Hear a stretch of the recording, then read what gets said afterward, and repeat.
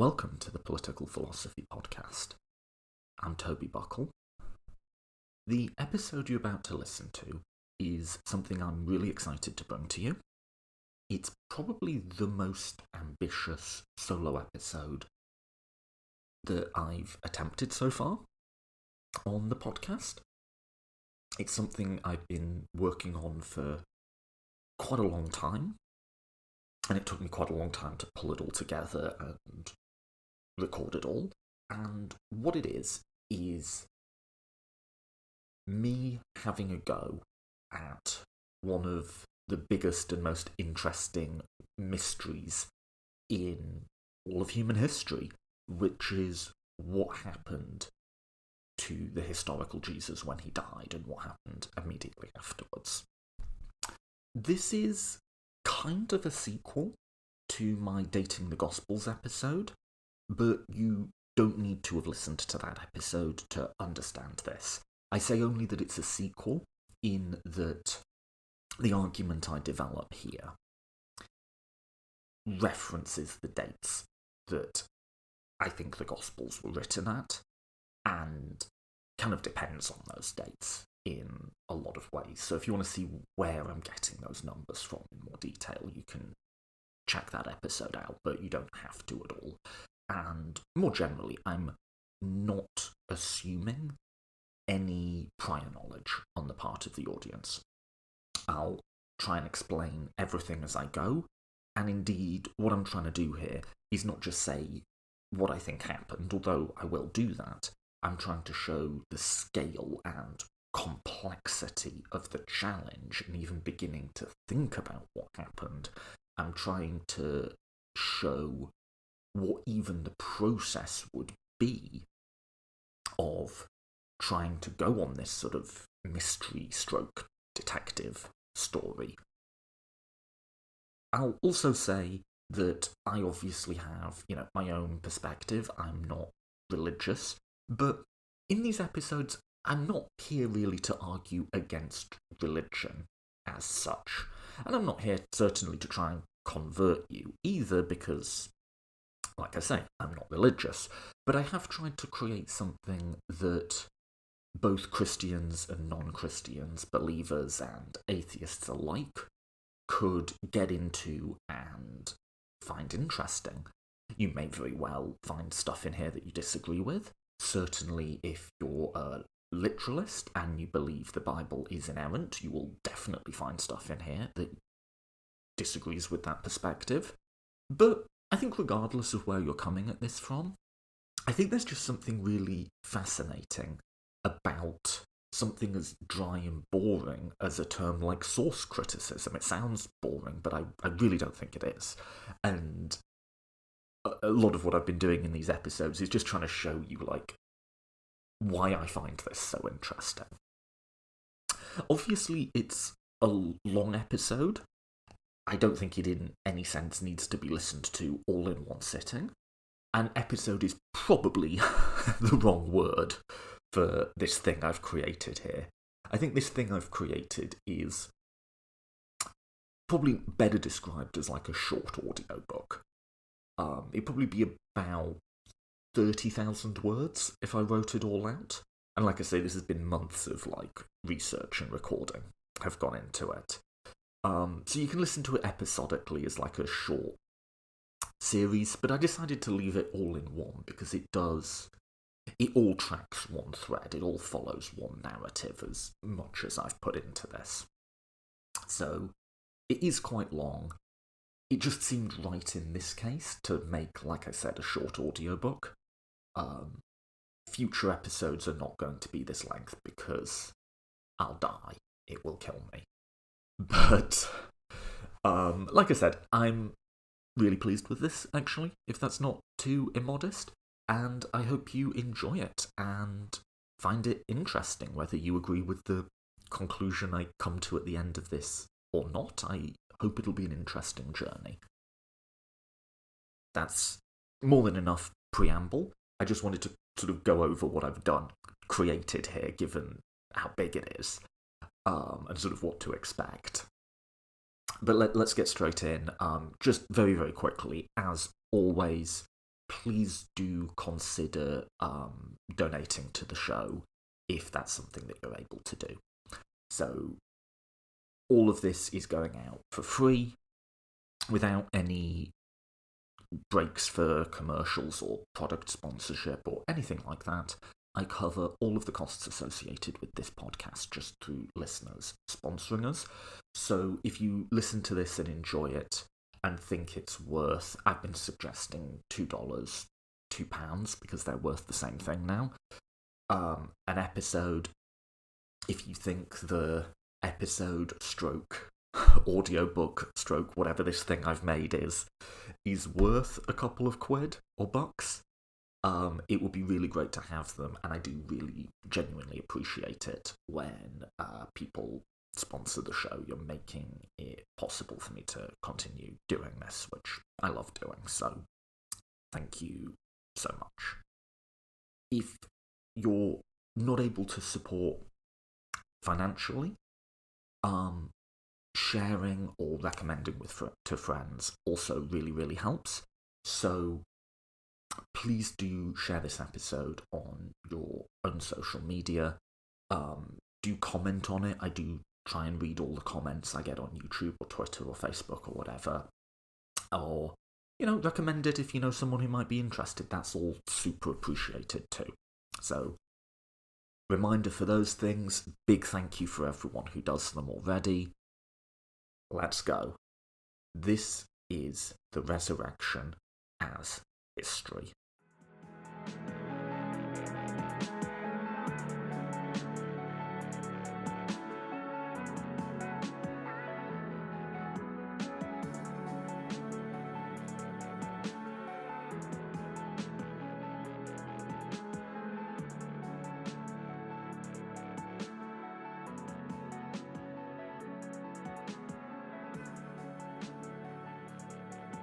One of the most important myths in human history is the resurrection of Jesus, the central figure, obviously, of Christianity, who, we are told, rose from the dead, returned to his followers, gave them certain commandments, and then ascended bodily into heaven. I don't think I need to belabor just how different human history might have been without that myth. I don't think I need to go through, this is why it's consequential that people came to believe this. And in this episode, I'm not interested really to give my take on that. I don't believe it personally as a miracle per se. Here's my question. And this is the question which will occupy us throughout this episode, which will be a long one. Sometimes I do episodes and I think I'm going to be able to keep it fairly contained and it ends up being long. This one's going to be a long one, but I think a fun one. Here's my question. What actually happened there? Now, professional historians will hate the way I asked that question. They'll say, when you get this far back into the ancient world dealing with discrepant and contradictory and often fragmentary sources that are anonymous, as is the case with a lot of the New Testament, what actually happened is a bit of a sort of naive, positivist way of putting it. We don't know what happened, we'll never know what happened. What we have are various sorts of historical constructions, not even reconstructions, just constructions. All we can do is create arguments based on the evidence, based on the texts that we have, blah, blah, blah, blah, blah. And I agree with that. I do. I am, a bit of a sort of relativist squish about using texts in these periods as well. No, I get it. I get all of that. But okay, but what actually happened? Because we have enough to give us some really interesting hints, but probably not enough to really, settle it. But, I still kind of just want to know, okay, yes, we can't really know. Yes, it's fundamentally irrecoverable to us. Yes. But But if we could send a video camera back through a wormhole and record what was going on in the few days, or few weeks even, or whatever, immediately after Jesus was crucified, which I do think is a historical event, what would that camera record? What would it show us? Now, one answer to that might just be, it's just not a very good question, or it's not the right question. Miracles just aren't the sort of thing that history, secular history, can really have a say on one way or the other. You know, we don't do a historical analysis of the Greek myths about Zeus or Athena or Hades or anything like that. This just isn't the sort of thing which the historical method can get any traction on. And so, you know, whether or not Jesus rose from the dead is kind of just outside of the parameters of history. And a lot of people who do study it from a historical perspective, whether they themselves are Christian or not, do sort of take that view. And I was listening to a lecture by Mark Goodacre on the Resurrection. He said, you know, for the longest time when I taught the historical Jesus, I took that view. And then he said, but I changed my mind. And the reason I changed my mind is because, yes, miracles really aren't the domain of history. But what does seem pretty clear is that very soon after Jesus' death, his followers became convinced that he had been resurrected. And this became an important, if not central, belief of the early Jesus movement. And that is well within the domain of history. What do particular individuals or groups believe, and why? That's totally within the realm of history. And if you're going to write a history of the early Jesus movement, it actually not only can, I think it probably has to grapple with what happened, what went on here. And there's two slightly separate questions there you can tease apart.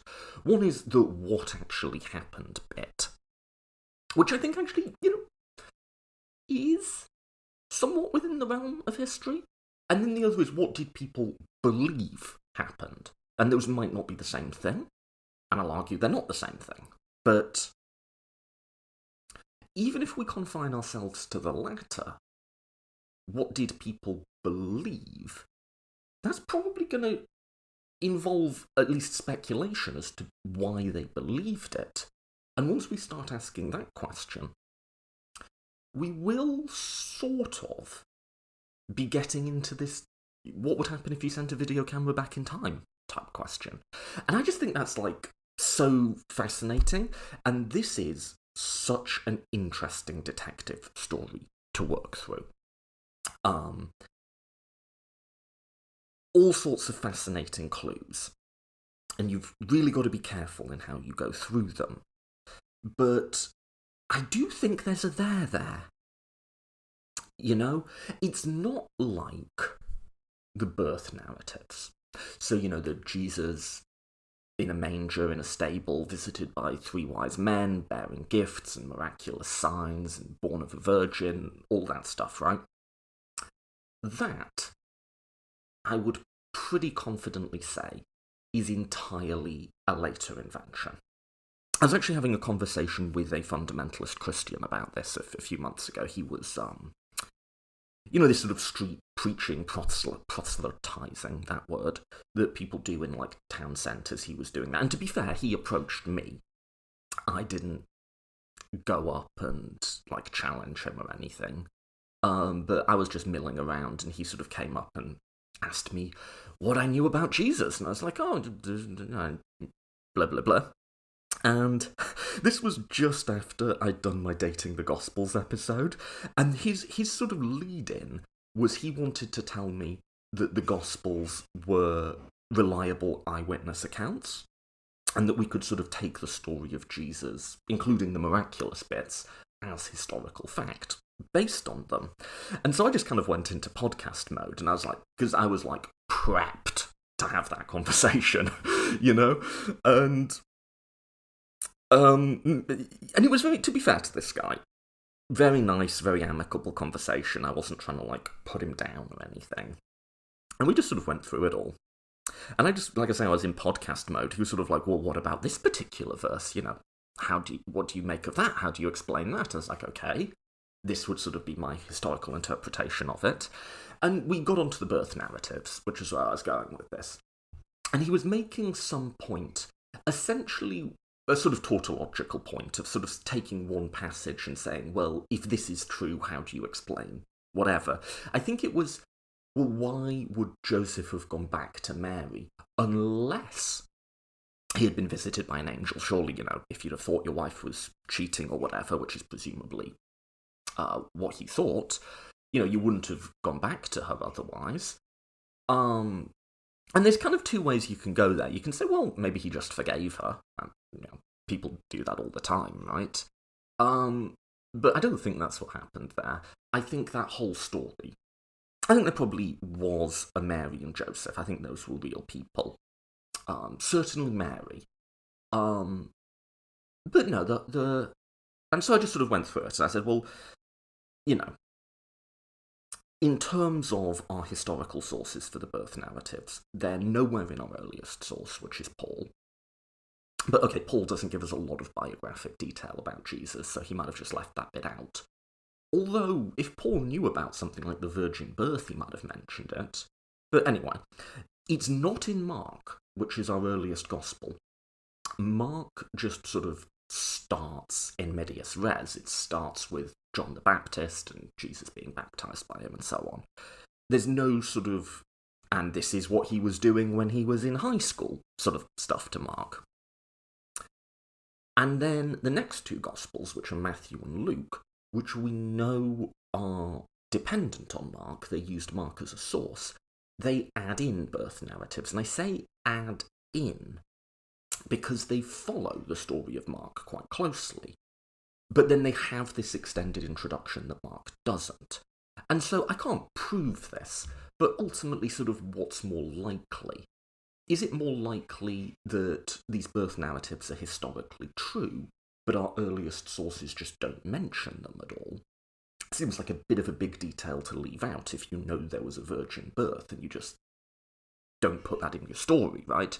Or is it more likely that Matthew and Luke are reading Mark, and they're sort of, you know, like, they like Mark, but they're sort of thinking this kind of needs a better introduction, and so they add in an introduction, and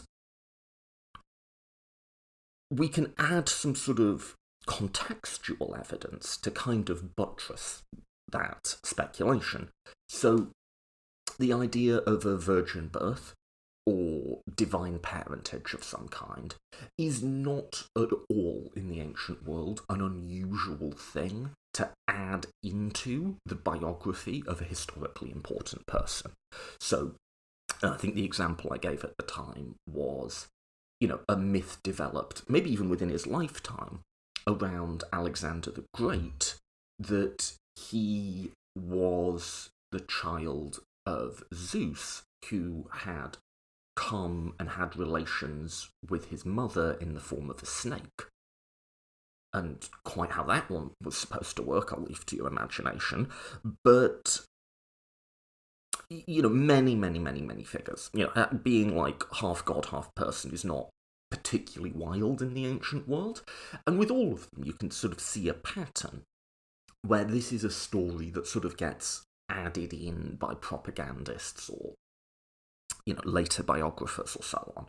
So sort of the idea that you'd have a story about an important person and think, well, this needs a bit of a thing to get going, and from the very beginning, you know, this is an important person who has some sort of divine status or relationship with the gods. Add to that the two birth narratives we have are both really different from each other and contradict each other in all sorts of places. And contain details that we basically know aren't historically true. So never even mind the virgin birth bit. If you think about the story of the census, that they had to go to Bethlehem because that's where their ancestor David was from, and that's not how Roman censuses worked, right? There may have been some sort of Roman census at that time. Some people have argued there was, some people have argued there wasn't, not important here. But if there was, that isn't how it would have worked. Like, think about the logistics of that, of, like, having every single person in the empire have to return to a place where their ancestors lived 10 generations ago, and which ancestor, which great-great-great-great-great-grandparents. So, like, that, I think we can pretty confidently say didn't happen historically. The massacre of the innocents, when King Herod is, like, scared there's going to be some new king, and so he has all the baby boys killed, and Mary and Jesus and Joseph have to flee to Egypt. Not to quite the same degree of certainty, but you almost certainly didn't happen. It's not recorded in any of our other sources, and we do have sources of what was going on in Jewish history at this point, that are sort of not connected to, Josephus and so on, right? Now, I guess in fairness, killing a bunch of children is not totally out of character for Herod.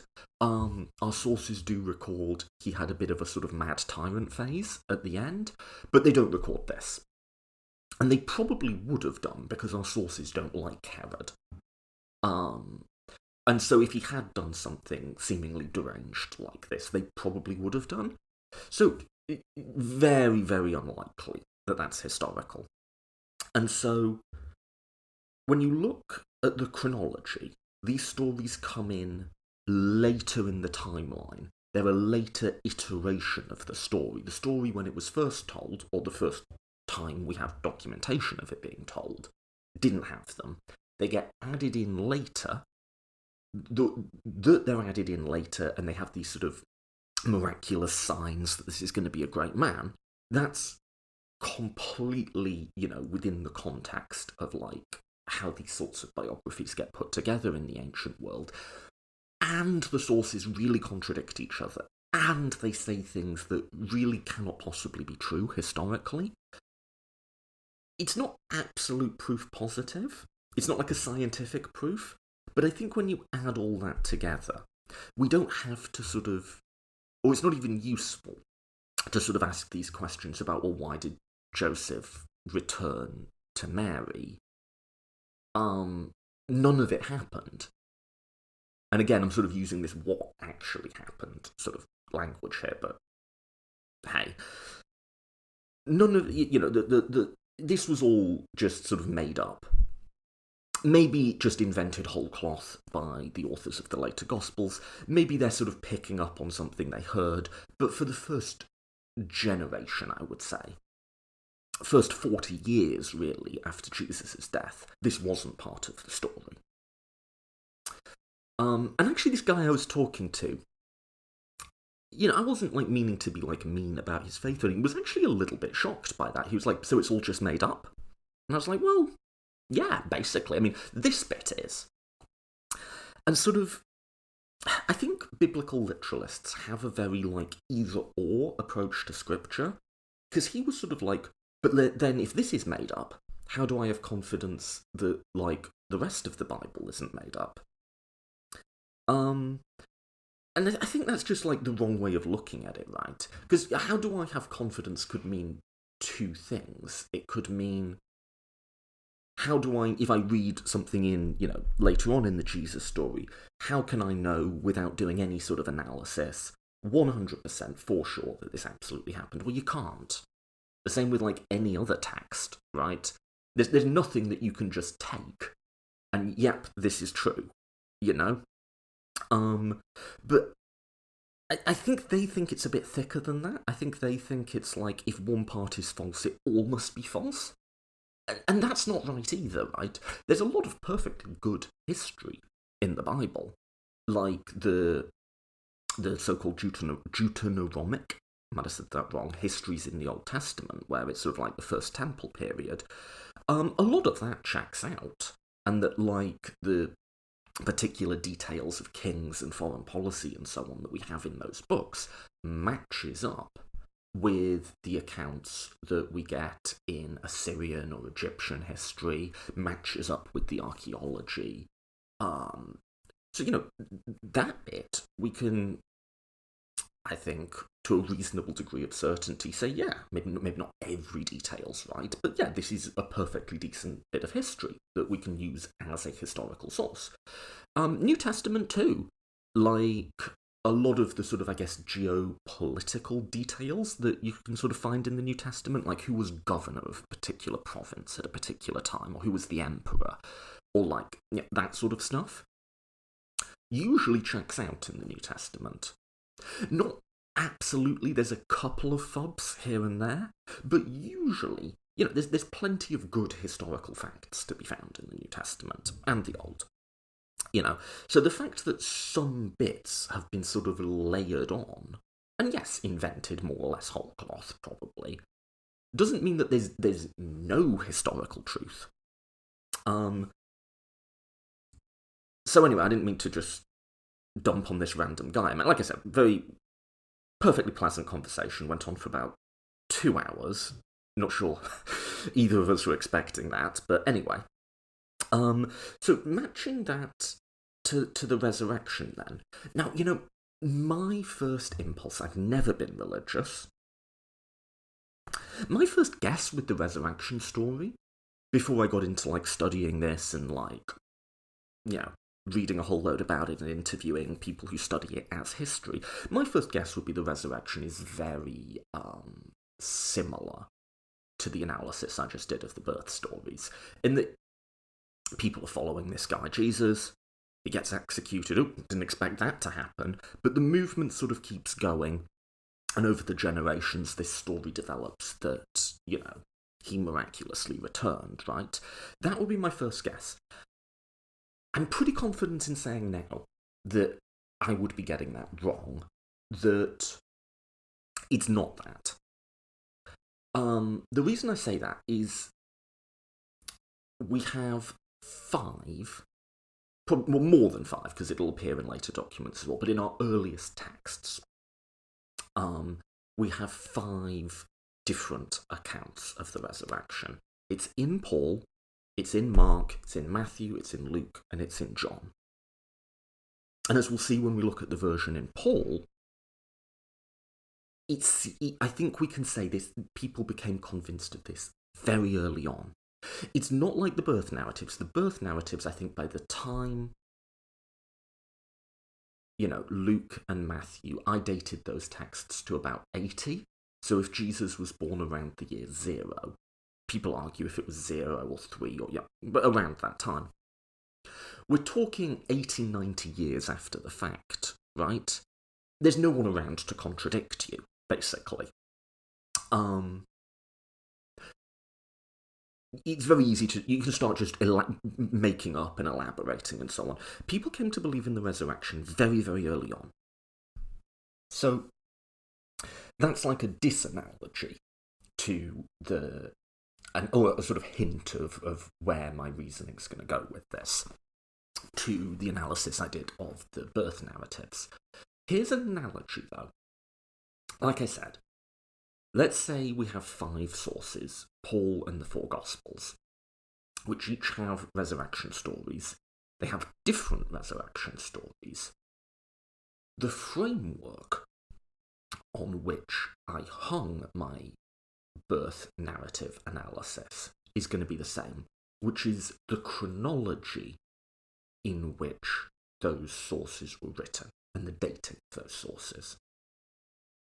So in some ways, this is like a sequel to my Dating the Gospels episode, because I think unless you can put a bit of a marker down for what order the sources came in and what dates they were, I don't think you're really going to solve this. I mean, you're not going to solve it definitively any which way, but I think if you just had those 5 resurrection stories, and you don't know when they were written or what order, you're kind of left doing this thing of like, well, one says this and the other says this, and how, you know what I mean? I think to sort of try and get to the what actually happened here question, and I'm going to give you an answer to that. And it's probably an answer you haven't heard before. You have to know the ordering. And, like, it's not the totality of my analysis for the birth stories, but it's like my foundation stone, right? If it was actually the case that Matthew was written first, and it was written within a decade after Jesus' death, then really the rest of my analysis there kind of falls apart a little bit, right? Same thing's going to be true here. I'm going to go through the sources in chronological order. I'm just going to assume that chronology, if you want to know where I got that chronology from, I have a whole 3-hour episode where I argue for that chronology. I'm not saying that chronology is right to an absolute certainty. It may very well not be. I'm saying that's like our best guess, and I can appeal to authority in the case of the chronology and say my best guess it isn't really even mine. This is a good, like, centre of gravity of sort of what maybe like the average historical scholar would come to here. With the resurrection, ultimately we don't know, and that's where I'll land on this. Here's what I think we can say about the resurrection. I think something happened, but we don't really know what. That's actually this preacher I was talking to asked me, he said, well, you don't believe in the birth narratives, do you believe in the resurrection? I said, well, probably not in the same sense you do, but I think something happened, but I think we're not sure what. That's all I think we can really say there. But I'm going to do this detective story, and you should take all of what I'm about to say with just mountainous piles of salt, right? Like, there are people who are far more qualified than me to do this work. I'm not really trying to say that the answer I'm going to come to is definitive. I'm just like, I think it's an interesting little detective hunt to go on. And I'm going to give you how I've pieced through it. And in this case, the final answer I'm going to come to probably isn't what most... Well, I don't know. It isn't what a lot of historical scholars come to. Some might, but... And so I'm not asking you to listen along and go, well, whatever Toby decided here, he's, finally cracked the code of studying this thing people have been looking at for 2,000 years and rigorously analysing historically for 200. Like, no, I think it's a really interesting intellectual puzzle, and I'm just going to walk you through how... I've been thinking about this one for a couple of months now, and I finally got a story in my head that makes sense to me. But it's more just fun to go through the detective story. Like, doing the detective work is, in many ways, more fun than finding out it was Colonel Mustard. That's the answer, by the way. It was Colonel Mustard who killed Jesus. So, just give that away at the outset. As always, when I do ancient world stuff, I'm going to stick really close to my primary sources. The 5 resurrection accounts I mentioned. And I'm going to give you certain interpretations of them, interpretations in the plural, because why is the text saying a particular thing? There'll often be 2 or 3 or 4 different takes on why it's saying that. Almost none of these interpretations are unique to me. I'll try and cite where I'm getting them from as I go. And when I do have an idea that's genuinely my own harebrained stuff, I'll flag it for you, so that one will add an extra mountain of salt too. But yeah, that's what we're going to do here. What happened? We're sending a camera back in time. What actually went down here? So, let's start, and let's just start with our first source. Again, all my analysis is kind of scaffolded on having the dating of these sources. Our first source is Paul. Remember, the first texts we have are the 7 authentic letters of Paul, and these predate the Gospels by around 20 years to the first Gospel. Dating for Paul varies a bit, but it's probably around 50, sometime in the 50s, right? About 20 years after Jesus' death. And unless you know this passage, or, you know, you're someone who reads the Bible a lot, or you've gotten into this sort of historical analysis type stuff that I've gotten into, this is probably going to sound pretty different to the story that you have in your head about what went down here. But it is our earliest source. So, this is from 1 Corinthians 15, start of the chapter, 1 Corinthians 15:1. Quote, and I'll just read you the whole thing and then I'll break it down. Quote, now I would remind you, brothers, of the gospel I preached to you, which you received, in which you stand, and by which you are being saved, if you hold fast to the word I preached to you, unless you believed in vain. For I delivered to you as of first importance that which I also received, that Christ died for our sins in accordance with the Scriptures, that he was buried, and that he was raised on the third day in accordance with the Scriptures, and that he appeared to Cephas and the 12, that he appeared to more than 500 brothers at one time, most of whom are still alive, although some have fallen asleep. Then he appeared to James, and then to all the apostles. Last of all, as to one untimely born, he appeared also to me. For I am the least of the apostles, unworthy to be called an apostle, because I persecuted the church of God. But by the grace of God I am what I am, and his grace towards me was not in vain. On the contrary, I worked harder than any of them, though it was not I, but the grace of God that is with me.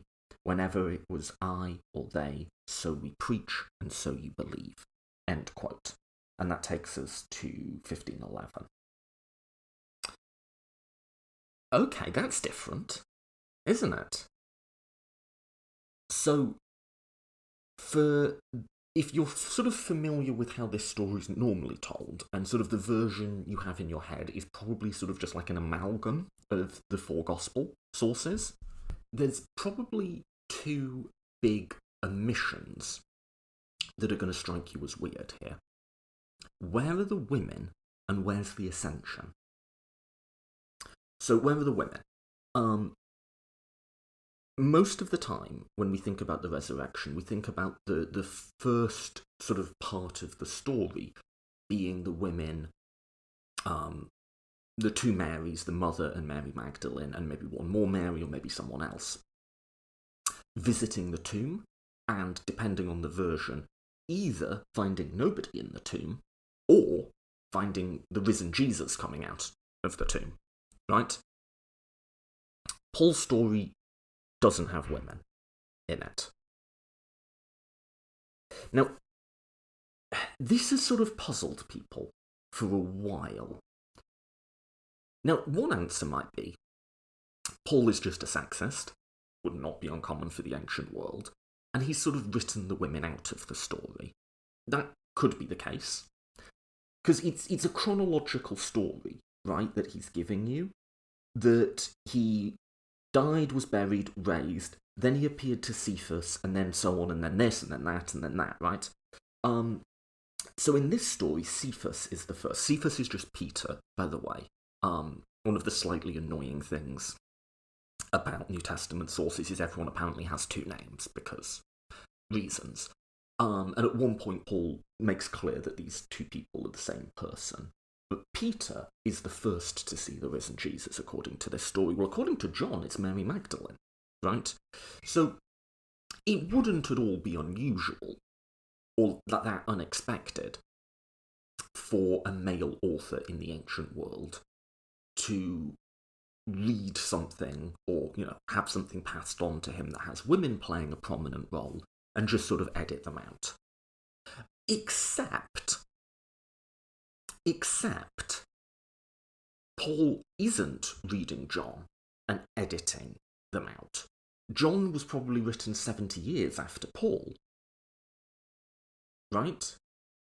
So are the later Gospels editing women in? And why would they do that? Because the women play a really prominent role in all of the Gospel accounts. And this just sort of isn't something male authors make up. Male authors tend to diminish female agency in the stories. Not add it in. Why would that happen? So that's sort of interesting. And the question of like Paul being so virulently sexist that he would hear a story with women in it and then just edit them out could very easily be true. But it's not uniform. Like, Paul does acknowledge, he references in passing a female apostle, the Apostle Junior, at one point. Never mentions her again, but he's putting her on the same status as himself in recognising her as an apostle, which is kind of interesting. And indeed with Paul does say some sexist stuff, but the stuff that's, women shall not teach or have authority over me, the sort of real misogyny, isn't actually Paul, it's the Deuterono-Pauline or pseudo-Pauline letters, which is to say those letters in the New Testament that claim authorship by Paul, but most historians think were written by someone else pretending to be him much later on. So Paul sometimes gets a bad rap for sexism, and he certainly wasn't a modern liberal feminist or anything, on the basis of stuff that other people wrote in his name. So the evidence that Paul would just not be able to stand the sight of women in the story and just edit it out, certainly possible, but it's mixed, right? Another sort of issue that gets, a potential explanation that gets made here, is maybe this is like sort of legal evidence, and women in those days wouldn't have been able to give evidence in court, so it isn't a complete or exhaustive list. It's a list of people whose testimony he could confidently appeal to. Maybe, but that's just pure speculation. The next one is, what's our timeline here? Because you've got Cephas and the 12, you've got 500 people, you've got James, you've got the apostles, and then you've got Paul. What's the time frame between Jesus' death and Paul seeing Jesus, which is what he's claiming here? The conventional answer, and this is just sort of a guess, is a few years. Maybe like 3 years after Jesus' death. But in the story you have in your head about the resurrection, Jesus' appearances are quite time limited, aren't they? It's like 40, he comes back, there's like a period where he's with the apostles, and then he ascends into heaven, and that's sort of the beginning and end of the apostolic succession, right? Paul says he's the last, he's the final person to have seen Jesus. So he does have like an end point on it, but when's this supposed to have happened? Like, here's the question. Is Paul aware of the ascension? Because he doesn't seem to be, does he? Because remember, there's a whole preamble to Paul. We get it most fleshed out in the book of Acts, the Acts of the Apostles. But the same he says the same things. He says it here, I persecuted the church. So are we to believe that Paul's period of persecution was happening through in the period in which Jesus was making appearances to people? Then he had his conversion experience, and then Jesus ascended. Or is Paul's seeing the risen Jesus after the ascension? Jesus has sort of come back down again. Right? I'll come back to both of those questions later on. I think we're not going to be able to answer them until we go through all of our other sources. But those are the two things that really sort of weird people out. Weird people out about this story. What about the women? What about the ascension? I'm going to put it to you that those are the wrong questions to ask, because this is our earliest source. And so when we're sort of asking the wrong question, right? To say, why is Paul not aware of stuff that occurs in later sources? You want to start with the earliest, analyse it on its own terms, not bring in stuff from the later sources. Start with this. Let's get a picture of what Paul is trying to claim here. Then let's move on to our next source, which is Mark. So let's just have a quick look at this. It's only 11 lines. on its own terms. And again, this is our first source. So, now I would remind you, brothers, of the gospel which I preached to you, which you received, in which you stand, and by which you are being saved, if you hold fast to the word that I preached to you, unless you believed in vain. So, let's just zero in on the word remind. This is something that he's already told them, right?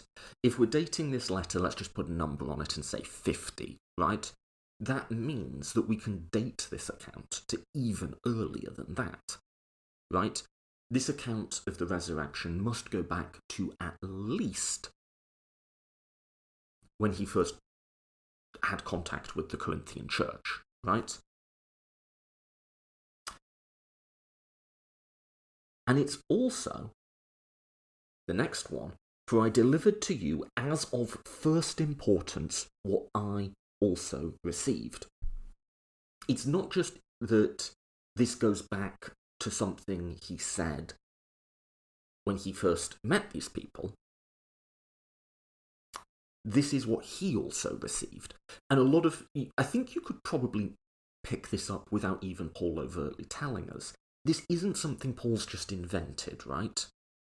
It has a certain rhythm and flow to it, and it just really, it looks like something that Paul is passing on. Someone else has told him this, and now he's telling you, the Corinthians, it, or reminding you of it. And that puts it even earlier, right? And as of first importance is pretty key here as well.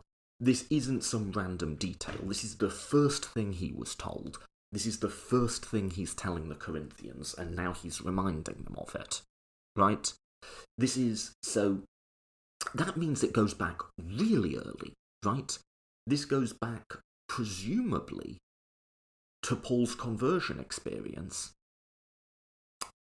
and his first meeting with the church in Jerusalem, which we'll get to. So, this is what I mean when I say there's a there, right? At the very least, I think what you can sort of dig out of this, the sort of preamble to this, is, like I said, people came to believe very early on that Jesus had been raised from the dead. And we have a first-hand account of what the very first people believed about it.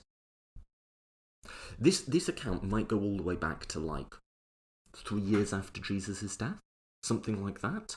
So this is really a portal into the first people who came to believe this.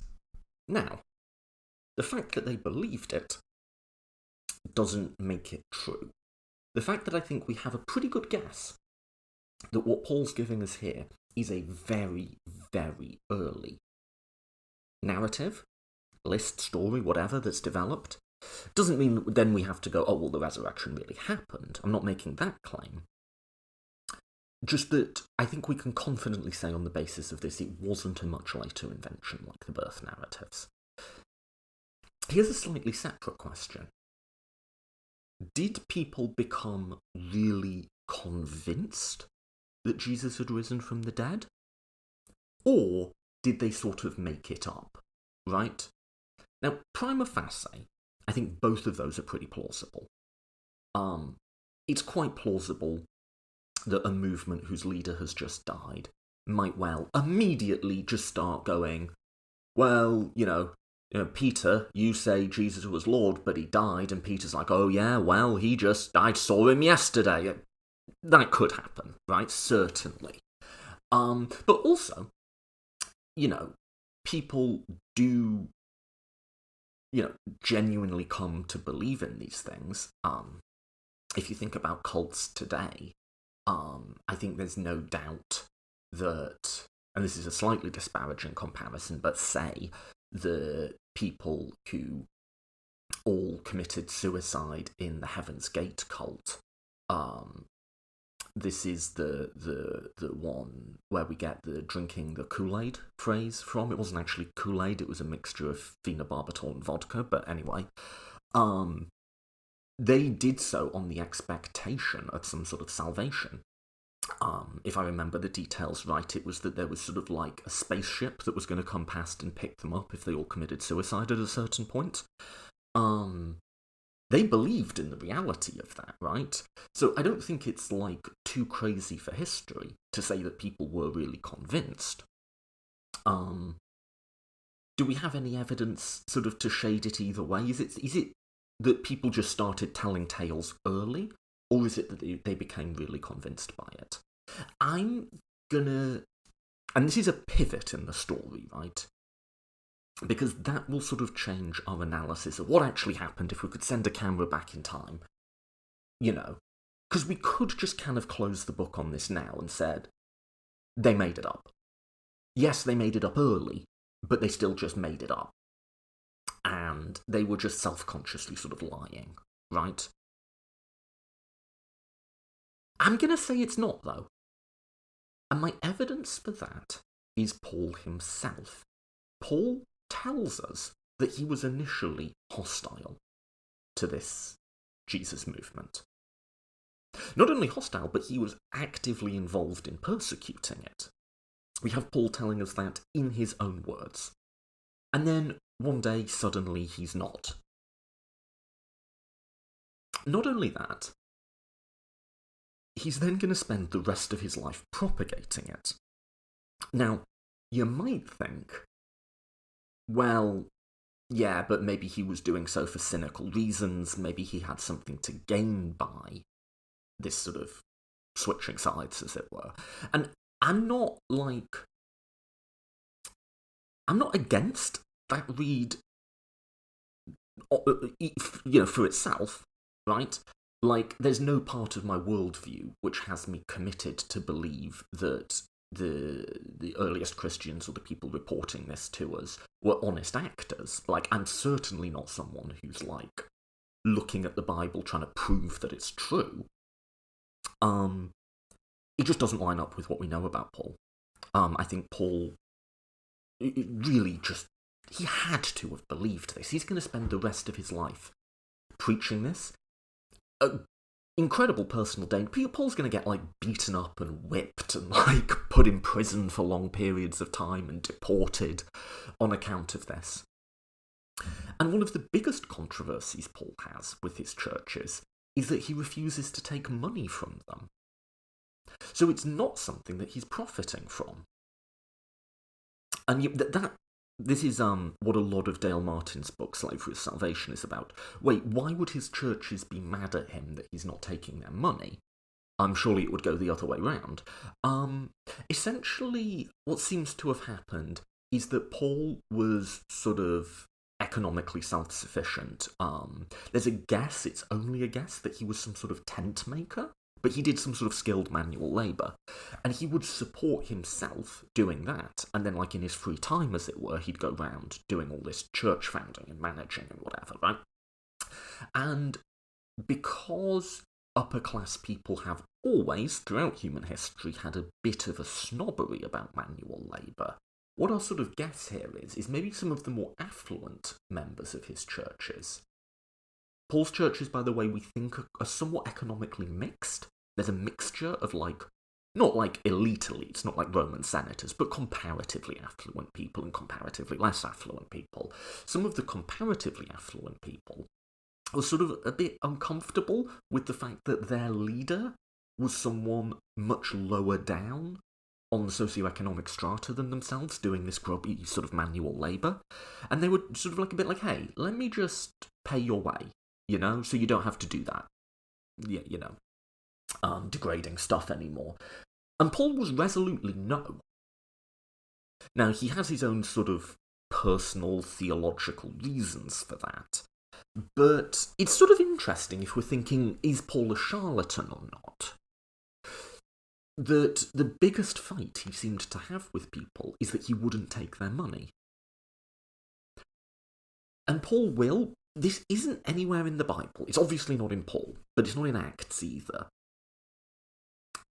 So we don't know for sure, but Paul will apparently, according to tradition, and very plausibly, be executed for this, eventually.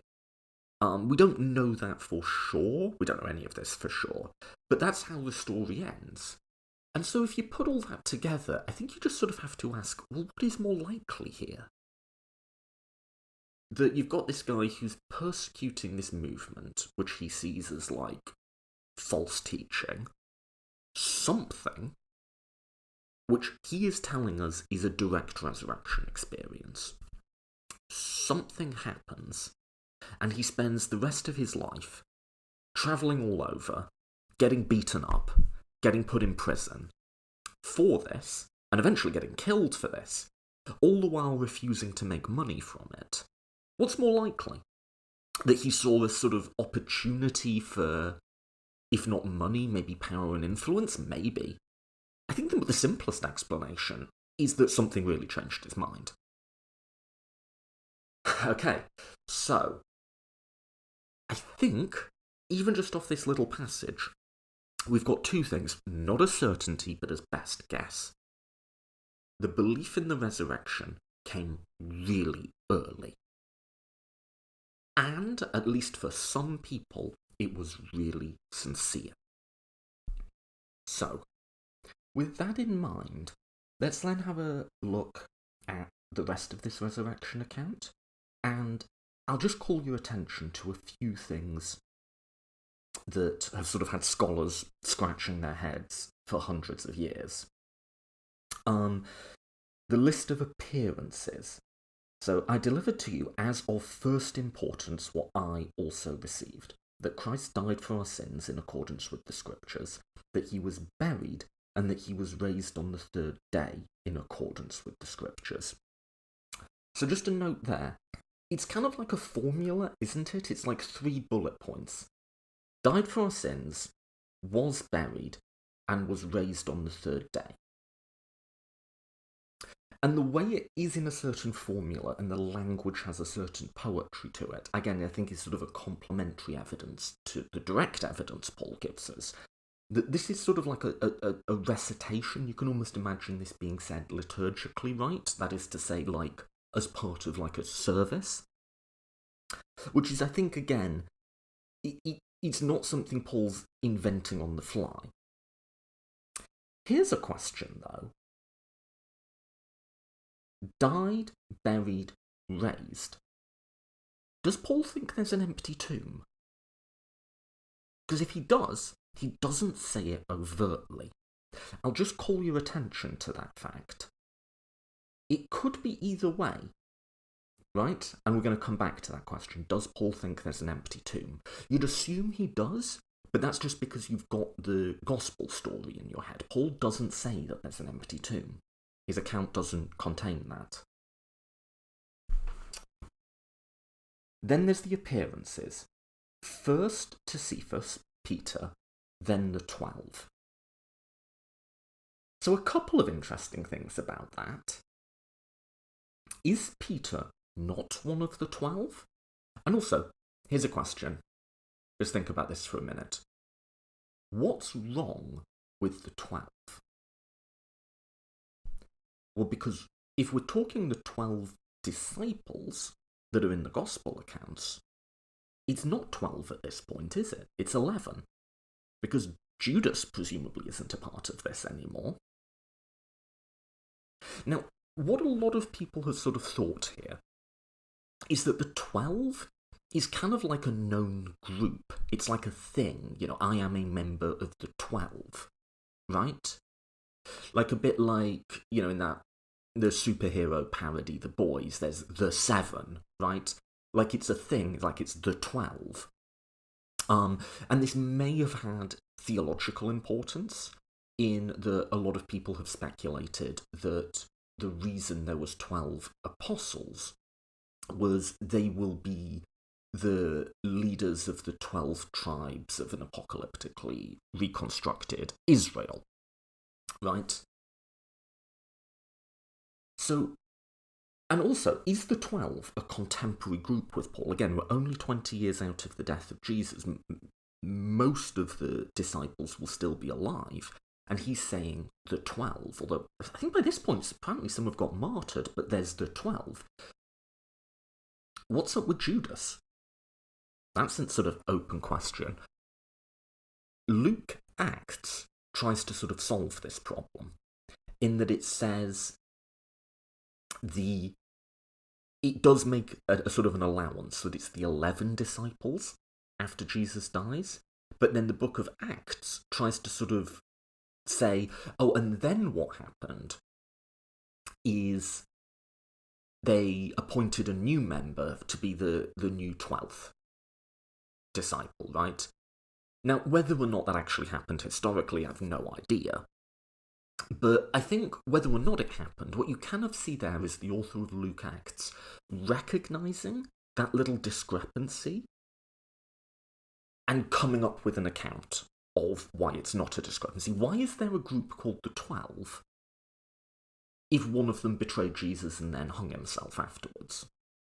Well, it's because, it did go down to 11, but then they bumped it back up again to 12. Although, even accepting Luke's account as historical, there's still a discrepancy, because Jesus appeared to the 12, but, according to Acts, the appointing of this new member didn't occur until after the ascension. So it would only have been, according to Luke Acts, it would only have been 11 who saw Jesus.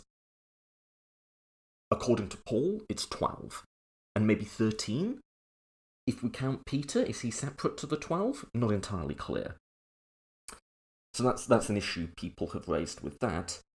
And then it keeps going, which is something the gospel accounts don't do, right, as we'll see. Then he appeared to more than 500 brothers at one time.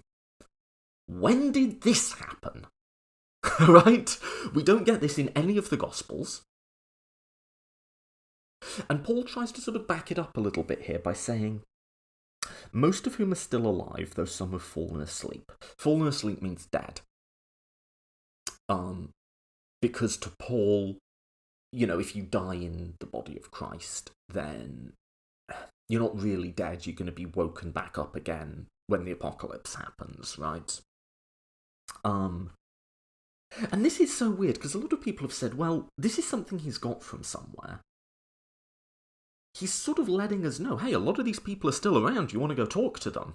And that's kind of like a credibility-enhancing move, isn't it? All saying, look, it's not just my word, you have all of these other 500, or like 400 who are left or whatever, people's word. Go ask them. God knows what the historical origin of that is, right? Although I do sometimes wonder if we're sort of falling for the same trick as Paul's audience, in that he's saying to his audience, look, it's not just my word. Should we take Paul at his word here? God knows. Continuing. Then he appeared to James, then to all the apostles. Well, again, this is different to our conventional account again, right? Now, here's the thing. What happened with James? There's a few Jameses here. This isn't the James, one of the early martyrs who gets killed by Herod Agrippa in the book of Acts. This is James, Jesus' brother.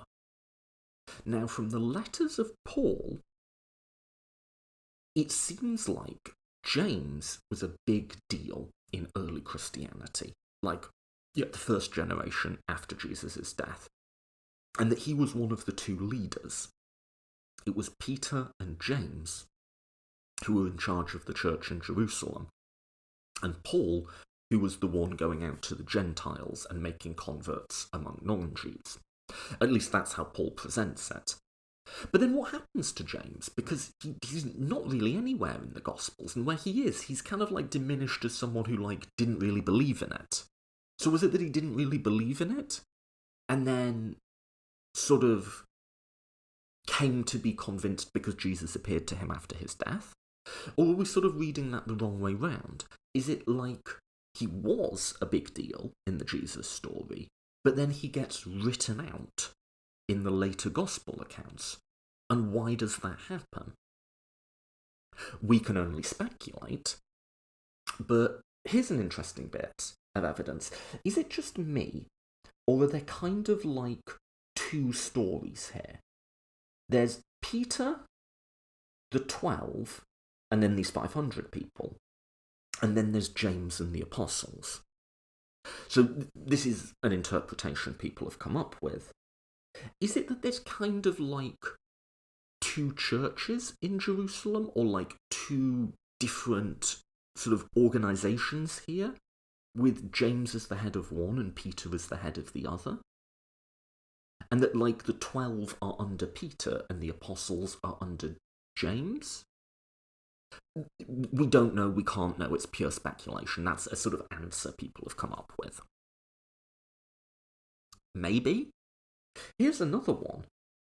Apostles isn't synonymous with disciples. The 12, like I've said, seem to be their own unique, distinct group. Were these the same people who were the 12 followers of Jesus during his life? Maybe some of them were the same. Apparently at least one wasn't. Judas was replaced. Maybe not. But apostle isn't. Apostle is someone who has seen the resurrected Jesus and has been directly commissioned by him to spread the good news, to spread the evangelium, right? So Paul is an apostle, or at least says he's an apostle and claims he's an apostle. But he's not a disciple, he's not one of the 12. Then, so, what's going on with all of that? Who knows, right? Then, last of all, so like I said, it seems like we've got two lists of like maybe two different groups within the churches, speculatively, right? And then tacked on at the end is Paul. And even in Paul's own telling of the story, this seems to be a bit of a discontinuity, right? You have this certain ordering to the two lists, and then, last of all, as of one untimely born, is Paul. And Paul's the last. Now here's a question. If you'd have asked Peter and James, would they have given you this same list? Speculatively, I'm gonna say no. They might have given you the same list up until this point, but would they have included Paul on it? I think that's open for debate. At the very least, it's not how Paul's story comes to be written up. It's not how he comes to be remembered. Because, okay, so when it comes to Paul, we have two sources of evidence. We have the 7 letters that Paul actually wrote, and then we have Acts of the Apostles. Acts of the Apostles is written by the same author as the Gospel of Luke. I'm guessing, but I think probably around the same time. In my chronology, I'm putting Luke, somewhere between 80 and 90, something like that. Acts of the Apostles, a bit later. Acts of the Apostles is like the sequel to the Gospel of Luke. It just picks up the story immediately where the Gospel left it and tells you what happened to Jesus' followers after his death. And a lot of this story is about Paul. Now, the thing is, a lot of the details of Paul's story, as recorded in Acts of the Apostles, maybe 50, 60 years, 40 years or so, after Paul's writing his letters, aren't the same as what we get from Paul's letters themselves. Our primary and secondary sources diverge here. So, in Acts, Paul's called Saul, same person again, everyone has to have two names in this. This is Acts 9. This is how Acts tells the story. Quote, "But Saul, still breathing threats and murder against the disciples of the Lord, went to the high priest and asked him for letters of the synagogue at Damascus, so that if he found any belonging to the way, men or women, he might bring them bound to Jerusalem." Interjection. So Paul at this point is still a persecutor of the church. He was there at the supposed first martyr, the stoning of Stephen, and we're 9 books into Acts, so I'm not going to attempt like an exact dating, but where are we in the story? Presumably at least a few years? We've already had a whole bunch of stuff happen. A few years at least after Jesus' death, right? Way after the ascension, right? So it would be weird for the author to put a resurrection appearance in here, and they don't. This is how they tell it, picking directly up again. Quote, "Now he went on his way, he approached Damascus, and suddenly a light from heaven flashed around him. And falling to the ground, he heard a voice saying, 'Saul, Saul, why are you persecuting me?' And he said, 'Who are you, Lord?' And he said, 'I am Jesus, whom you are persecuting. But rise and enter the city, and you will do what you are told to do.' The men who were travelling with him stood speechless, hearing the voice but seeing no one. Saul rose from the ground, and although his eyes were opened, he saw nothing.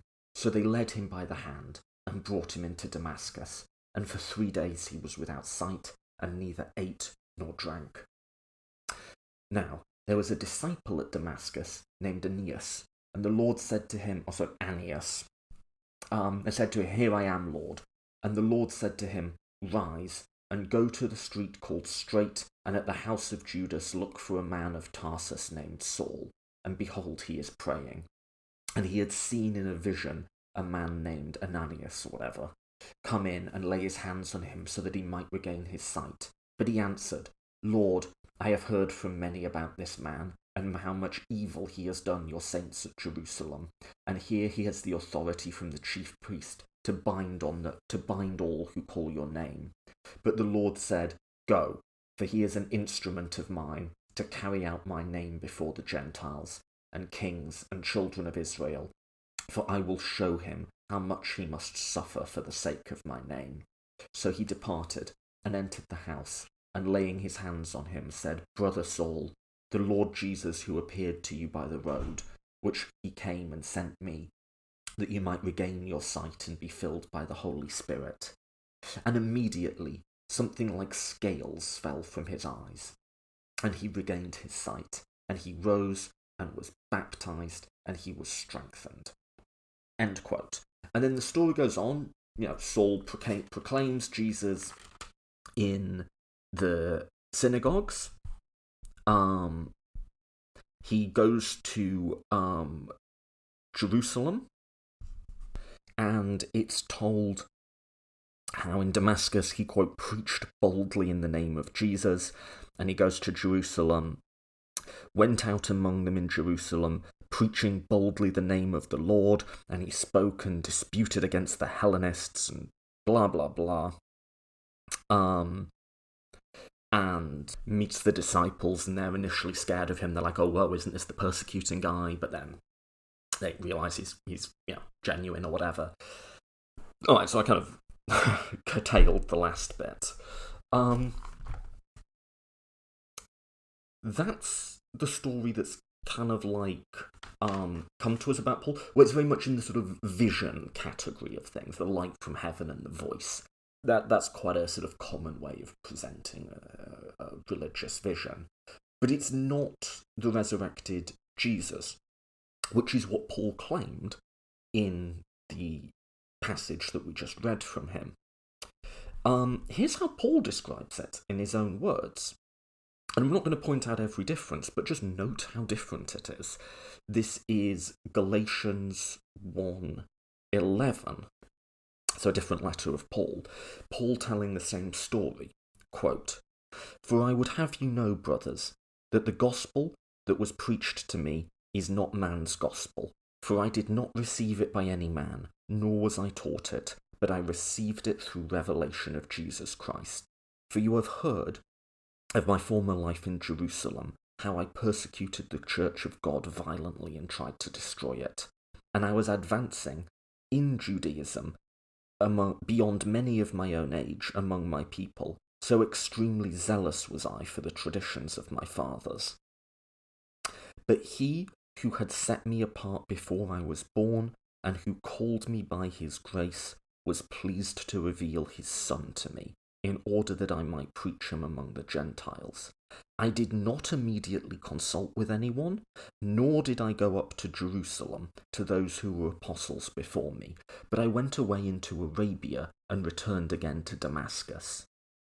Then, after 3 years, I went up to Jerusalem to visit Cephas, and remained with him for 15 days.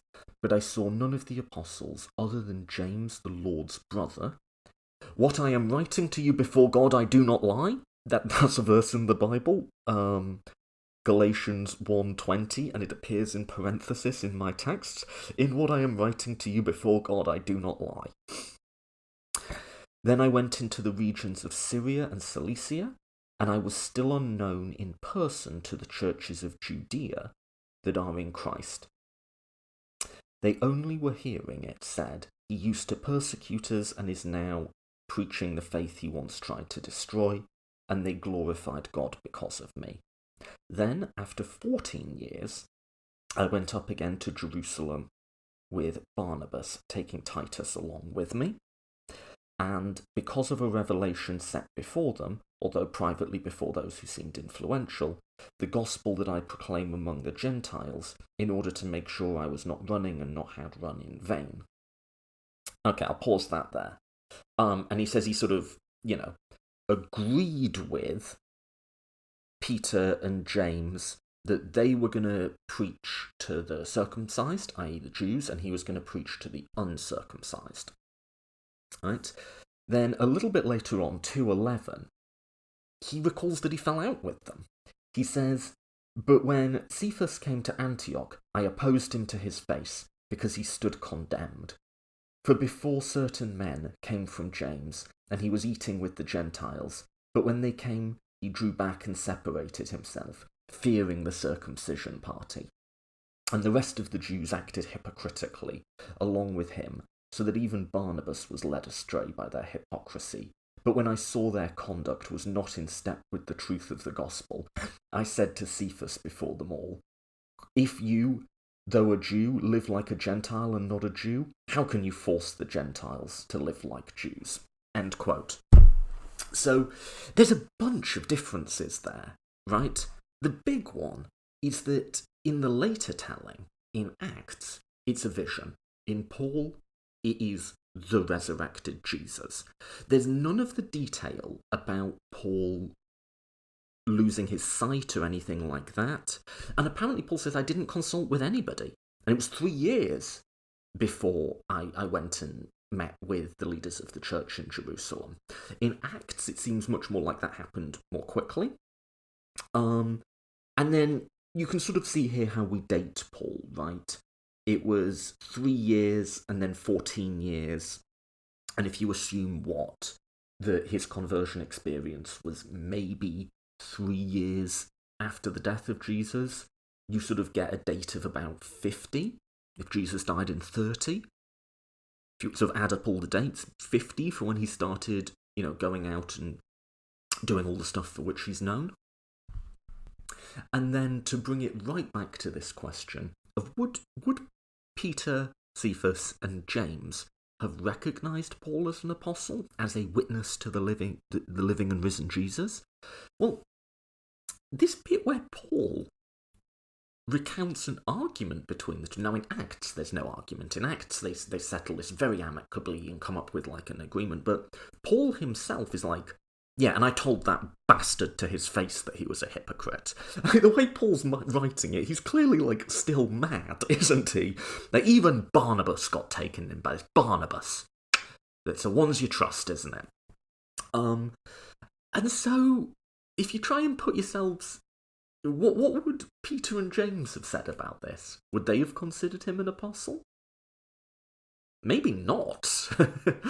Right?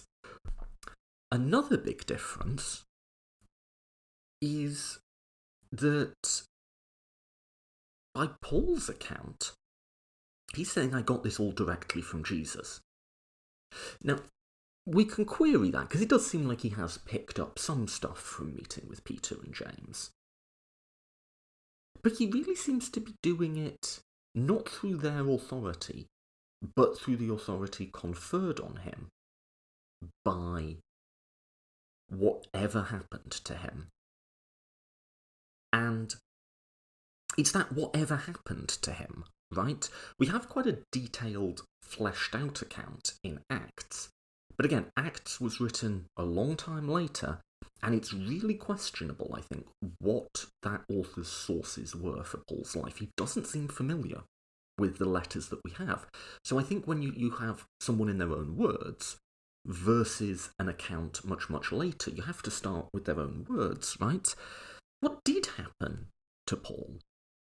He seems, like I said, to have been genuinely convinced by it. Here's another little bit of evidence and another discrepancy with Acts, because Acts said he was preaching boldly and, confidently and disputing with the Hellenes, right? Fascinating bit of first-hand testimony, 1 Corinthians 2. Here's how Paul describes it when he first met the Corinthians. And I, when I came to you, brothers, did not come proclaiming to you the testimony of God with lofty speech or wisdom. For I decided to know nothing among you except Jesus Christ and him crucified. And I was with you in weakness and fear and much trembling, and my speech and my message were not in plausible words of wisdom, but in demonstration of the Spirit and the power, that your faith might not rest in the wisdom of men, but the power of God. End quote. What's happened to Paul? This is our only eyewitness to this. What's happened to him? He has been a persecutor of this movement, probably for a few years. He thinks he's seen the resurrected dead leader, or ex-leader of this movement. He claims to have seen them, not a vision, not a voice. And when he's preaching it in his own words with trembling and much fear, what has this guy seen? And we think we sort of know the answer, right? If we're taking Paul at his word, and Paul has seen the same thing that Peter and James saw. It's that the body has got up and walked out the tomb, right? It's come back to life. That's not what Paul says. And what Paul says, we've only just been asking questions up till now, right? What Paul says is different, and it's even weirder. Because you may well ask, okay, but so Paul, this is of first importance, right? And you're claiming to have seen this with your own eyes. What did you see? And actually, it's even more than that. And like the curiosity of the members of Paul's churches would be even more aroused. Because for Paul, what happened to Jesus is going to happen to all of us. When Jesus comes back at the end of the world, the dead, or at least the dead who were part of his churches, will be raised in the same manner in which Jesus was raised. And all of us will be transformed, which should key you up that something weird is happening, right? And Jesus' resurrection is the first fruits. This is 1 Corinthians 15:23. But each in his own order. Christ the first fruits, and then at his coming those who belong to Christ. First fruits is an agricultural metaphor. It's like you're ready to bring in the harvest, but before you do, you harvest a bit of it and you have a big feast with that, and then you go out and you bring the rest in. And so it's like we're all going, the dead are going to be raised and all of us are going to be transformed, and Christ is like the sampling of that almost, right? And so it's not just like a sense of curiosity of like, Paul, what are you claiming to have seen here? It's apparently the same thing's going to happen to the rest of us. And so it might be natural, would it not, to have a bit of curiosity about like what exactly this looks like. Paul does have an answer for us. continuing on with 1 Corinthians, this is 15:35. But some will ask, how are the dead raised, and with what kind of body do they come? So, as we've been saying, this seems like a reasonable question at this juncture, right? Christ has been raised from the dead. You have seen this with your own eyes, Paul. Again, just sort of accepting Paul at his word here. And the same thing's going to happen to all of us. Christ is the first fruits. He's sort of the Costco sample of the general resurrection here. Okay, so how are the dead raised, and with what type of body do they come? Paul anticipates the question in the text. And his answer is my favourite bit of the entire New Testament. 1 Corinthians 15:36, you fool. In the Bible, look it up. He anticipates a question from the audience and then calls you an idiot for asking it. Gotta love Paul. What kind of body do they come? You fool. What you sow does not come to life unless it dies. And what you sow is not the body that is to be, but a bare seed, perhaps of wheat or some other grain. But God gives it a body as he has chosen, and to each kind of seed its own body. For not all flesh is the same, but there is one kind for humans, another for animals, another for birds, and another for fish. There are heavenly bodies, there are earthly bodies. There is the glory of the heavenly and the glory of the earthly. There is one glory of the sun, there is another glory of the moon, another of the stars, for each star differs from star to star in glory. And so it is with the resurrection of the dead. What is sown is perishable, what is raised is imperishable. It is sown in dishonour, it is raised in glory. It is sown in weakness, it is raised in power. It is sown a natural body, it is raised a spiritual body. I'm just going to skip ahead a bit to 50. I tell you this, brothers, flesh and blood cannot inherit the kingdom of God, nor does the perishable inherit the imperishable. Behold, and I will tell you a mystery. We shall not all sleep, but we shall all be changed. In a moment, in the twinkling of an eye, at the last trumpet. For the trumpet will sound, and the dead will be raised imperishable, and we shall all be changed. End quote. What is Paul talking about here? First thing, what kind of body do they come? This is all physical. There's not, we have this like natural, supernatural divide as like two just like different categories of stuff. There's really not in the ancient world.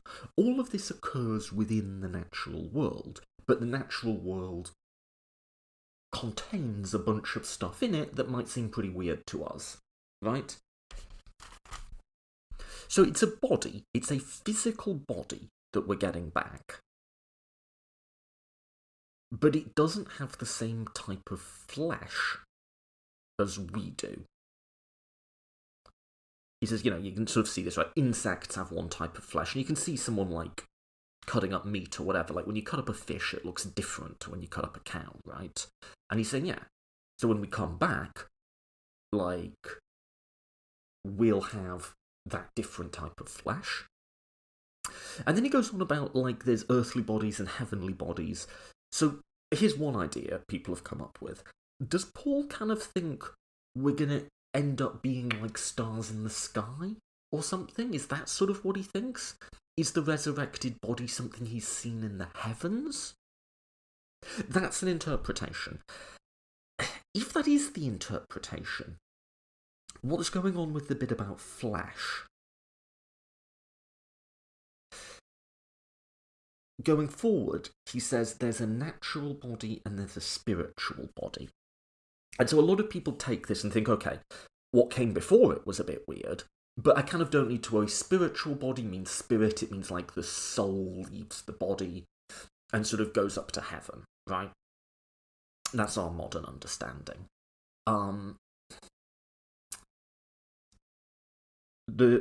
if you've listened to my Dale Martin interviews, we covered this a lot there, and I'm getting this from him.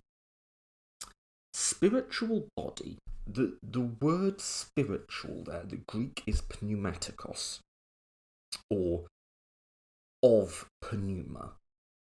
Pneuma gets translated as, well, it gets translated as spirit here.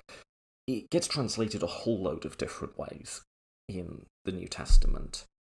Pneuma is a stuff. It is most literally translated as breath, wind, breathing, something like that. And that's actually what the word means today. Pneumatic is something powered by air, right?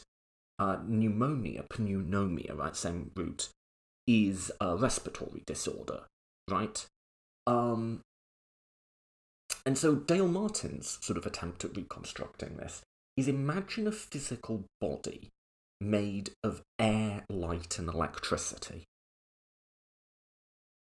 Like, what would that look like? Right?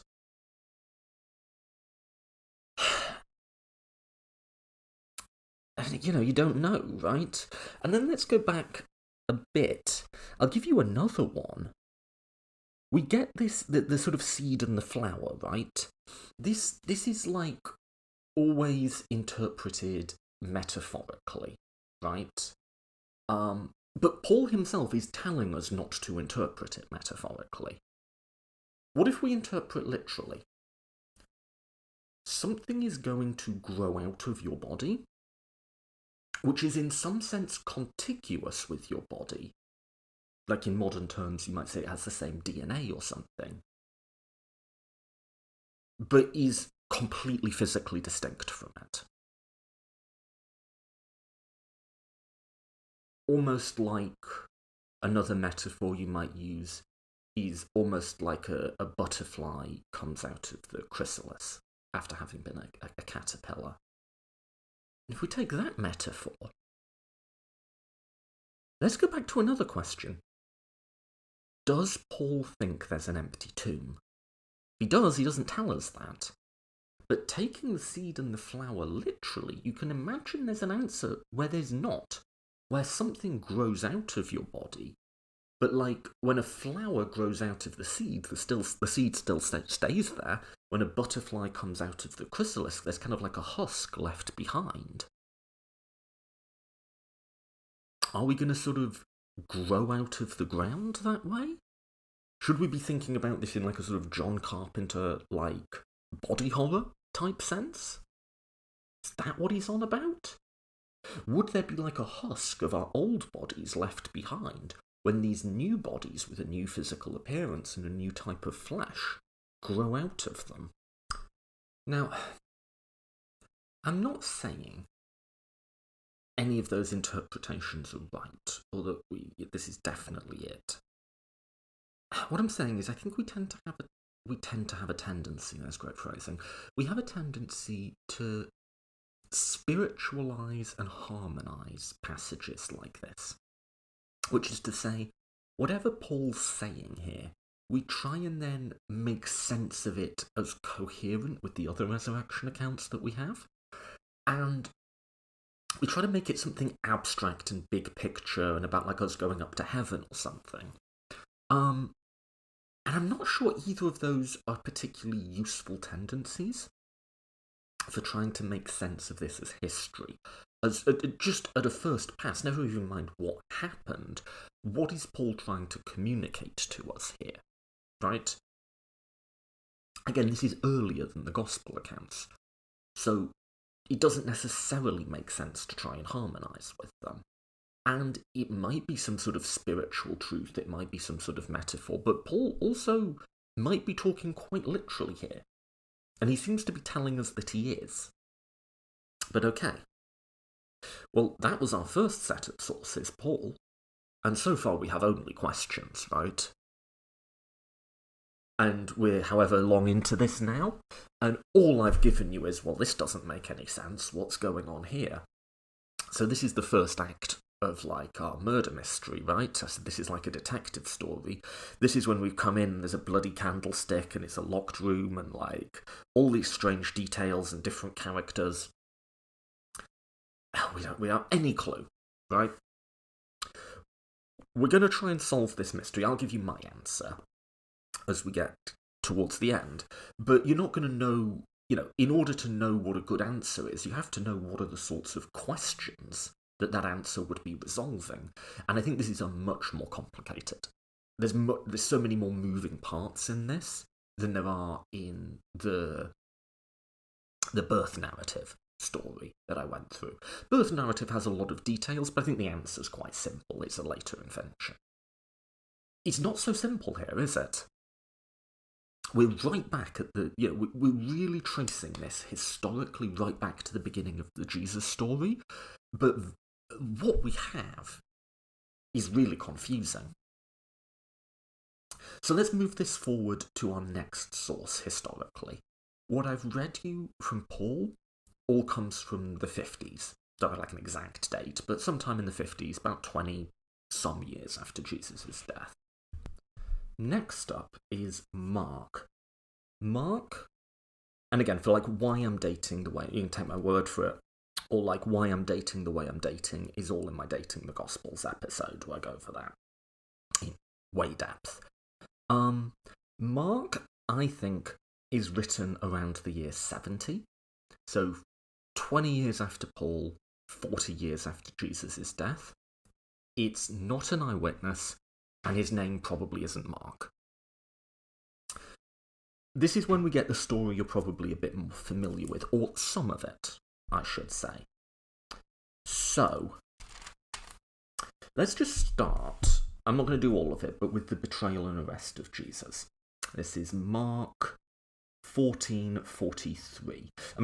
I don't have like computerized notes, I'm actually working out of a physical Bible here, so if you hear me rustling around, that's the little thin pages of it. All of this, by the way, is an ESV Bible, which no one really uses, but that's the one I have. So if you look this up in your own Bibles, you'll probably find slightly different wording, slightly different translations, so on and so forth. And I'm trying to keep the Greek to a minimum, because so much of New Testament interpretation comes down to like, oh, you see this word here? We're translating it as X. A better translation is Y, where X and Y are like not only different, but like complete antonyms. So I'm trying to not make this one like every single word. I'm like going through it like that. I'll just do it with some of the big ones like pneuma and so on, where like really like you kind of want to know that. Most of the analysis I'm doing here is based on chronology and narrative.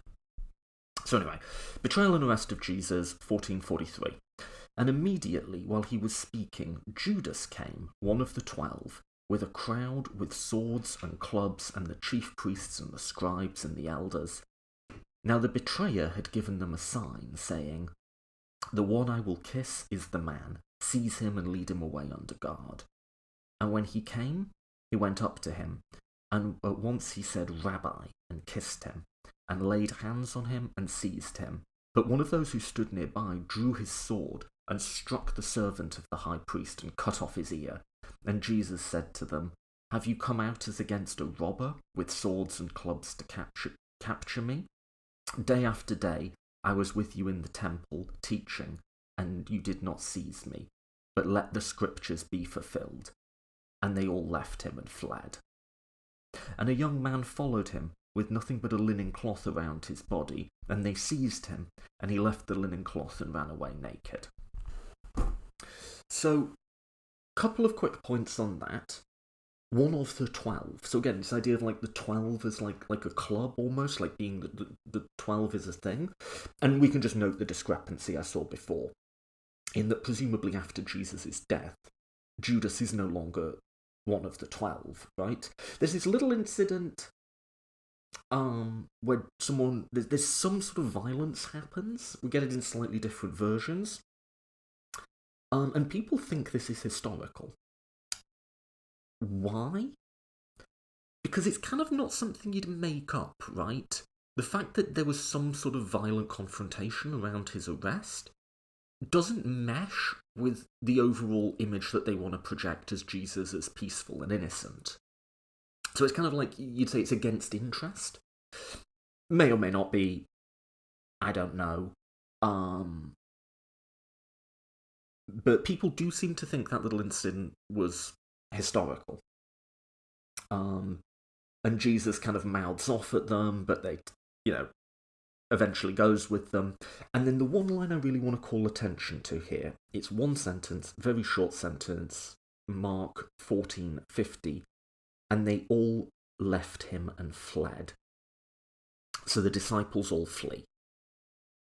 One sentence, but I think that's going to come back again and again and again. And then we get this weird story about the naked man, which is the only bit of Mark that doesn't appear in the other Gospels. Mark gets copied word for word over into Matthew and Luke, together with additions and some other material, and we think at least one other source that we no longer have access to. Neither of them think this bit about the young man running away naked was worth it. So apparently, both Matthew and Luke were like, okay, this bit we can cut. I'm going to skip through a little, but just give you the outline of the story. Jesus goes before the council. This may be the Sanhedrin. I've always been a bit unclear about that. Say it's the Sanhedrin. And they interrogate him and, say he's a blasphemer. Peter denies Jesus. So this story about Peter will deny Jesus 3 times before the cock crows, which I've no idea if this is historical or not, but it sort of reinforces this idea of the disciples fleeing. They see him getting arrested and they're like, oh yeah, we'd better get out of town. And for whatever reason, Peter's still around and they're like, hey, aren't you one of the friends of this guy we just arrested? You're one of that lot, aren't you? And Peter's like, no, not me, Gov. And, it's interesting, isn't it? Because Peter's apparently the leader of the church. I mean, according to tradition, he's the first pope. So how does he feel about this getting written up in this way? Is Peter still alive at this point? Possibly, probably not, right? But it may be historical, because again, is this the sort of thing you'd make up? So probably, maybe it's historical, and then the Jesus foretelling it is made up to sort of make it seem like it was all part of the plan. Anyway, Peter denies Jesus.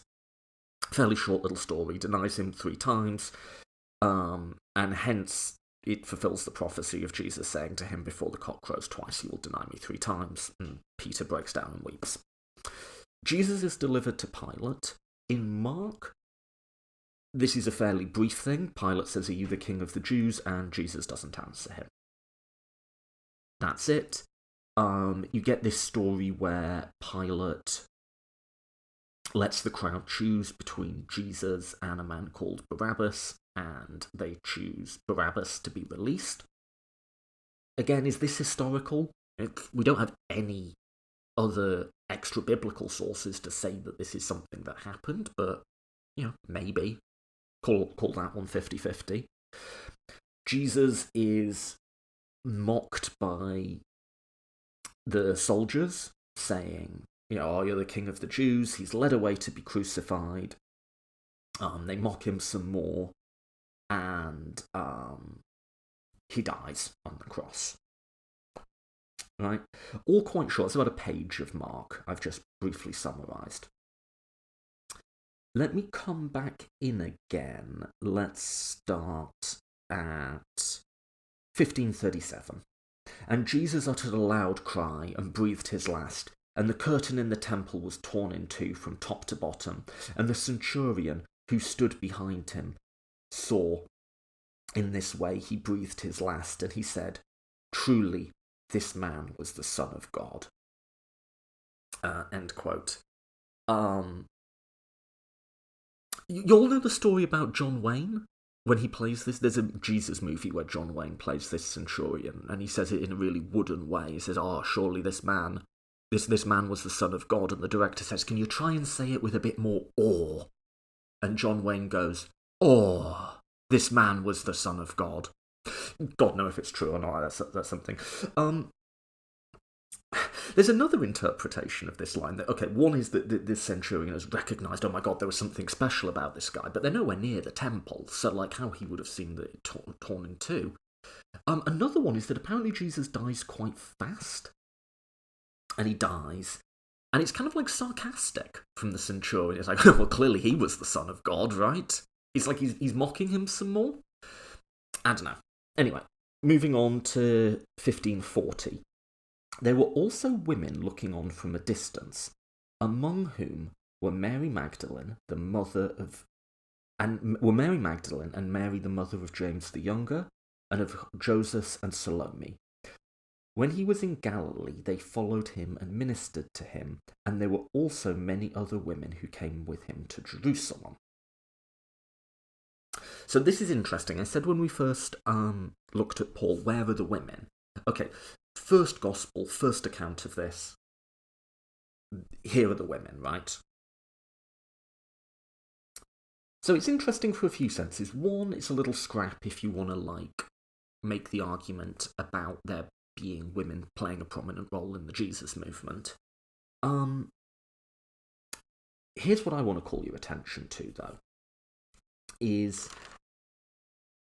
a couple of chapters before, all the disciples fled. So I think what's going on here is, leaving aside the question of whether these bunch of Marys were actually there or not, there's a reason the author is calling this to our attention.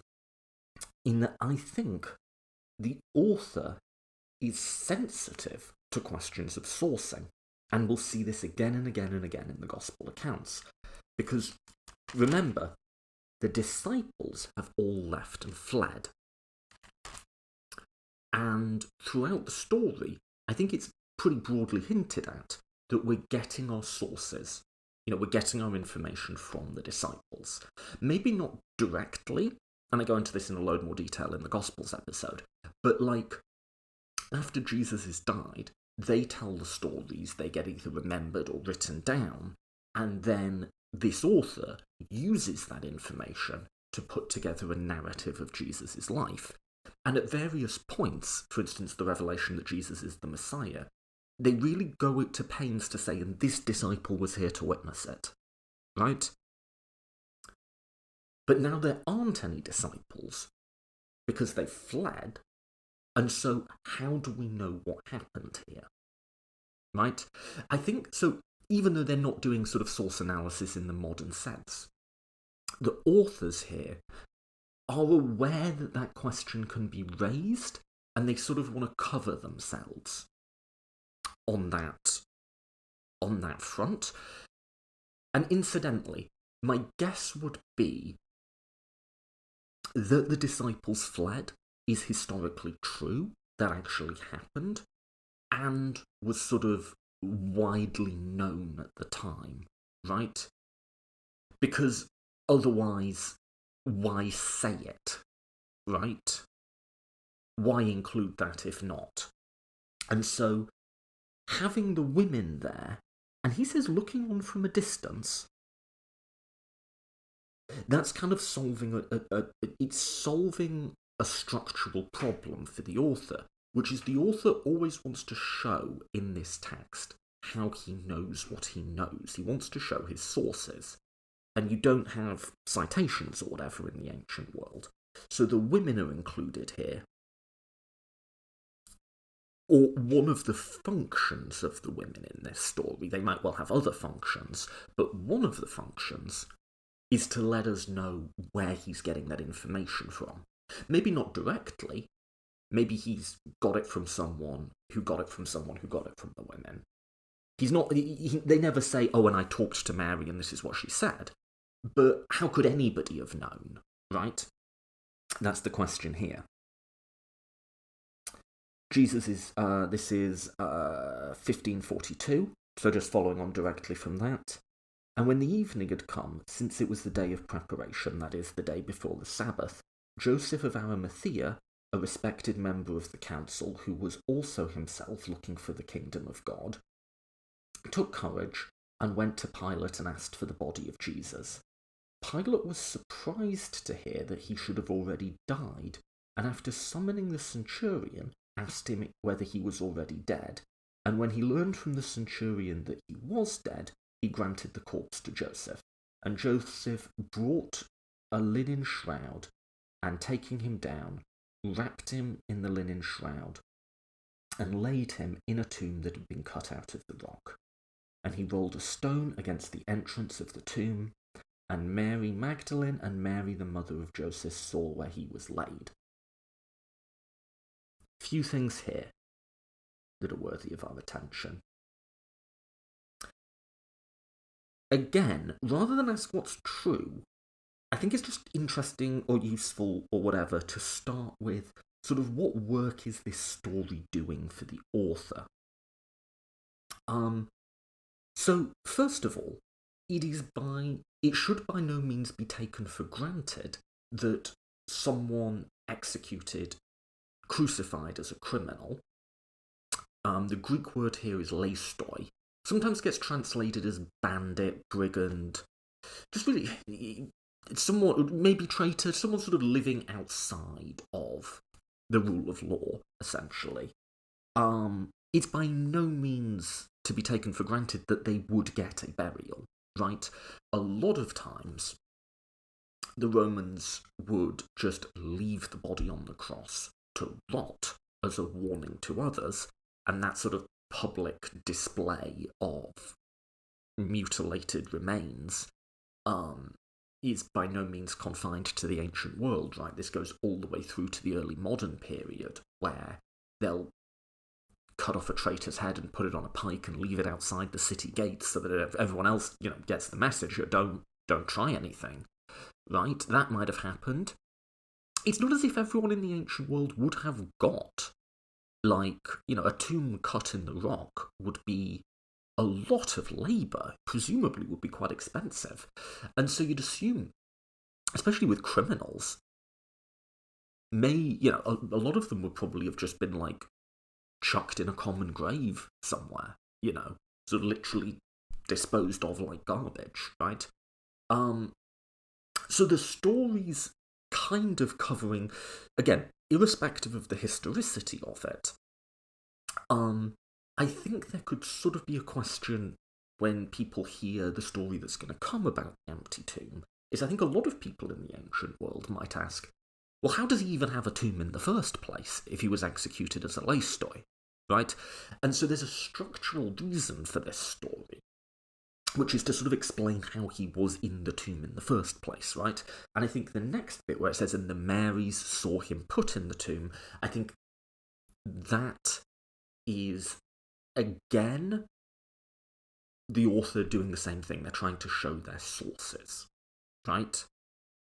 They're trying to be like, and, he was put in the tomb, it was closed and sealed, and the Marys... So we kind of have like a chain of evidence where it's like, at each point that there's a consequential development in the story, I'm showing you where I got it from. Because the author is aware that for 90% of the narrative, it can just be assumed that this is coming from one or more of the disciples, as I do believe is historic, that the disciples produced accounts of Jesus' life, that then did, in some unreconstructible way, got filtered through to the Gospels. The author's aware that that can't be the case there, because the disciples fled, and it's known that the disciples fled. The resurrection. So this is Mark 16. When the Sabbath was past, Mary Magdalene and Mary the mother of James and Salome brought spices so that they might go and anoint him. There is a lot of debate about who these Marys were. One of them was Mary Magdalene. Is James and Salome the mother of Jesus? Because Jesus did have a brother called James.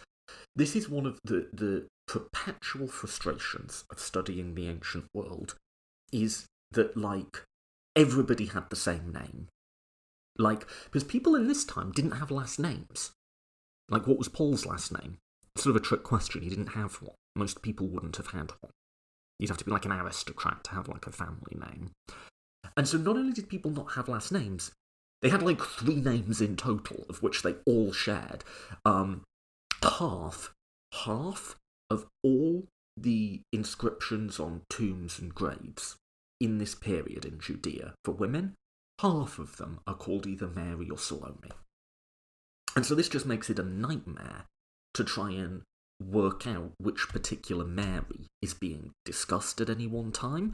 Another one is through this period of the history of Judea, it's in a really complicated relationship with Rome, where who rules and in what relationship, and there's kings and tetrarchs and direct bits of rule.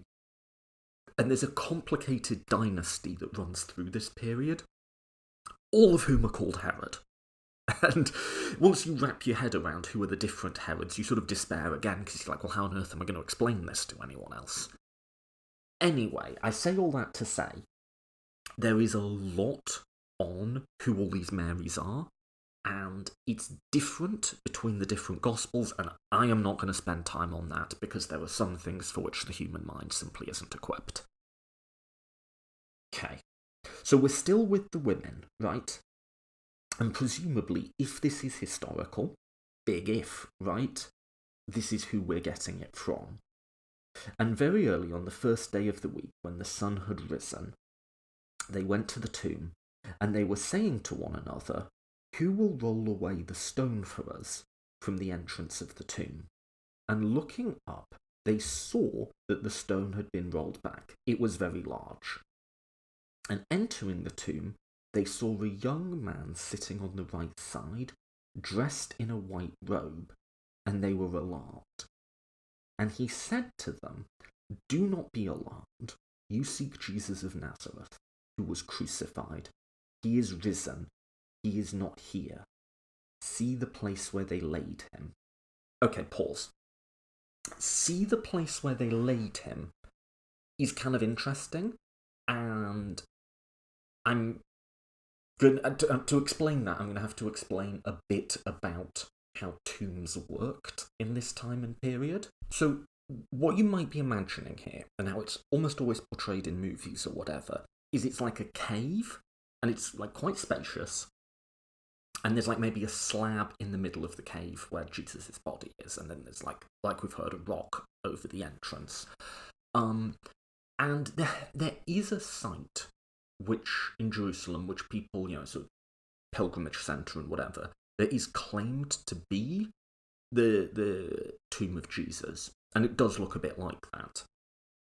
That is a site that was identified as that much, much, much later, and very unlikely that it is like the actual historical tomb, right? It's underneath the Church of the Holy Sepulchre, I want to say. That was off the top of my head, don't quote me on that. But okay, that wasn't how they were. They were carved in rock, as it was said, but it wouldn't be like one individual, one per person. Like, think about how many there'd be, right? What they were is, imagine a passage into the rock, and there's like a central area, like a tomb foyer, almost, where you can go and stand. But then it's almost like a catacomb, in that coming off that, there are a number of narrow passages cut, each one just big enough to like hold an embalmed body, right? And it may well be that like there's a family tomb, and again, you'd probably have to be medium affluent to afford one of these, where like, your parents are in there, and when you die, you'll go in there, right? And so, you see Jesus, don't be alarmed, he's left already. See the place where they laid him. So what this guy, this young man dressed in white, often interpreted as an angel, in the later Gospels is an angel or angels, but the text we have in Mark just says young man dressed in white, is saying is they've come in, it's dark, they're presumably, because again, this isn't Jesus' tomb, right? It's this Joseph of Arimathea character. Presumably there'll be members of Joseph of Arimathea's family in there as well, right? He's saying is, look, you put him in that slot, and he's not in that slot anymore. So I think what's happening here is the author is sensitive to the possibility or the allegation that what's happened here is just a mix-up, Because if you go into one of these tombs, which again is a bit more like a catacomb than a tomb, and there's lots of different bodies in there, it's pretty hard to tell who's who, right? If it's dark and some of them have been in a state of decomposition or whatever. The author seems to really want to make clear they saw him go in one place, and then someone's being like, no, look, you put him there, and he's not there anymore. The author's kind of like, with just that one line, like shielding himself from the allegation that this is all just a mix-up. And maybe it was. Here's an interpretation, which I don't think we can just dismiss out of hand. Maybe it just was a mix-up. Maybe they went in, Jesus wasn't where they expected him to be, saw that he'd gone in a sort of state of, we're in a traumatic period, in a state of heightened religious expectation, kind of panicked. Went to the disciples, although they fled at this point, but anyway, let's gloss over that one. And everyone was just kind of like, oh, and then it just kind of like spiraled from there. Maybe, right? Here's another interpretation. This one is purely my own, although someone must have thought of this. Like I said, a lot of the time, people crucified as criminals wouldn't get a nice burial like this. You'd be left on the cross to rot or just like hoiked in a pit. Maybe this Joseph of Arimathea guy comes, he's like, hey, can I get the body? Yeah, sure, you can have the body. A few hours later, the two Roman guards are talking to each other. Oh, mate, what you do with that Jesus geezer? Oh, yeah, just hoiked him in the pit, mate. Oh, yeah, sure. Didn't we say we were going to give him to that Joseph dude? Well, you feel like getting in that pit and hoiking him out? Nah, mate, fuck that. Just tell him we dropped him off at the tomb and let's go get a bevy. For some reason, my Roman guards sound like how Americans did British accents in the 60s. Not entirely sure why that is. I think it's appropriate. Anyway, I am British. Why am I doing a parody British accent when I'm British? Scholars will be puzzling over that for decades. And then, the women show up and expect to see him there and he's not. Maybe something like that. Maybe there is just a mix-up here. Right? I'm not saying that's what happened. I'm saying that I think we're adverse to explanations like that because it doesn't seem fitting that something on which world history turned could really just be a misunderstanding like that. But there's no reason it couldn't have been, right? So anyway, see the place where they laid him, but go, tell his disciples and Peter that he is going before you to Galilee, and you will see him just as he told you. And they went and fled from the tomb, for trembling and astonishment had seized him. And they said nothing to anyone, for they were afraid. Ooh, what's coming next? The book ends. That's the last sentence of the Gospel of Mark. Now, in my Bible, it goes on for a bit, but even in the text itself, it says, some of the earliest manuscripts do not include Mark 16, 9 through 20. What this means is, even, conservative Christians recognise that the rest of Mark is a later edition. The earliest manuscripts we have end with the women being afraid and not telling anyone. And more than that, the bit that comes afterwards is in a completely different writing style to the bit that comes before. So overwhelmingly people think Mark just ends here. Which is kind of weird, right? That's a weird way to end a book. You're kind of left with well, what happened next? Now, there are all sorts of explanations for that. One would be, there was a longer ending to Mark, and it got lost. This isn't that implausible on its own terms, right? Especially if you think about, a book back then would have been a scroll, and this would have been the last part of the scroll. So maybe that last part just got water damaged and fell off, or rats ate it or something. And then the version that got damaged happened to be the one that was circulating. In a world pre-internet, pre-printing press, whatever. That's actually not a crazy thought, right? That there was more, and we just don't have it. Another, and this has caught more traction recently, is Mark did mean to end it that way, and it's sort of meant to end on a cliffhanger. And when people do a sort of thematic analysis of Mark, there's a couple of points in that's favour. One is the end seems to thematically direct you back towards the beginning, so you read it again. Another is the structure of Mark suddenly makes a lot more sense. So Mark kind of pivots around Jesus revealing that he's the Messiah. And in the first half, people are all asking, who's this dude? Who's this dude? What's going on with him? And it gets answered in the middle. And then the second half is it all being like, well, what does that mean? What does it mean that he's the Messiah? And both times people sort of getting it wrong. And there's 16 chapters in Mark, and it's bang in the middle on 8 where you get that. And if you add the longer ending in, it kind of messes up that structure, that really nice sort of up and down movement to Mark. So maybe Mark is sort of like a dark dramatic genius in that he's sort of left us with something that's intentionally opaque and unsettling. That's an interpretation people have. Another interpretation is that it's sort of unfinished, a bit like an unfinished symphony. Not because it got lost or eaten or whatever, but the author just sort of didn't know how to end it. You have like unfinished symphonies, and it's not because the author died in the middle of it, they just didn't finish it. That's a possibility. One question to ask when you think about why does it end the way it ends is, what's the relationship between the story we're getting here and the story we got in Paul?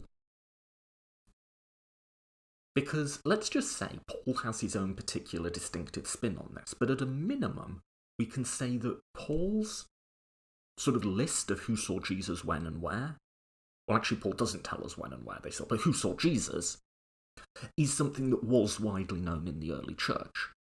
So is the author of Mark assuming that knowledge on our part, and this is almost like a prequel? Like he feels safe to stop here because he knows that we know that Jesus will appear to the disciples, presumably in Galilee, not Jerusalem. Based on the text we have, that's a detail that will change throughout the Gospels. But is this almost like a prequel that leads up to that? Is sort of that what we're supposed to think? It's all speculative. I mean, one counterpoint, I like the Mark being a dark dramatic genius, and he has this, like, it ends in the middle of the scene, and that's a compelling read, right? One challenge to that is, if that's how we're supposed to read the text, it's only really modern people who have read it that way. Early readers of the text kind of found it unsatisfying. And we know they found it unsatisfying because they tacked on this later bit. And we can consider that, but I'm trying to do the sources in order. So first Paul, then Mark. We can consider the long ending to Mark as a source, but it's a much, much, much later source. But so, anyway, the idea that he's trying to do something theologically clever, or like narratively clever, by ending it that way, that's a compelling read. And I think in terms of theme and plot and the structure of the book, people have come up with really compelling reasons why that's the case. But, if you're going in with the view that something is narratively clever, you can always find reasons for it being that way, right? So maybe it's just a bit too cute by half. It's such an attractive read of the text that itself makes it a little bit implausible. Add that to the pile of questions that we have. And one final one. One final question. And this can get missed because the other stories don't have this. You'll notice, let's just say, it is meant to end where it ends. You'll notice we never see the resurrected Jesus. He's never on screen, as it were. It's strongly implied. Another character, this young man, tells us that he's been raised, but it's never described to us. It sort of happens by implication. Now, we just spent a long time looking at Paul and what he thought. What does Mark think? Put it this way. What does the author of Mark think walked out of that tomb? Because you'd think perhaps, Paul might have believed some weird stuff. But at one side, Paul is kind of off doing his own thing, right? And maybe isn't representative of, like, the quote-unquote mainstream church in Jerusalem. And surely once we get to the Gospels, by this point we're into the traditional story where it is a full bodily resurrection. Jesus just gets up and walks out. I sort of think of this as zombie Jesus in my head. I'm going to suggest, though, that it's actually not as immediately clear who or what Mark thinks Jesus is. Now, Mark definitely thinks Jesus is the Messiah. That's the transfiguration, the revealing of that is, like I said, kind of the pivot point in this gospel. But Messiah can mean a lot of different things. I think, I'm not an expert on any of this, I'm particularly not an expert on this. I think in Hebrew Bible, it's literally just sort of like anointed one. Like, kings can be messiahs, kings are messiahs. And it means different things in Jewish thought, and it sort of seems like it's been taken up by the Jesus movement, and it means something different to them, or it might mean different things to them as well. There might be a plurality of understandings of what the Messiah is in early Christianity. But to sort of maybe just cast a bit of doubt, and if you go at the text not with the assumption that the author of Mark has a sort of modern,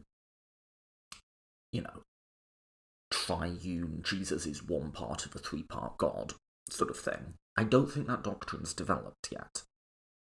And just ask with a sort of open mind, what does Mark think Jesus was? I'll give you a story.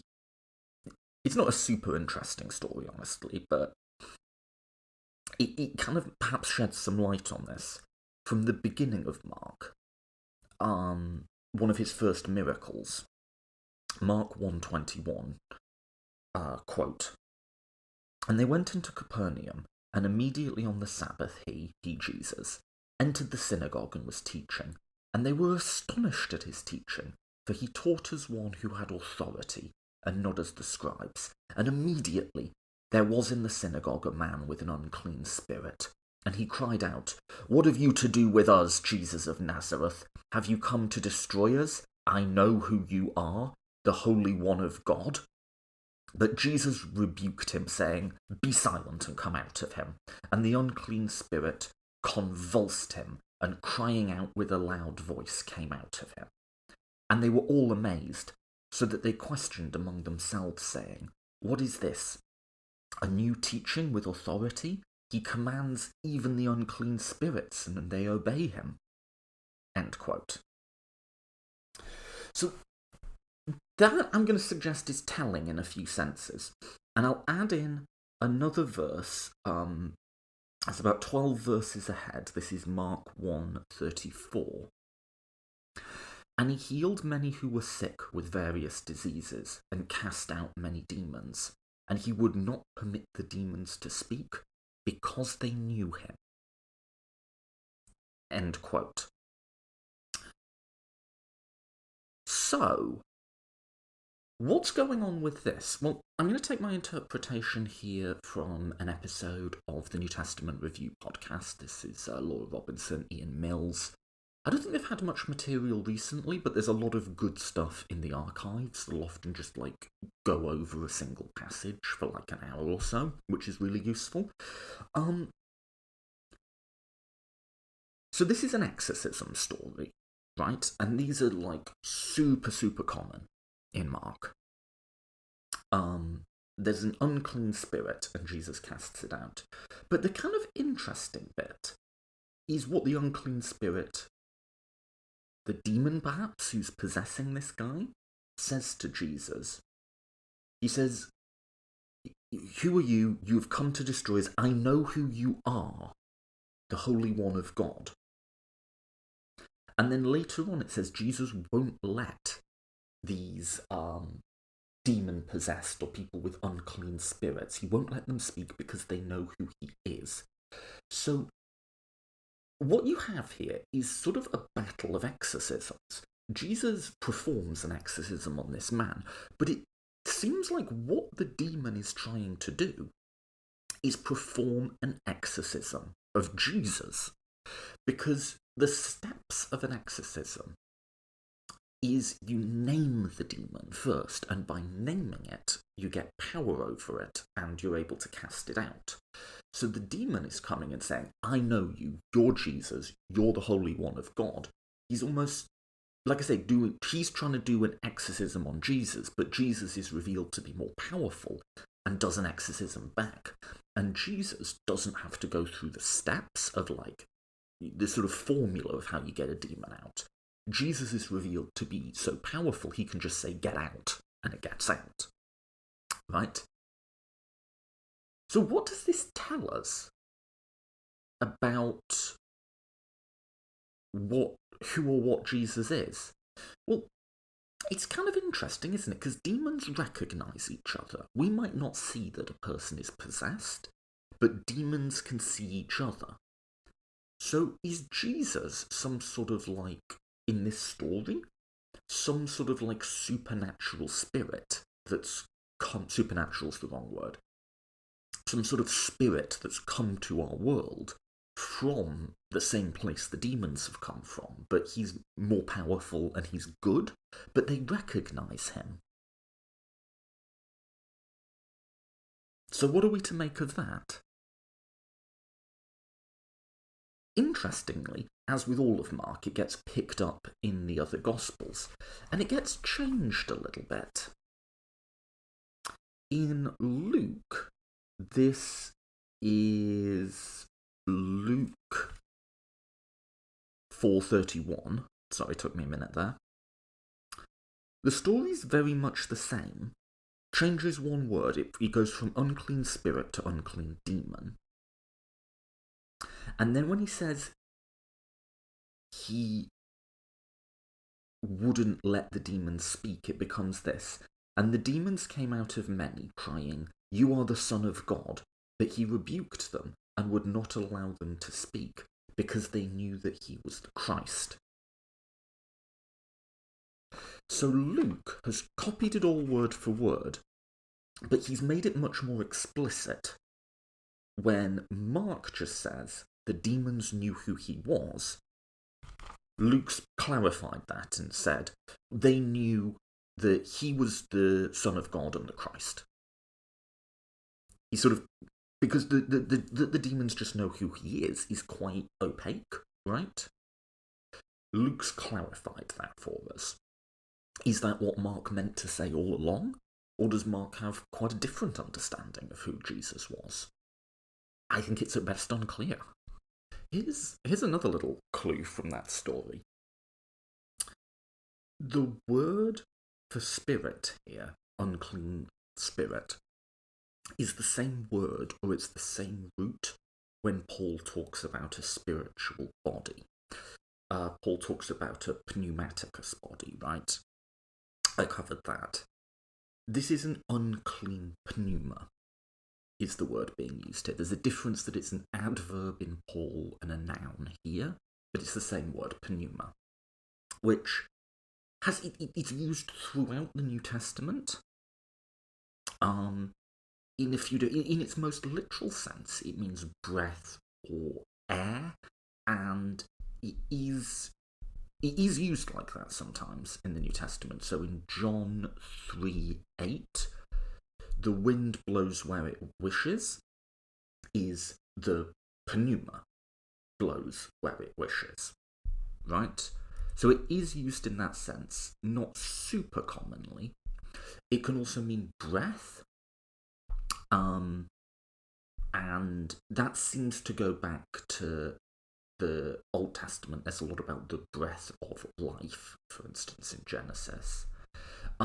It can also seem to mean something like the vital principle through which the body is animated. So again, staying in John 19:30, he then took the sour wine. He said, "It is finished," and bowed his head and yielded up the spirit. So this is the death of Jesus on the cross. He yielded up the pneuma, is the literal translation there. There's also a bunch of times when it seems to be used to be like the part of the body that feels stuff. There's quotes about like he groaned in his pneuma, or like he felt excitement in his pneuma. Right?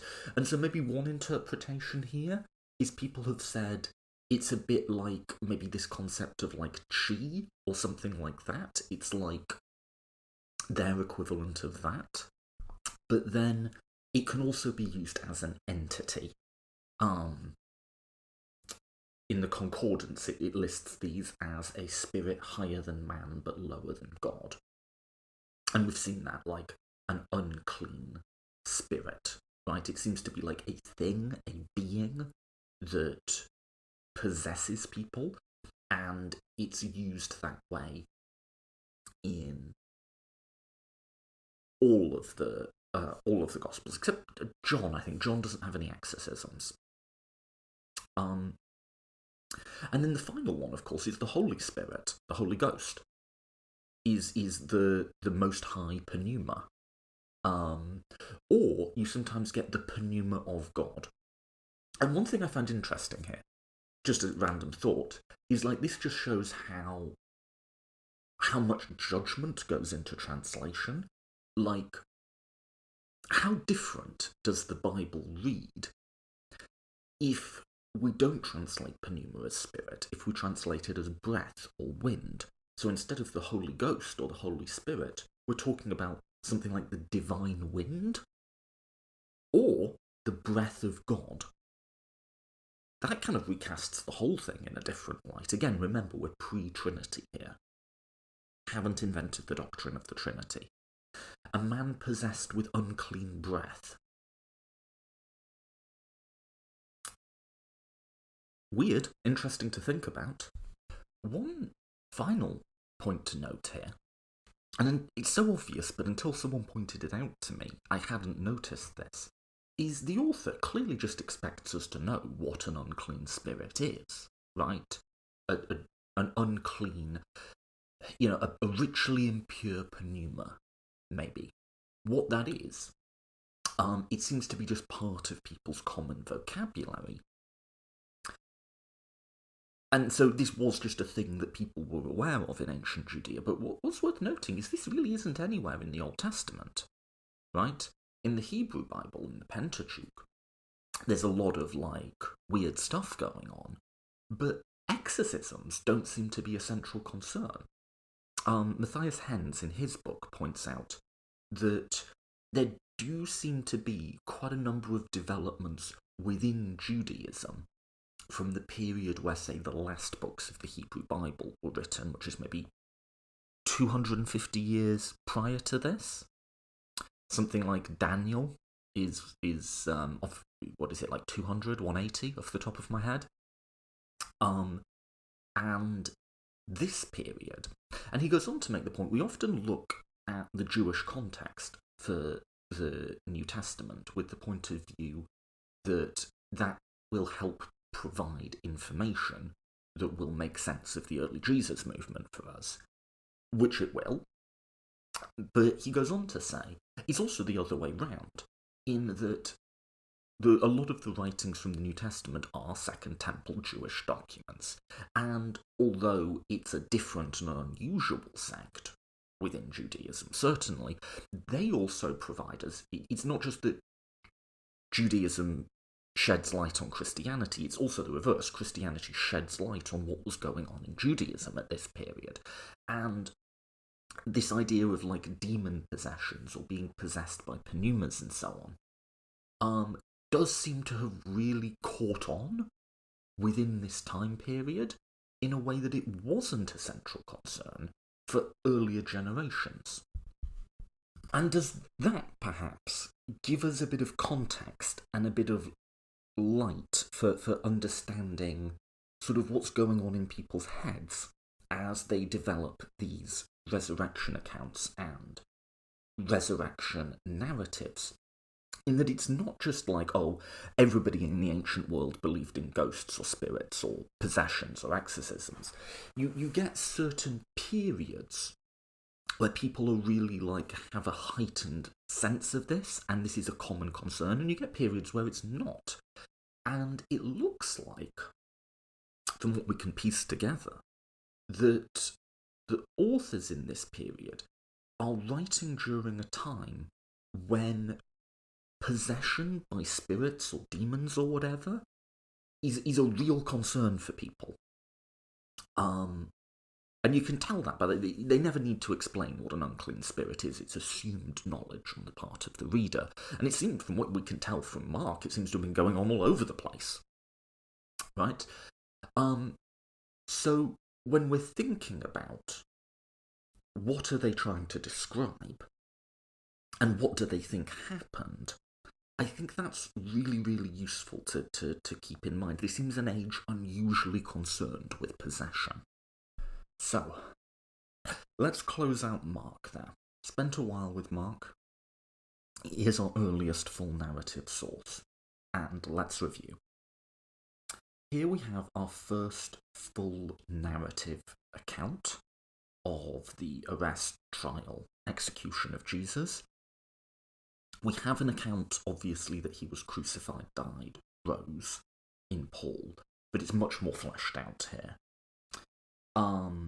We have our first account of the women being present, both at the execution, at the sealing of the tomb, and coming back to the tomb 3 days later. We have the resurrection, very, very strongly implied, but not shown on screen. And then the story stops in a way that's kind of puzzled and fascinated people for centuries, for as long as we've known that the story, the original version, ended there. Let's go next to Matthew. Matthew is the next gospel written, and it's really important for the analysis I'm going to do to say Matthew was probably at least 10 years after Mark, and that Matthew is literarily dependent on Mark, which is to say, almost certainly, the author of Matthew had a copy of Mark in front of him as he was writing. And we'll see that as we'll go through. I'll go through the arrest trial pretty quickly. The betrayal and arrest of Jesus, there's a few small differences, but it's almost exactly the same. So the language gets cleaned up. So you remember Jesus tells someone not to attack one of the people coming to arrest him with a sword. In Matthew, you get this really nice line, "Put your sword back in its place, for all who take the sword will perish by the sword." And you've heard some variant of that before, that's where that comes from. But just as significantly, that section ends. This is Matthew, I can cite scripture, 26:56. But all this has taken place that the scriptures of the prophets might be fulfilled. Then all the disciples left him and fled. So that detail is in Matthew. It's in Mark, it's in Matthew, and that's, I think, just really important for sort of understanding a bit of the structure of what comes next. Jesus is taken before Caiaphas and the council. There's a tiny bit more detail, but it's basically the same story. And I think all you have here is Matthew just adding a little bit more sort of narrative to it, but it's not extensive.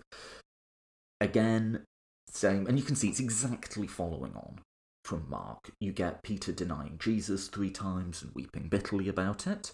You get Jesus delivered to Pilate, the Roman governor Pontius Pilate, again following exactly from Mark. Interjection that's not in Mark, we now have Judas hanging himself. So, Matthew 27:3. Then when Judas, his betrayer, saw Jesus was condemned, he changed his mind and brought back the 30 pieces of silver to the chief priests and to the elders, saying, I have sinned by betraying innocent blood. They said, What is that to us? See to it yourself. And throwing down the pieces of silver in the temple, he departed and went and hanged himself. But the chief priests, taking the pieces of silver, said, It is not lawful to put them in the treasury, since it is blood money. So they took counsel and brought with them to the potter's field as a burial place for strangers. Therefore that field has been called the field of blood to this day. Then was fulfilled what had been spoken by the prophet Jeremiah, saying, quote, And they took 30 pieces of silver, the price of him on whom a price had been set by some of the sons of Israel, and they gave them for the potter's field as the Lord directed me. End quote. My guess is what's happening here is Matthew is probably just tying up a sort of loose plot end. You can sort of imagine people reading Mark and you get this little bit about Judas betraying him. A very natural question would be, well, wait, what happened to Judas? Like I was saying, is he, we know there was a group called the 12 immediately after. Was Judas still a part of that? Even after he betrayed Jesus? And Matthew's, I don't think this is really historical. I think what's happening here is Matthew's just clarifying. No, he wasn't part of it. He died. How did he die? Oh, well, everyone in this story is protesting all the time about how innocent Jesus is. So no, he realised Jesus was innocent and killed himself. And I think that the rest of it, therefore the field has been called the field of blood to this day. Is that historical?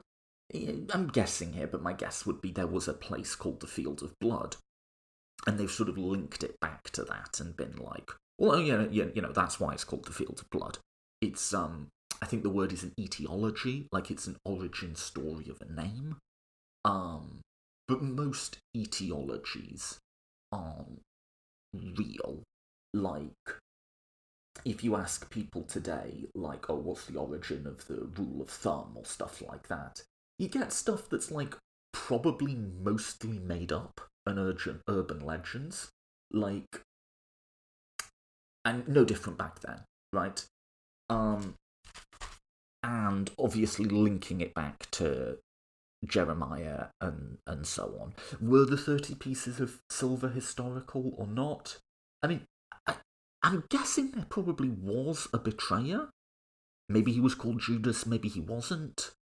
Was he paid 30 pieces of silver? Well, if he was, people would definitely latch on to that and be like, I can connect that to Jeremiah. But if he wasn't, maybe they just sort of added it in to link up with scripture. My guess would be, because this story's nowhere in Mark, this is just an invention by Matthew. He's just sort of, he's tying down a loose end in the plot, essentially. And then after that, which is another thing that sort of makes me think this isn't some separate source, this is just Matthew adding in a little bit of detail that Mark's account doesn't cover. We pick right back up again with the Mark story. Jesus goes before Pilate. There's the same story about the crowd being given the choice between Barabbas and Jesus. You get another little bit of detail here, and this is one of those lines you just wish wasn't in the Bible. This is 27:24. So Pilate saw that he was gaining nothing, but rather that a riot was beginning. So he took water and washed his hands before the crowd, saying, "I am innocent of this man's blood. See to it yourselves." And the people answered, "His blood be on us and on our children." Then he released for them Barabbas, and having scourged, Jesus delivered him to be crucified. So this "may his blood be on us" has been used to justify millennia of anti-Semitism and all of the vile things Christians have done to Jews over that time. It probably doesn't mean that. It probably doesn't mean, like, Jews are perpetually cursed or something, because Matthew is our most Jewish gospel in a lot of ways. What it's probably about is about the destruction of the temple. And that it's two generations, right? It's us and our children. You know, the Old Testament knows how to curse people in perpetuity. It's not saying that. I think it's more like prefiguring something bad is coming to Jerusalem, would be my guess. And I think the guess of, like, I think Laura Robinson from the New Testament Review podcast, who I've already cited, has an episode just on this, just on anti-Semitism in Matthew. And that's her guess as well, that it's more... Because, again, all of these accounts are obsessed with the destruction of the temple. But anyway, that's a little bit different to Mark. But again, it's a few sentences. I think this is a layering in, a sort of just adding a bit more colour to the narrative. And then we're back in the Mark account. Jesus is mocked. You know, they put they say, "Oh, hail, King of the Jews," mocking him and striking him. There's the crucifixion. There's a little bit of a difference in the dialogue here, but again, we're still following clearly the same story. Jesus dies. This is now in the 6th hour, as opposed to the 3rd hour. I'm not sure if that's super significant or not. Then he died. This is 27:50, and there's going to be one line that's inserted in here that's like, "What was that?" And Jesus cried out again in a loud voice and yelled up his spirit. Guess what that word is? "And behold, the curtain of the temple was torn in two, from top to bottom, and the earth shook, and rocks were split. Tombs were also opened, and many bodies of the saints who were fallen asleep were raised. And coming out of the tombs after his resurrection, they went into the holy city and appeared to many." What? This is in no other gospel. It's 2 lines in Matthew. The tombs were opened and all the dead just went wandering around saying hi to people. I have no idea what this is about. And as far as I can tell, nobody has any idea what this is about, because it's never referenced again in any way. But yeah, as we're talking about resurrection, apparently we've got like a whole Day of the Dead type thing going on. And then we're straight back into Mark again. "When the centurion rose, those who were with him keeping watch over Jesus saw the earthquake that took place, and they were filled with awe and said, 'Truly this was the Son of God.'"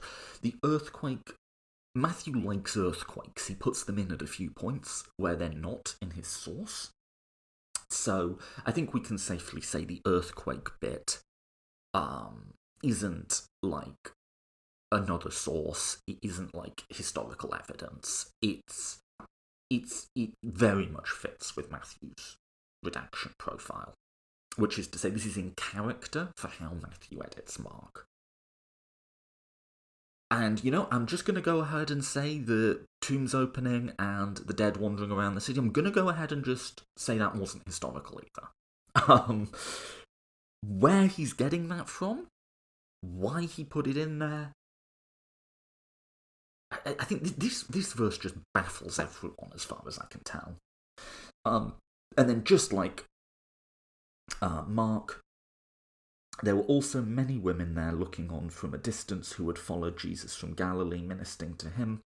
Among them were Mary Magdalene and Mary, the mother of James and Joseph, and the mother of the sons of Zebedee.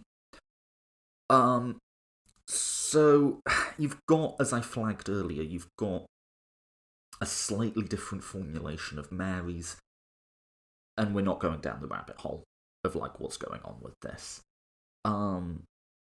You then get exactly the same story, almost word for word.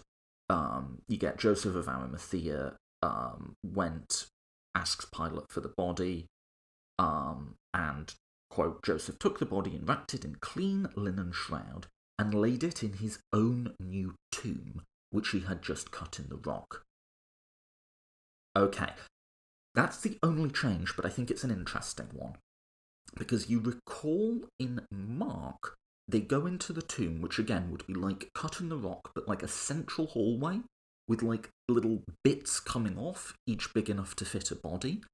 The author of Mark seems aware that in a tomb that was sort of like had that physical makeup, it would be really easy to make a mistake. It's dark and, like I say, once they start to decompose, bodies aren't particularly identifiable. And so Mark has this line about the person pointing and saying, look, you put him there, he's not there anymore. Matthew just gets ahead of that. It was a new tomb which has just been made, so there's nobody in there, right? Brand new tomb. So you can almost sort of see Matthew reading Mark, understanding what Mark's doing there, and thinking, this'll just be easier to explain if we just say it's a new tomb. That's like a cleaner way through. And again, I would absolutely not interpret that as like historical whatever. These authors are just sort of trying to get out ahead a little bit of like objections or questions from their audience. Talking of which, 62, the next day, that is, after the day of preparation, the chief priests and the Pharisees gathered before Pilate and said, Sir, remember how that impostor said while he was still alive, after 3 days I will rise. Therefore, order the tomb to be made secure until the 3rd day, lest his disciples go and steal him away and tell the people, he has risen from the dead, and the fraud will be worse than the last. And Pilate said to them, You have a guard of soldiers, go and make it as secure as they can. So they went and they made the tomb secure by sealing the stone and setting a guard. End quote. What's going on here? Well, isn't it obvious, I would say? People have sort of been like, oh, did this happen? No. This is just another one of these little additions to Mark. And all he's doing is he's answering the charge that Jesus' disciples stole him away at night. Here's what I think happened. I think that was something people were saying. Matthew was aware that people were saying it, so he's creating this story to rebut it. How do I know that people at the time were saying that? Because Matthew himself tells us that later in the text. And this especially makes sense if we date Matthew 10, 15 years after Mark, and assume that Mark got quite wide circulation and became quite popular. The version of the story as it appears in Mark is going around, and in Mark, as you recall, the women are there to see the tomb being sealed, but then they go away for 3 days and come back to find it empty. That story's going around. You can just so imagine people thinking, well, I bet the disciples just nicked it, right? I don't think it's historical, because I think it's historical that the disciples fled. So they simply weren't there to do any grave robbing. Also, I don't think Jesus did prophesy his own death. I don't think there was an expectation that he would rise again amongst his disciples. I think the whole thing clearly caught them quite off guard. So I don't think there's any historical reality behind this. I don't think the disciples did try to steal the body, and I don't think the Jewish authorities or the Romans tried to prevent them stealing the body. I think what's happened is, as Mark's story have circulated, people have sort of pointed out that hole in it, that there's a period in which the body's unsupervised, right? So something's going to have happened there. And so Matthew creates this story to cover that gap. I think that's by far and away the most sort of...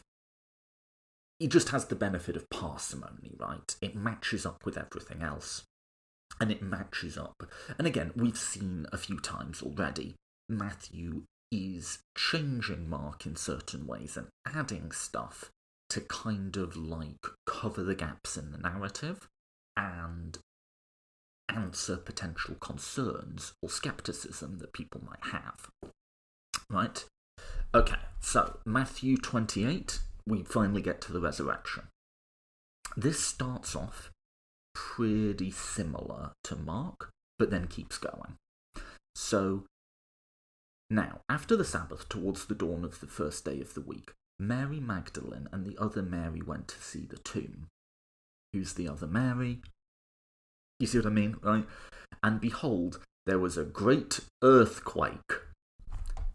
Now that we've done all the work in the last episode of like really showing that Matthew's later and using Mark as a source, do you see how fun it is to read him knowing that? And you just start to see how this guy's mind works. He's following Mark. He's added a few details here and there to sort of clean it up and answer some stuff. He gets to the story and he's like, this is a good story, I like it. Needs an earthquake. Matthew likes earthquakes. He's just putting them in all the time, and maybe this had some religious significance to him. Maybe the dude just liked earthquakes. Maybe he just sees the story and is like, yeah, this is a good story. It's missing something. What's it missing, Matthew? I'm just thinking, is it... What could we... Oh, I know. Oh, let me guess, Matthew. Is it an earthquake? But yes, the funniest one of these, this is an aside, is, you know, the Jesus calming the storm bit? Where they're out on a boat and there's a storm, and Jesus rebukes the storm and rebukes the wind and everything dies down, right? Guess what Matthew does to that story? Instead of a storm causing the waves, it's an earthquake. And then he has Jesus rebuke the winds. What winds? When earthquakes do not cause winds. They might cause waves, but they don't cause winds. And what's happened here is called editorial fatigue. Matthew has been copying Mark. He's seen the story and thought, you know what needs improving there? Needs an earthquake. So he puts an earthquake in. But then without thinking about it, just starts copying Mark again, word for word, including the bit where Jesus rebukes the wind. Hasn't noticed that he's done this, but by adding an earthquake, which we know Matthew loves to do, and then just slipping back into sort of uncritically just copying his source, he's created a narrative inconsistency, namely a windy earthquake. And this is an argument people give. It's a bit hard to follow, but like, it basically almost proves that Mark was the source and Matthew was the copier, right? Because we can establish a really clear profile of Matthew as adding earthquakes again for whatever reason. This is from Brian Carrier's book, Earthquakes and Eschatology in the Gospel According to Matthew. So there have been literal books written on this. He writes, quote, in total, Matthew contains 8 references to seismic activity, lists them. Then, quote, it is telling that the majority of these references are found only in Matthew. The 4th Gospel contains no references to shaking or earthquakes. All 3 synoptics list earthquakes as a sign of the end times. and contain the prophecy that the powers of the heavens will be shaken in the final age. However, the remaining 6 references to shaking and earthquakes are unique to Matthew's narrative. Only in Matthew is the storm in the sea described as an earthquake. And incidentally, my Bible translates it differently just as storm, but apparently the original Greek is earthquake. Only in Matthew are the shaking of Jerusalem and its corresponding dialogue recounted in the triumphal entry scene. Only in Matthew is there mention of the earth shaking, rocks splitting, and the dead rising from their tombs in conjunction with Jesus' death. Furthermore, only in Matthew is the earthquake directly connected to the centurion's proclamation of Jesus' divine sonship. Finally, while Matthew, Mark, and Luke all make reference to an eventful encounter at an empty tomb, only in Matthew is there mention of an earthquake. End quote. So, there you go. Matthew, if you've learnt nothing else from this, it's that Matthew likes earthquakes, but I go through all that for a reason, which is what I'm trying to show you here, what I'm trying to argue, is we've gone through a couple of chapters of Matthew now. What I'm trying to argue is there are essentially 2 voices coming to us from this text. An original source and an editor. Or simply, we have the voices of Mark and we have the voices of Matthew. Now, if we didn't have Mark, it would be a lot more challenging to make sense of this. But that we do have Mark, we can see where Mark's voice is coming through, and then we can see where Matthew's adding to that. And I say adding to that because I think all of the differences and additions that we've looked at are either Matthew cleaning up certain bits, closing out narrative threads, tidying up some details, or adding stuff that fits his redaction profile, i.e. adding his own spin, adding his own take on it. So the earthquake is just a type 1 example, as it were, of Matthew just adding his own little flourishes to it. And I think all the dead walking around, again involving an earthquake, right? That's a little spin from Matthew. What there isn't is a third voice in this story. There is in other parts of Matthew. There's other parts where he's not working from... There's other parts of Matthew where he's not working from Mark, and suddenly this other voice comes in that has other stories in a different style and with seemingly different theology. We call that voice Q, the sort of hypothetical source that both Matthew and Luke worked from, but I don't think there's no Q here, and most people, when they try to reconstruct Q, it stops short of the resurrection. It's just sayings of Jesus. So anyway, back into the story. There's been this distinctively Matthean earthquake, and behold, there was a great earthquake, for an angel of the Lord descended from heaven, and came and rolled back the stone and sat on it. His appearance was like lightning, and his clothes white as snow. And for fear of him, the guards trembled and became like dead men. End quote. So I'll just note here,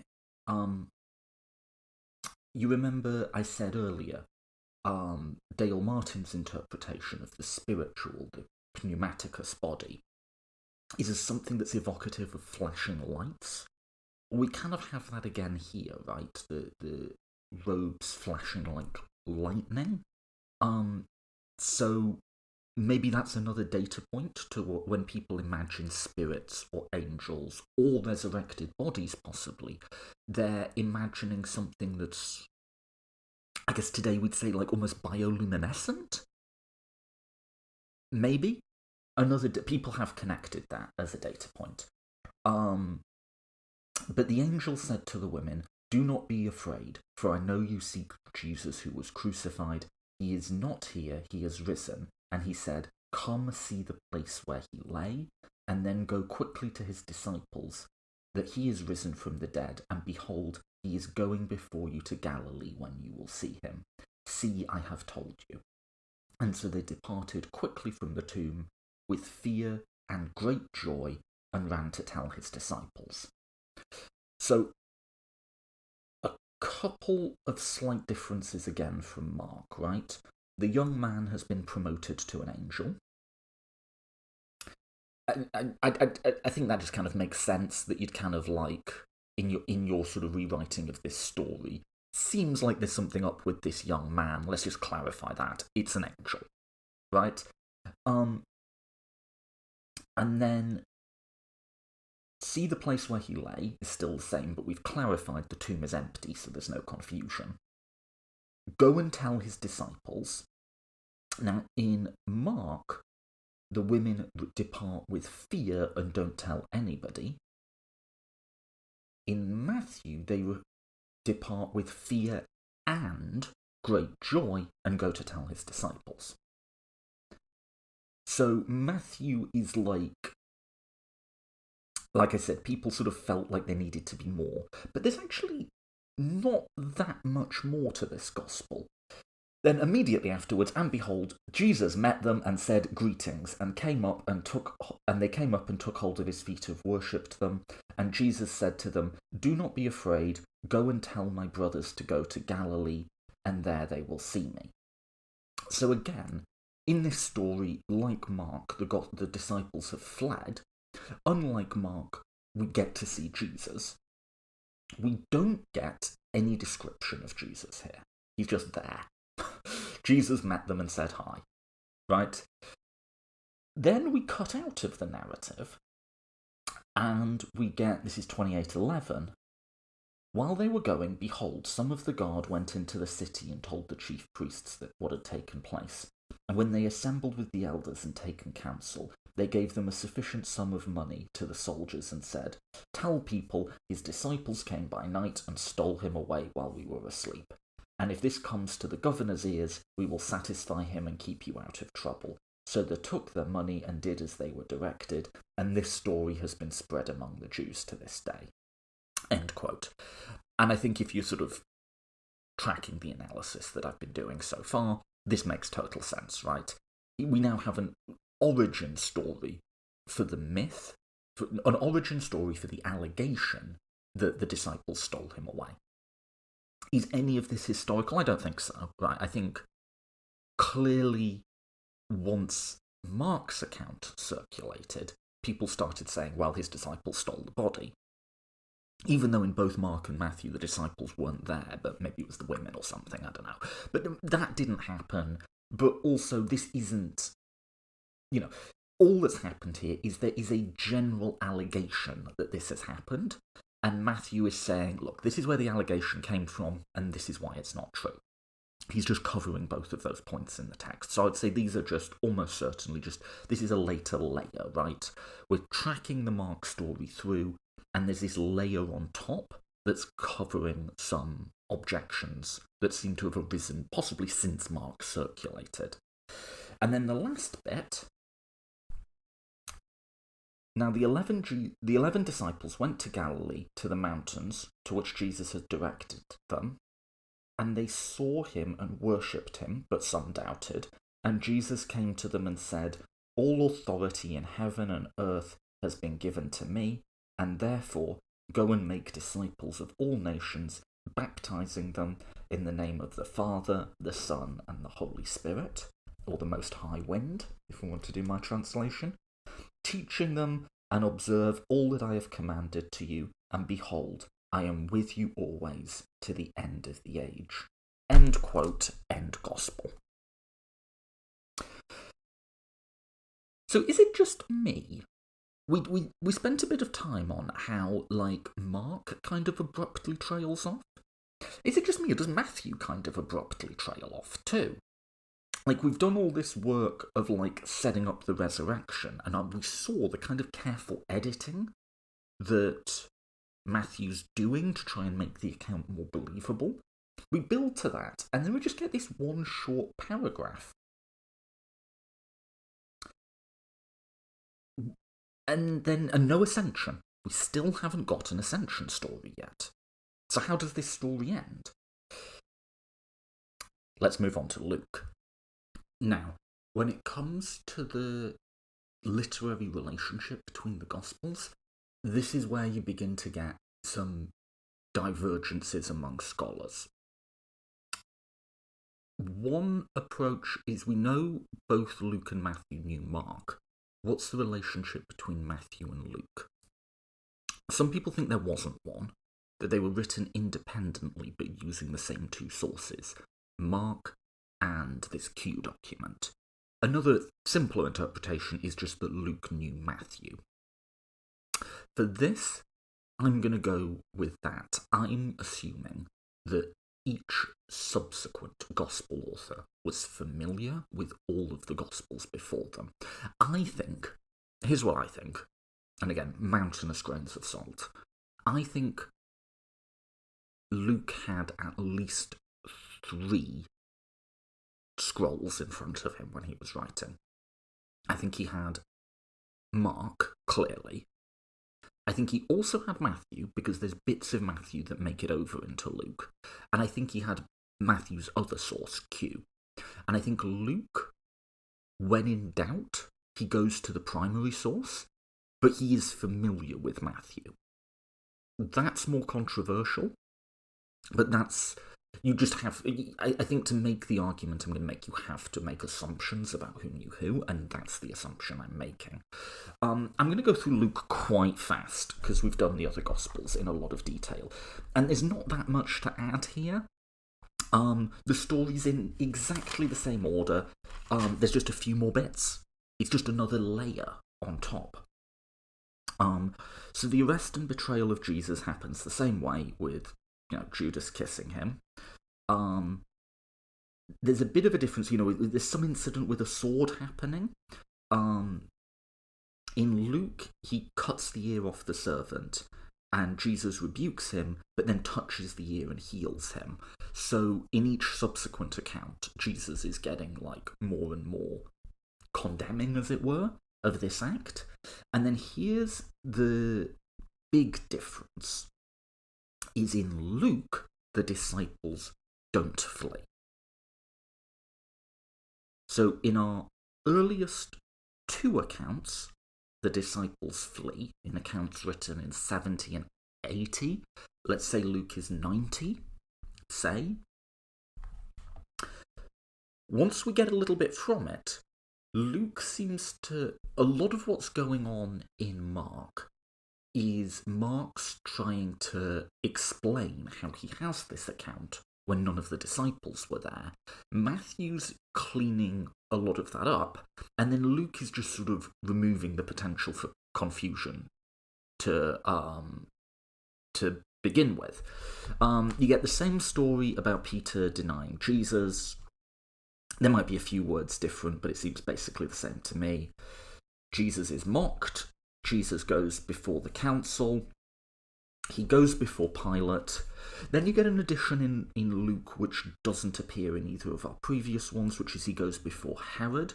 This would be Herod Antipas, who is a tetrarch, who is he's a ruler of a small part of Judea, but apparently he's in Jerusalem at the time, which I guess he would be. It's Passover, that kind of makes sense. Is this another source? Or is this just a sort of invention that's been layered on?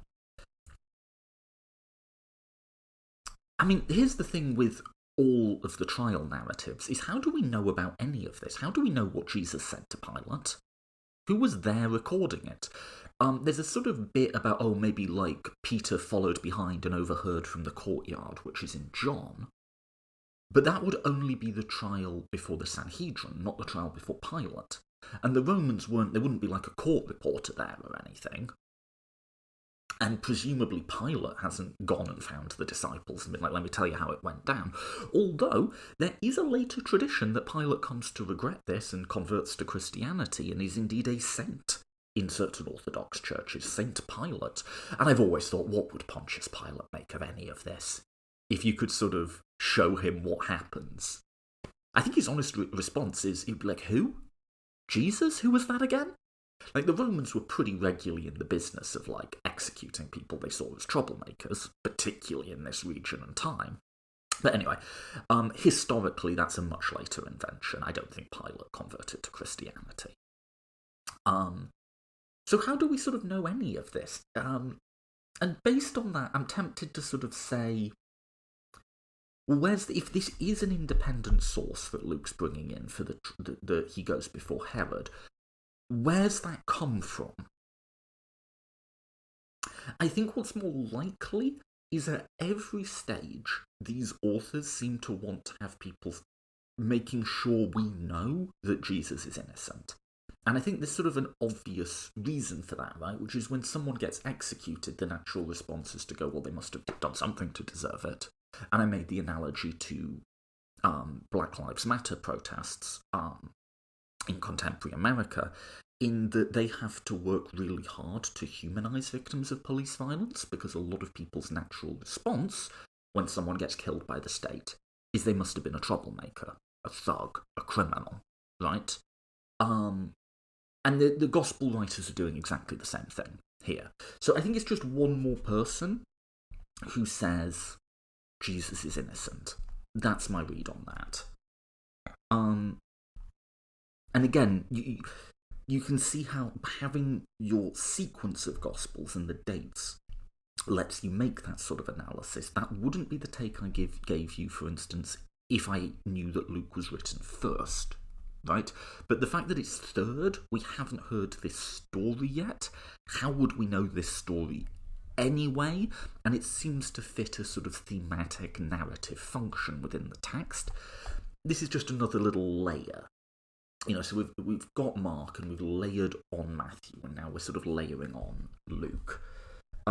Same story about Barabbas. The crucifixion goes on a bit longer in Luke. He dies sixth hour again this time. And there was darkness, this is 23:44, and now it was the 6th hour, and there was a darkness over the whole land until the 9th hour, when the sun's light faded, and the curtain of the temple was torn in two, and Jesus, calling out in a loud voice, said, "Father, into your hands I commend my spirit." And having said this, breathed his last. And now the centurion saw what had taken place and praised God, saying, "Certainly this man was innocent." And the crowds had assembled for the spectacle, and when they saw what had taken place, returned home, beating their breasts. And all his acquaintances and all the women who had followed him from Galilee stood at a distance watching these things. A few differences there. No earthquake, but we have some sort of darkness. Does this just mean that it was cloudy, or there was an eclipse, or something even more dramatic? Don't know. The centurion says something that not surely this man was the Son of God, surely this man was innocent. So there's another little bit of a twist. But here's the main one. The disciples haven't fled in Luke. And so that tiny one-sentence omission from the Mark and Matthew arrest story a couple of chapters back now makes sense, because he can say, "And all his acquaintances and the women who had followed him from Galilee stood at a distance watching these things." So what Luke seems to have done here is quite interesting, right? He's edited the story in some ways, but maintained it in some ways. And what I suspect is, by this point, Mark and Matthew as well have been in circulation for 10-20 years, and it's sort of like common knowledge, as it were, the women were there. And perhaps, I'm speculating here, but perhaps because the disciples fleeing is like only one line, that's quite easy to take out. And so he brings the disciples back in, but he also keeps the women there as well. Maybe? But I think that's a reasonable reconstruction of what happened here. We get the same story with Joseph of Arimathea. He was a member of the council, a good and righteous man who had not consented to their decision and action, and was looking for the kingdom of God. He went to Pilate, asked for the body of Jesus, took it, wrapped it in a linen shroud, laid him in a tomb cut in stone, where no one had ever yet been laid. So do you see how it's evolved? Mark is sensitive to the idea that they might have just made a mistake here. Matthew's like, well, he sort of is a new tomb. And Luke is like, just to be absolutely explicit for you dum-dums in the back, there was no body in this tomb before Jesus got there. No one was there. Have I finally made that clear? And he goes on to say, the women who had come with him from Galilee followed and saw the tomb and how the body was laid. So Luke's just really nailing this point home. Subtle little bits you can miss, and again, you only can make sense of this when you know the order they were written in. The resurrection. And you'll see again, it just seems to build on what we've covered so far. But on the first day of the week, at early dawn, they went to the tomb taking the spices they had prepared. This is Luke 24. And they found the stone rolled away from the tomb. But when they went in, they did not find the body of Lord Jesus, and they were perplexed about this. And behold, 2 men stood by them in dazzling apparel. And as they were frightened, bowed their faces to the ground, and the men said to them, why do you seek the living among the dead? He is not here, but he has risen. Remember how he told you, while he was in Galilee, that the Son of Man must be delivered to the hands of sinful men, and crucified, and on the 3rd day rise. And they remembered his words, and returning from the tomb, they told all these things to the 11 and to all the rest. Now it was Mary Magdalene and Jonah and Mary the mother of James, and the other women with them who told these things to the apostles. But their words seemed like an idle tale, and they did not believe them. But Peter rose and ran to the tomb. Stooping and looking in, he saw the linen clothes by themselves, and he went home, marvelling at what had happened. So, the young man has been promoted to an angel. That's now been promoted to 2 angels. But the physical description is quite similar. Dazzling apparel, right? Which is why I do think, one of many reasons, Luke knew Matthew, right? Because this bit isn't in Mark, and I don't think it's in Q. So that's coming from there. But that little line that Luke took out, that the disciples fled, Luke's decided to ignore that, right? But what's the deal with Galilee, going to Galilee? Oh, well, he didn't say go to Galilee, because the disciples have fled there, apparently. He said, remember what he told you while he was still in Galilee. Right? So Luke's trying to do 2 things here, right? He's trying to both clean up the story and make it simpler and easy to follow, but he also wants to sort of retain the bits of it that people will know. So he's retaining the women. And there's something up with Galilee, but it's just that Jesus was, he told you something while he was there. It's not that we're going to Galilee.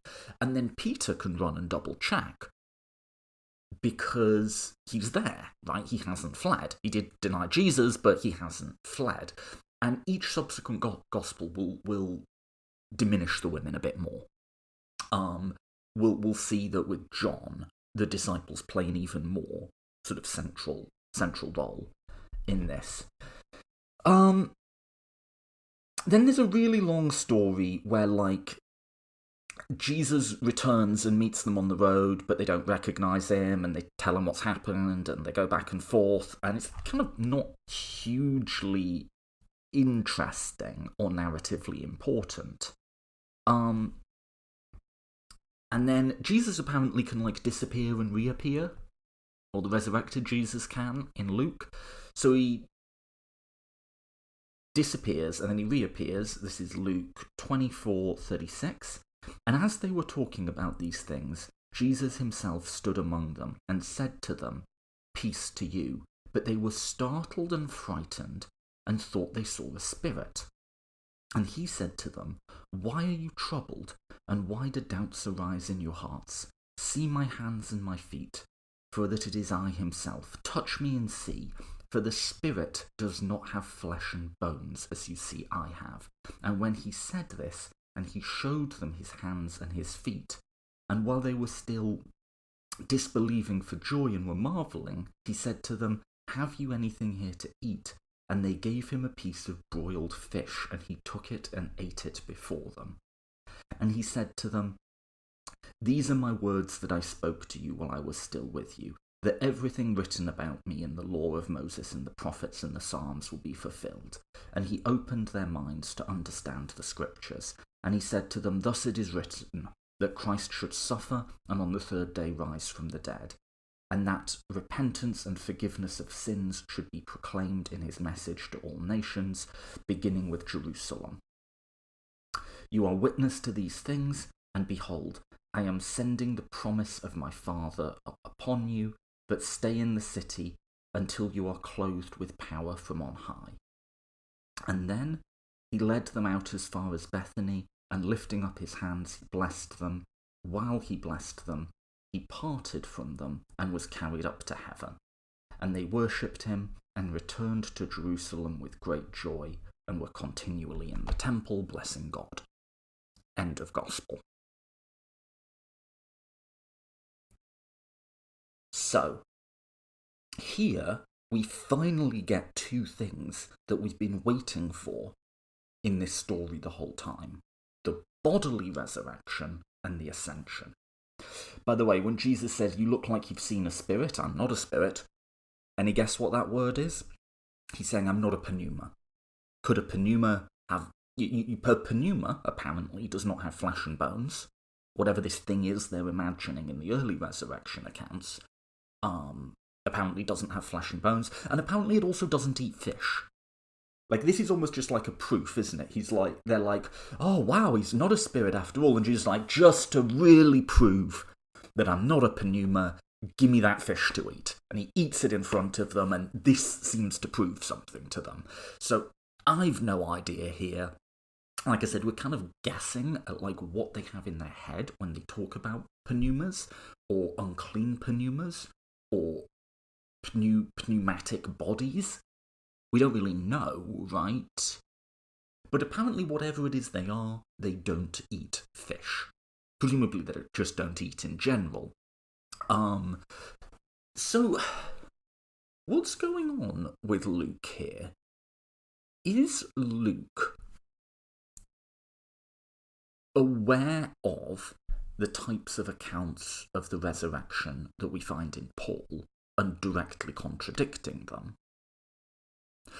Or is it more like he's doing what we've seen these authors doing the whole time and sort of responding to skeptics?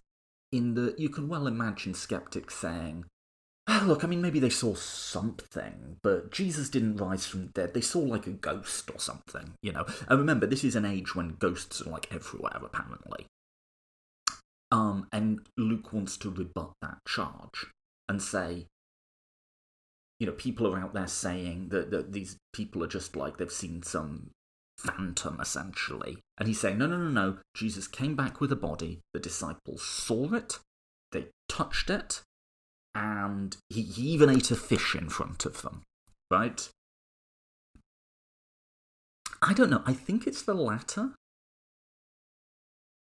I think, again, it's sort of answering skeptics, right?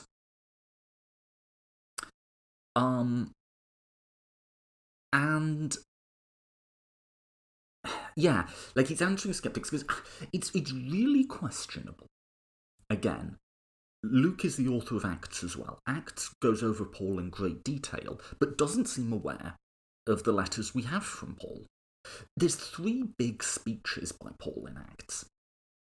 And it's so weird. All of them have a different theology, both to each other and to Luke. So why is that? And I guess my best answer is we have a pretty good idea, or we can make some really good educated guesses about what this author's sources are for the Gospel of Luke. I've told you what I think. It's Mark, Matthew, and Q. I think he has all 3 in front of him. And you can piece it together of what we've been doing. We can see, once you read them carefully, you can see how they're following a source and adding bits in, right? And like I say, there's other parts of like the life of Jesus where there's this other source that we don't have, but you can sort of see that there's this different voice emerges. So when it comes to Acts, I'd say, if we just had Luke, if we didn't have Matthew or Mark, I think we'd be able to say that this author is using different sources, because he says things that seem contradictory, or there's sort of stylistic and tonal changes. You could see he's working from something. But I don't think we'd ever be able to reconstruct. If we didn't have Mark, I don't think we'd ever be able to reconstruct it, right? I think we're a bit like that with the Book of Acts. He has sources that we don't have, but we just don't know what they are, and it's probably just beyond our ability to reconstruct. And I say all that to say, has he read 1 Corinthians? I mean, it's what, like 30, 40 years after, and we know these documents circulated wildly, so it seems like he should have done, but maybe he hasn't. There's no evidence that he has. So if he hasn't, maybe he's, when Jesus is going, I am absolutely not a bloody pneuma, and give me that fish so I can prove to you that I'm not. If he's not aware of Paul, then he's not rebutting Paul. Maybe that idea was in circulation, maybe it's not. Maybe, and here's an idea, it is just not clear to a lot of people at the time what Mark, and even Matthew, thinks walked out of that tomb. Mark we never see the risen Jesus on screen in Mark. We see him in Matthew, but it's very brief, and there's no physical description. Is Luke maybe just answering a common question that people had? People are like, so did he? And the same question we know was asked of Paul. Paul says, people will ask, how are the dead raised, and with what type of body do they come? And as you recall, Paul's answer is, you absolute idiot. But we have actually a direct source, Paul, saying people were asking this question of the resurrection stories. Mark, it's opaque what that answer is. And even Matthew doesn't directly say this is what a resurrected body looks like.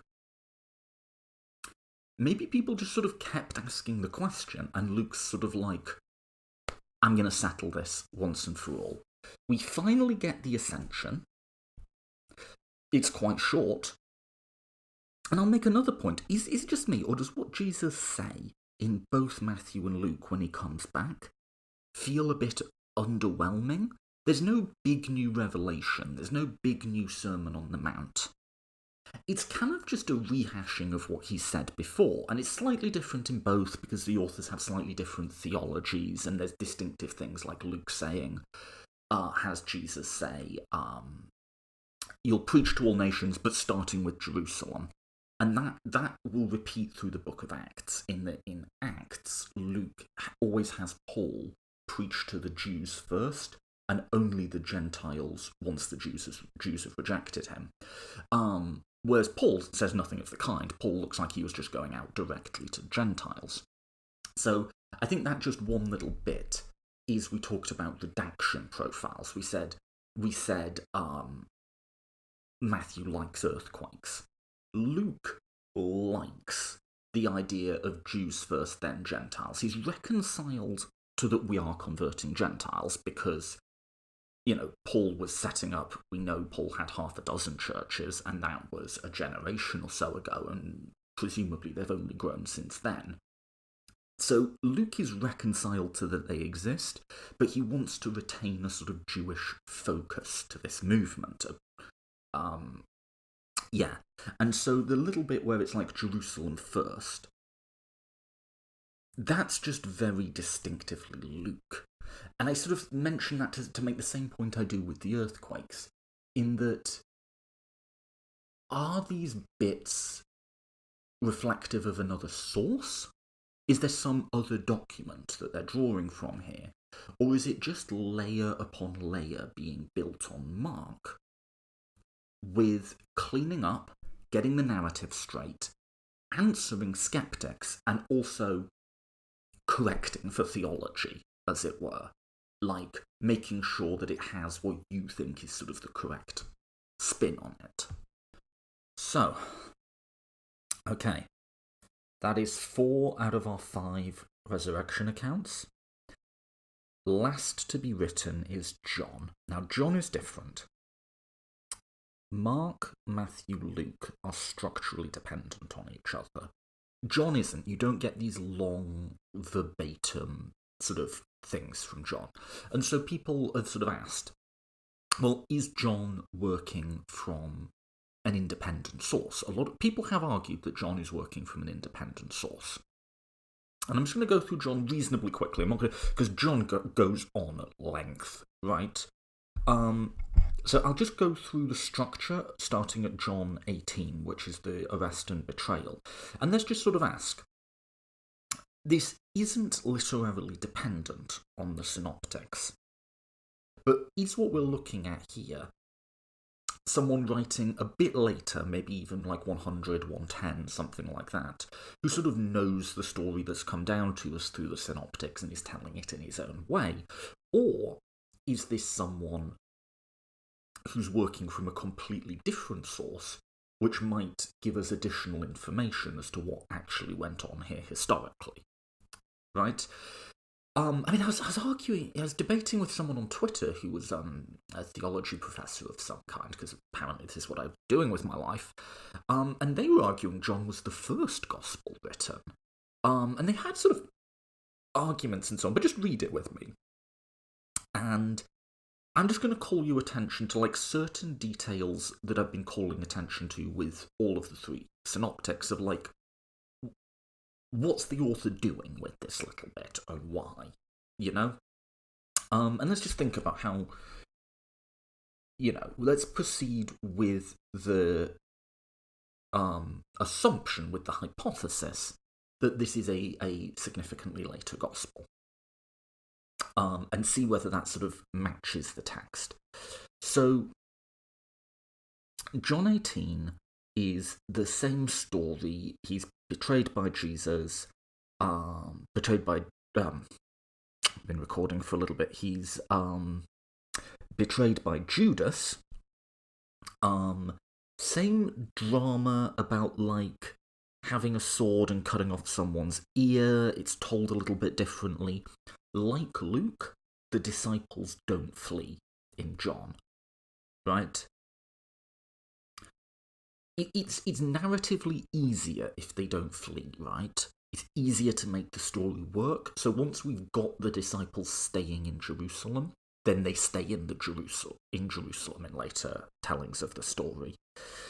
Tiny little story about an interaction between Annas and Caiaphas that isn't in the other Gospels. Peter denies Jesus again. The only difference here, really, is it's interspersed. So there's the first denials, then we go over to the high priest questioning Jesus, and then we flip back to the last denial of Peter. So it's almost like in a movie where you're cutting between 2 scenes as the action goes on, which I suppose makes it a little bit more narratively interesting, but it's the exact same story with just the order reshuffled a little bit. Jesus goes before Pilate, and while in Mark, doesn't say anything to Pilate, has a whole philosophical disputation about the nature of truth with Pilate, and you get this bit about, my kingdom is not of this world, and all of that. And Pilate says to him, what is truth? And, that.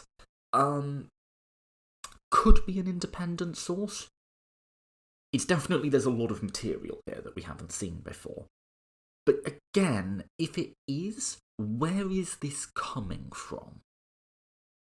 Right?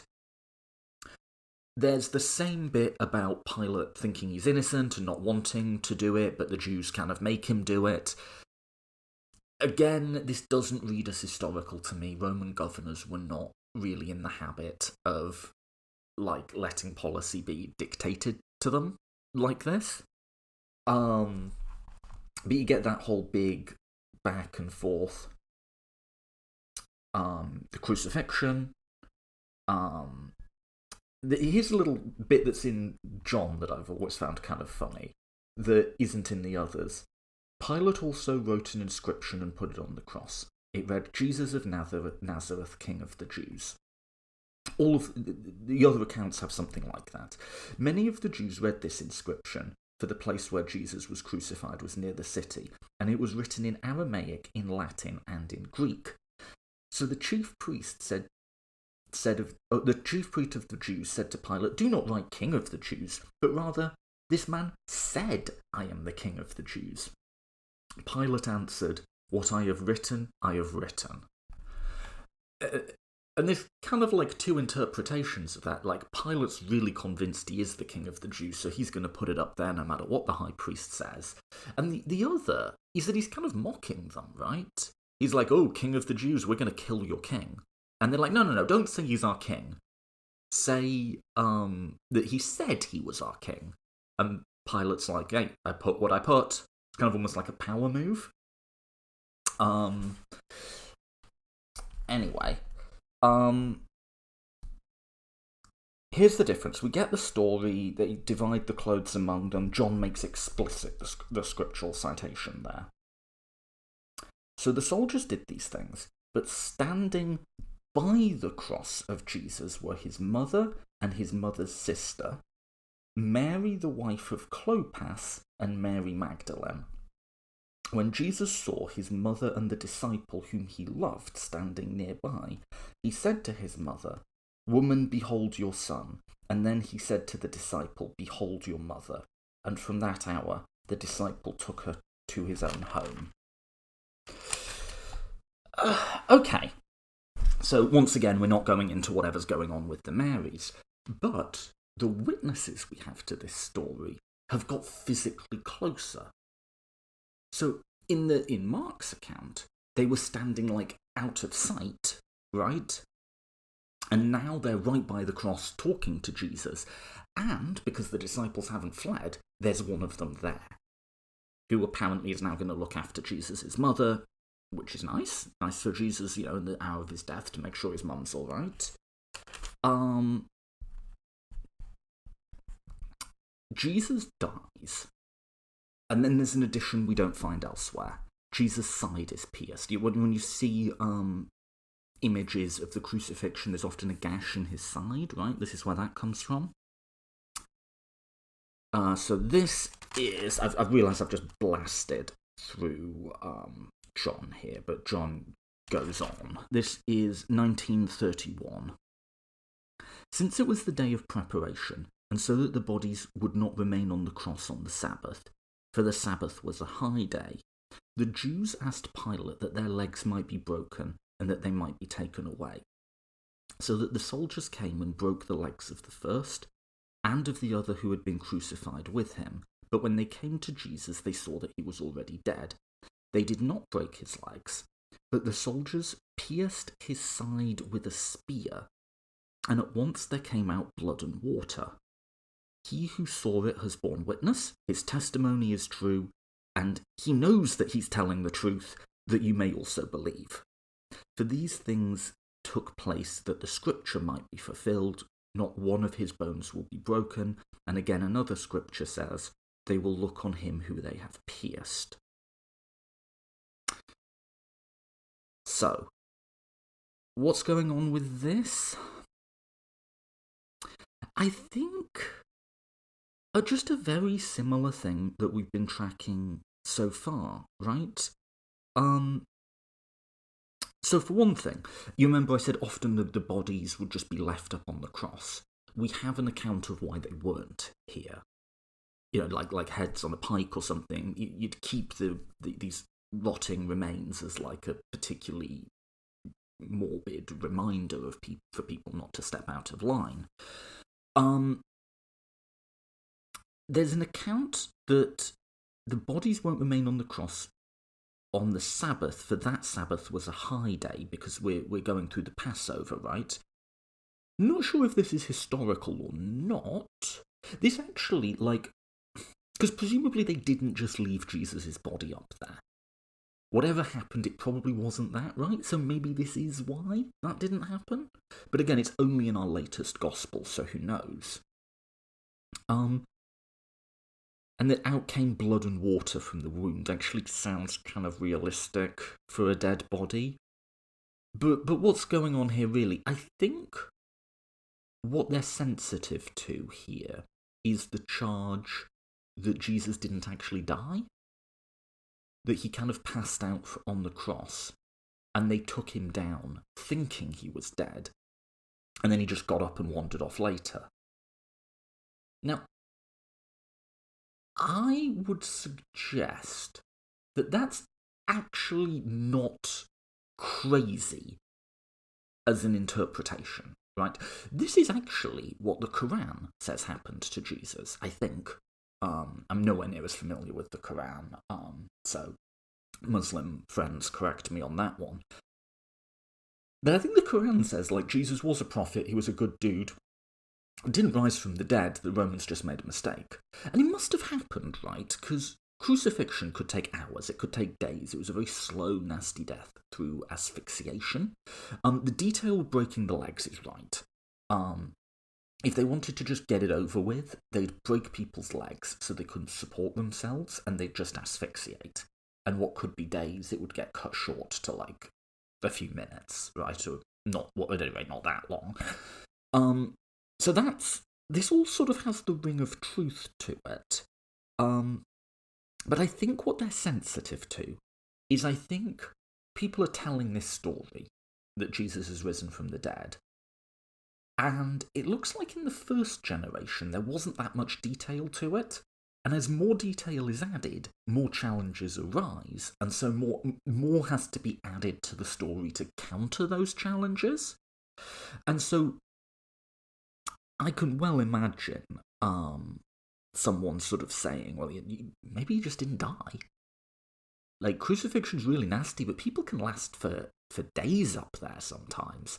Maybe he just passed out. They thought he was dead, put him in a tomb, then he, wanders out again a few days later.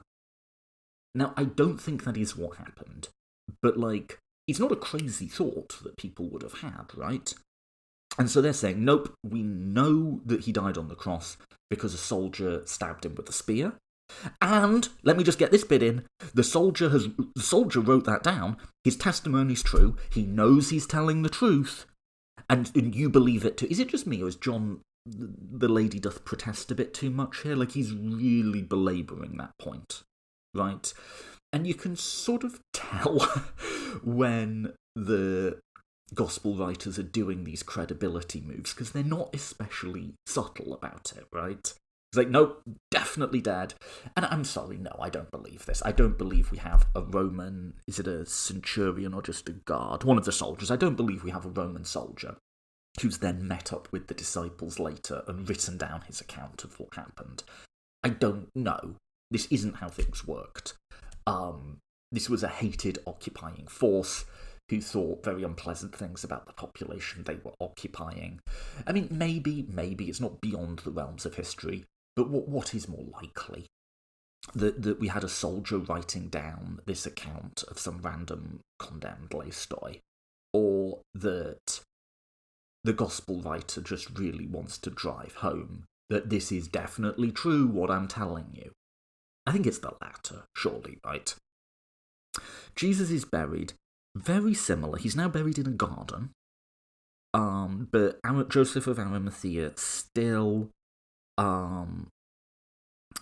And, quote 41, now, in the place where he was crucified there was a garden, and in the garden there was a new tomb in which no one had been laid. So because it was the Jewish day of preparation, and since the tomb was close at hand, they laid Jesus there. So we have a bit of a different origin story about, the tomb and whatever, but you've got that same detail. Nobody's in this tomb yet. And so when people argue that, like, John is an independent source because he's not copying word for word, or that he doesn't know the synoptics. Like, are you kidding? This is the exact same story. It's written up in different language, it goes on for longer, there's other details in it, but we've covered the exact same story, right? Even down to these little... And not only are we covering the same big beats like the arrest and the crucifixion, because I guess you can argue, well, they're just reporting on how it happened, right? And yes, they're telling the same story because they're all telling something that roughly is historically correct. Can argue that. But down to these weird little things which I'm pretty sure get put in the text as, like, credibility enhancers. You've got that following through into John as well. So I would say clearly, like, John knows the synoptics, right? Surely.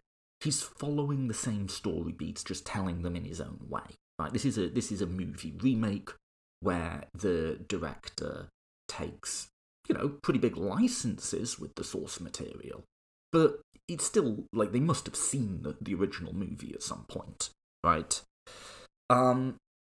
Resurection. And again, the resurrection's pretty similar. Quote John 20.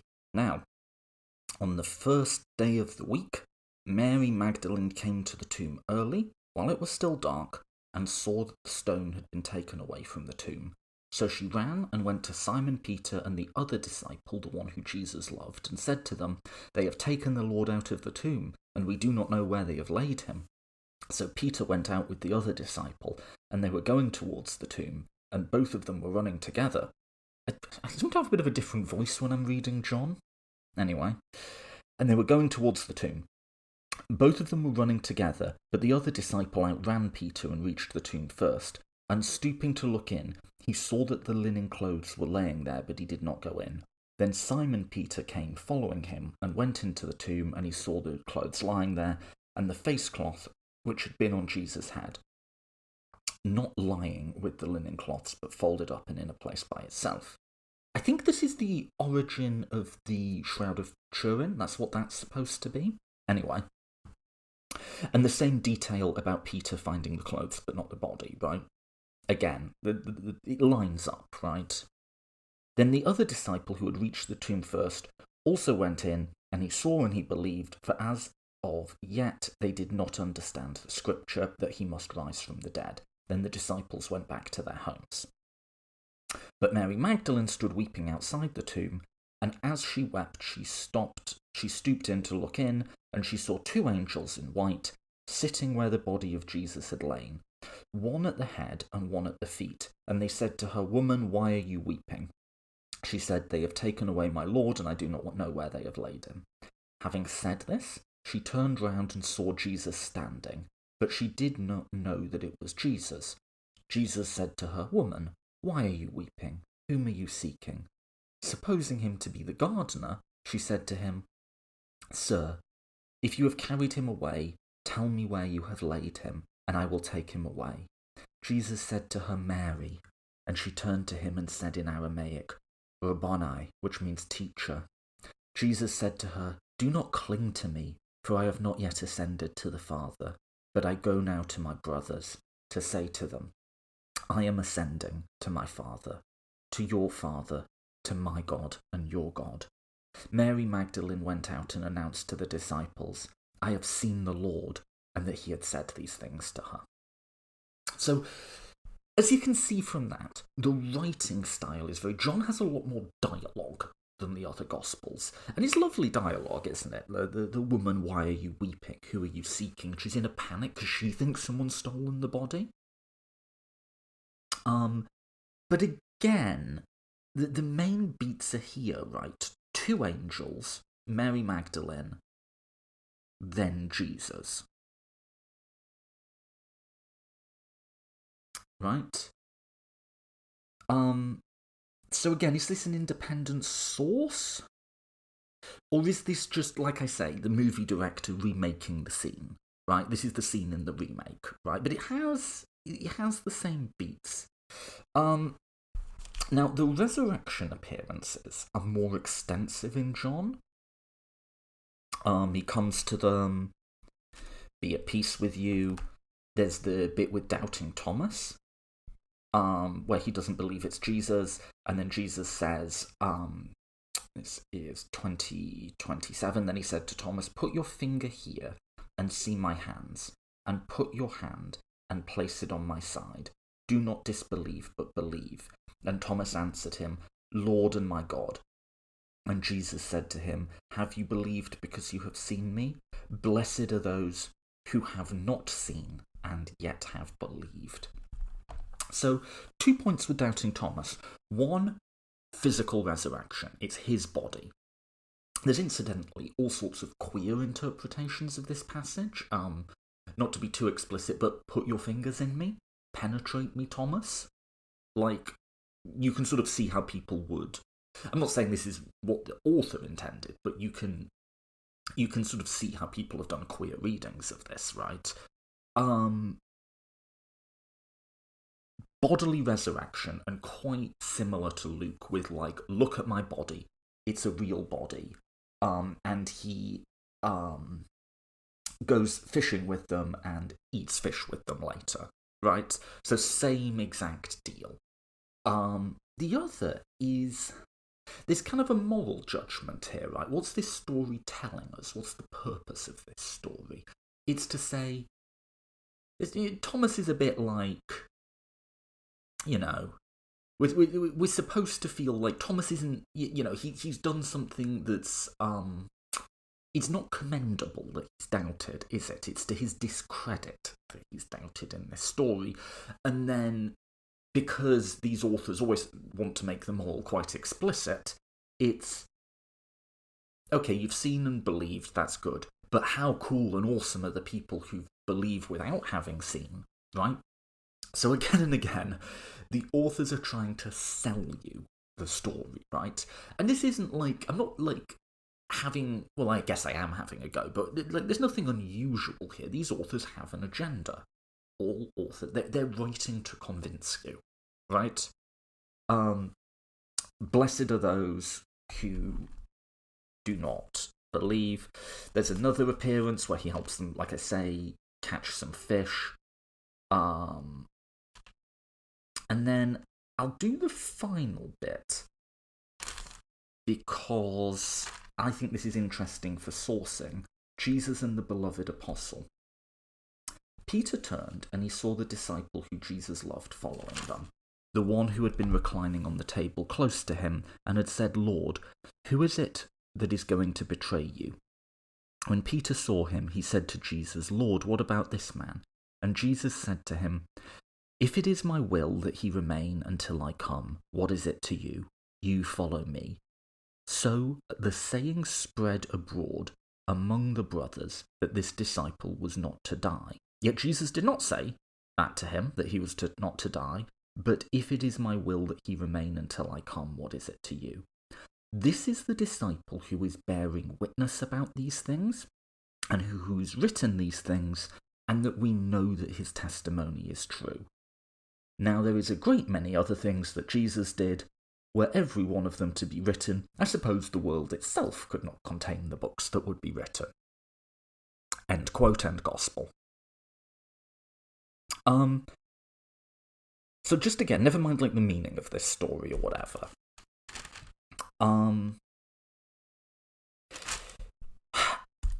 Here's an interpretation of that. Jesus says in the Synoptics that some of you still, who are listening to me, will be alive when the end of the world comes. Now, with the dating I've given you, Mark 40 years on, yeah, that's plausible. That would track. Someone who's 20 when Jesus was alive, who's 60 now. That's fine.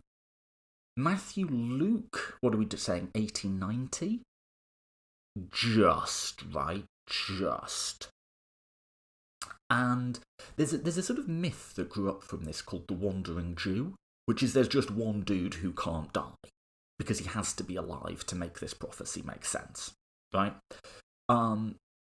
And it seems sort of like what John's doing is he's just trying to take that off the table. You've heard it said that Jesus said at least one person's going to stay. Like, that's not actually what he said, right? So again, it's like a cleanup move. Now, a lot of people have argued that John is a first-hand account because we've got this beloved disciple, right? And it says, this is the disciple who is bearing witness about these things, who has written these things, and we know that his testimony is true. So, is it that the text itself is claiming to be a first-hand source? Well, number one, even if it makes that claim, I think a sort of an analysis of the narrative shows that it's not. But I actually don't think that's what the narrative's claiming here. You recall there was the bit with the Roman centurion, the Roman soldier, sorry, I keep promoting him, where it was like, he stabbed him with the spear, and we know this is true because he wrote it down, and we know that he believed what he was saying, so you should believe it too, right? The authors are sensitive to the question, where are you getting your information from, right? Now, I think with Mark, through most of the Gospel, he's not that sensitive to that, because I think Mark is working with sources that are from the disciples. Why do I think that? Because we know there were people who knew Jesus during his life, namely Peter and James, right? We have direct first-hand testimony to that in Paul, and that they were running the church in Jerusalem for at least another 20 years after his death, right? And so, are they alive in 70 when Mark's writing? Maybe not. But that over the course of a 20, 30 years of running a church, spreading, Jesus' message and so on, we have the sort of testimony, and I don't think it's exactly right of like how they came to be compiled, but something like that probably happened, right? There was like they were writing down the sayings that they could remember from him. We have this story with the Quran and so on, where everyone who knew Muhammad comes together and they're all like, he said this right, and they all have to like agree on what was the right phrasing. I don't know, I'm speculating, but something like that happened, right? Mark is sort of like okay with that, except when he gets to the end. When he gets to the end, he's really careful to show his sources. John, I think, is a lot further out, and I think he's making up a lot more, right? Or giving us stuff that has evolved since then. And so John is more sensitive with the sources, and John is saying it's this disciple who wrote it down.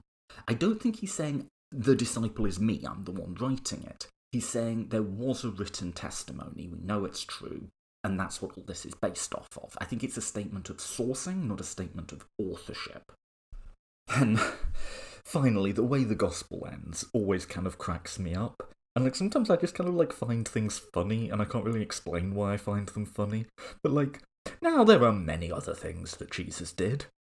Were every one of them to be written, I suppose the world itself could not contain all the books that would be written. End quote. It's just like, how would you say that in like academic ease? There are many other issues pertaining to this that are beyond the scope of this paper. Just like a sort of dressed up way of saying, and I can't be bothered to write anymore. I don't know, it kind of just tickles me. Okay. Those are our 5 sources on the resurrection. I think it's kind of interesting and fun to just look at them and think about them, right? What I've done is I've used the chronology, which I tried to develop in the Gospels episode, to try and place them in context. And I've sort of tried to argue through practice that, by showing you it, in other words, that the chronology is kind of the key to unlocking this. I said at the beginning, what actually happened here? Right? What actually happened? We don't know, we can't know, we'll never know, but let's speculate. What actually happened? Here's my first big move that I want to make. And there's no, like, one bit of evidence that's going to be conclusive for it. But I think having done all of that, you'll get it now. At least you'll get why I'm convinced by that move. I don't think we have 5 sources here. I think we have 2. I think we have Mark and Paul, and I think that's it. I think the other 2 synoptics and John are both just a series of layers on top of Mark. I don't think there's anything in there that is indicative of there being another source. And that source could just be oral transmission, it could be another written source. Like I say, there are other sources here. There's other sources in the life of Jesus, this Q document, hypothetical document still. I think there's other sources behind Acts of the Apostles that we no longer have. I think there's other sources beyond Mark and Q about Jesus' life that we no longer have.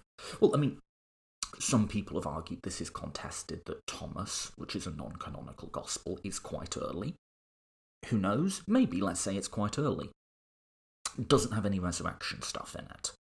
Or if it speaks to the resurrection, it does so cryptically and obliquely, but we don't have any direct, this is what the body looks like, it's flesh and blood, or it's a pneuma, right? So, I think there's all sorts of sources everywhere for this, but when it comes to the resurrection, there are only 2. There's Paul, who is a purported eyewitness, and there's Mark, who is, I think, probably not the first person to sort of write down stuff about Jesus. I think he might be the first to put it in narrative form. That's a guess, but anyway. And so I think what we can do, here's a nice way of telling you we've just wasted the last 2 hours, is I think when you're asking what really happened here, we can totally dispense with Matthew, Luke, and John. I think those are either copying Mark directly, in which case we might as well just go back to Mark, or they're adding stuff to Mark for the variety of reasons that we explored, either to try and make it more credible, to answer objections, to sort of get some of their own theology in there, or as we saw with John, to just make the story more interesting, to add a bit of dialogue, But none of that helps us. Well, it helps us because we can see, it helps us understand how beliefs about this grew and changed over the course of the first 100 years of Christianity. If we're writing a story of the Jesus movement, this is all useful information. For instance, when particular ideas and doctrines developed. But in terms of the what actually happened, it's Paul and it's Mark, and that's it. That's my first big claim here. We have 2 sources here. And isn't it kind of telling that out of the universe of potential sources, and like I've said, I think there's many that we don't have, we only have 2. I'll come back to that point. Paul, I think he's telling the truth. I think he believes he's telling the truth. He believes he saw something, although he seems to struggle a little bit to explain to us what it is. What do we make of Mark? Just assessing it on its own terms, without any of the stuff that gets added in, and I believe it was added in, by the later Gospels. So I turned this over in my head for a long time. And appropriately enough, perhaps, I was sort of lying awake in bed, just turning this over, because again, this is apparently what I'm doing with my life. I should say my wife got quite troubled by the fact that I had a Bible on my bedside table and was reading it before sleep, and she's like, you're not converting on me, are you? And I was like, no, God, no, I'm thinking about the synoptic problem, and I suppose once again she despairs of who she married. But I was sort of thinking about this, and I lay awake for a few hours and turned it over, and this is after weeks of thinking about it. And it just came to me, and it was completely obvious, right? And I remember feeling really almost quite dispirited and a bit deflated once I realised it, because it's not... Once you get it, right? And the bit that did it for me was the final sentence of Mark. And they told no one, for they were afraid. Now, there's so much written about the end of Mark, because it's such a weird ending, isn't it? They told no one, for they were afraid. Right? And, we talked about, well, is this a narrative thing? Is it meant to end there? Is it like these big questions? And I think sometimes we've spent so long thinking about these texts, and they're so important to people, that you sometimes miss the most mundane meanings of it. I've been arguing throughout that a lot of what we see here is that the author's trying to answer, explain, dismiss certain ideas that are in, like, common discourse, right? Jesus actually didn't die on the cross. Yes, he did. This Roman centurion speared him, and he wrote it down, and he knows that he's right, and, you can know it too. It's like, what's that verse doing there? There's all sorts of theology about the spear. When the Crusaders went to the Holy Land and did all sorts of horrible things, they supposedly found the spear, and it caused a miracle for them and helped them win a battle, and they brought it back. And there's so much built on all of this, right? But where did that story actually come from? It comes from the fact that the author of John wants to convince his audience of it, right? So they told no one, for they were afraid. What's the author actually doing there? He's explaining to you why you haven't heard that story before.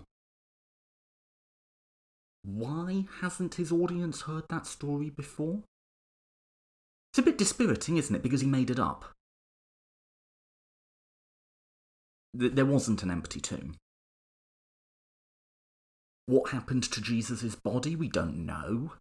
I'm going to guess it probably wasn't left up on the cross, or at least not for any long period of time, because that might have been something people remembered that sort of contradicted this. Probably didn't get a tomb. Like I said, most people probably wouldn't. Just disposed of, tossed in a pit somewhere, most likely, right? Mark doesn't expect his audience to know any of this. Why don't they know any of this? Because this isn't a story that's been in circulation yet. Why not? Because he's making it up. He's not, to be fair to Mark, he's not just inventing it for the sake of it. Now, you'll recall when we looked at Paul's account, which predates Mark by about 20 years, there was kind of a formula. These things which I first taught to you, which I received myself as of first importance, right? That Jesus died for our sins in accordance with the scripture, he was buried, and he was raised on the third day. Now, Paul doesn't flesh in any details of that. There's no narrative attached to it. And when he says buried, there's no detail on where, why, if there was an empty tomb or not, right? Mark knows that. I don't know if Mark knew Paul, or at least I don't have direct evidence that he did. He might not have, right? But the fact that Paul got that formula from someone else, I think means it was in wide circulation. So it's quite possible that both Mark and Paul got it from someone else. Let's say Peter. I'm not sure it was Peter historically, but he's as good a candidate as any, right? It could well have been Peter. Or Peter passed it on to someone who passed it on to Mark. Although this was just the sort of thing every Christian knew, right? Now, Mark, I think, has something a bit like a list of sayings. He's got stuff he's been told. Remember in one of our earliest accounts of gospel composition, they said, they wrote down the sayings of Jesus, but not in order, and then someone put them in order. But maybe Mark has a few, maybe he has one. But like I said, I think there would have been documents recording the sayings of Jesus, maybe recording short stories about him. Mark is prompted by the destruction of the temple to write his gospel, because he thinks that that is the sign of the coming apocalypse. And the more I think about what they believed about the apocalypse at the time, i.e. it was an earthly apocalypse that was going to be both divine conflict and human conflict. Yeah, this would have, tracked, right? It's quite, given what Mark believed about the world, that the temple being destroyed would be a sign of the apocalypse is pretty rational, really, given what he was primed to believe. So he works through his story. He's got his sources, and again, Mark doesn't have all the birth narratives. He's got his life of Jesus. He's got his sayings. There's other sayings lists out there that Mark isn't aware of, namely Q. And he's like, I need to spread the good news of Jesus. The Evangelium. Let me try and get this in a compelling form, because if I'm just going around with a list of stuff, that's not compelling, is it, to someone who doesn't already believe? Here's a slightly list of cryptic things that some crucified guy 50 years ago said. People are going to be like, well, okay, thanks, dude, but in case you haven't noticed, important stuff is going on here. So Mark wants to put it all into a compelling story, and to be fair, he succeeds. He nails it, really. Mark is a compelling story. I think it was written quite fast, but the fact that it's sloppy, that it makes spelling and grammar mistakes, that it has inaccuracies in its geography and scriptural citations, doesn't change the fact that it has real narrative power. And it's building and it's building and it's building to this moment. Mark knows Jesus gets arrested. Like I say, I think the arrest in Gethsemane, there's some history behind that. There's some weird discrepancy to be solved with Judas, but again, that there are weird discrepancies in terms of was it 11 or was it 12, in many ways enhances its credibility for me. The fact that it's not tidied up, as it is in later Gospels, because history is messy and there's conflicting accounts, that in many ways doesn't stop me thinking that's true. I think probably someone did use a sword in Gethsemane. I don't think Jesus healed it afterwards, and as we saw that he healed it afterwards, is something that gets layered in on top of Mark. And then what happens is Mark's sources stop. What does he have to go on after that? He knows that he was condemned by the Jewish council. He knows that he was sentenced to die under Pontius Pilate. He knows that because he knows this formula that Paul knows, that he was crucified, buried, and risen on the third day. But that's all he's got to go on. So he fills in the blanks. Right? He writes a very brief story of Jesus getting condemned by the council, a very brief story of him getting sentenced by Pilate, in which Jesus says nothing. Why does he say nothing? Because the author doesn't know what happened there. So he just has him say nothing, and as later writers take Mark's story, they'll layer dialogue into that. But the one source we have, which it's all based on, that's all he's got. So he's like, okay, that happened. Now he's got to do, and he has to do this really, right? Because it's a central bit of the face of first importance that he was crucified, buried, rose on the third day, and no one's encountered the problem that Mark's trying to work through here, because no one's tried to put it in narrative form before. But he has a problem. How does he know any of this? Well, he doesn't, not really. But he's not just going to write, and I have no clue what happened, but, here's a guess. He wants to convince people of this. Now, he knows historically that the disciples fled. I think that's true. I think that happened. And I think that's why we don't know anything, right, about the what happened, because there weren't. There's sources from Jesus' life that filter through into Mark. There's not sources that filter through about the death, because the disciples weren't there. So the author has a problem. How does he solve it? He puts the women there. maybe the women were there for the crucifixion, but here's why I think no, is at the crucifixion, he says they were there, but they were observing from a distance. And you notice they get closer as the stories go on. And in John, they're right up at the cross having a discussion with Jesus. In Mark, they're withdrawn. And I wonder, because Mark, like I say, it's just at the point where there could be someone alive who remembers it. I wonder, it's speculation, but why are they withdrawn? Why are they not there in the crowd? They're watching from a distance. Is it possible that Mark is preempting someone, saying, well, I was there, I didn't see all these Marys. Just a thought. And I don't really like this read, but I think it's the right one. And I don't like it because I don't like to sort of diminish female agency in stories like this when we don't sort of have much of it to go on. I guess what I'd say is, if you want evidence of female leadership in the early church, you do have evidence that the Marys were important during Jesus' life. I think they were real people.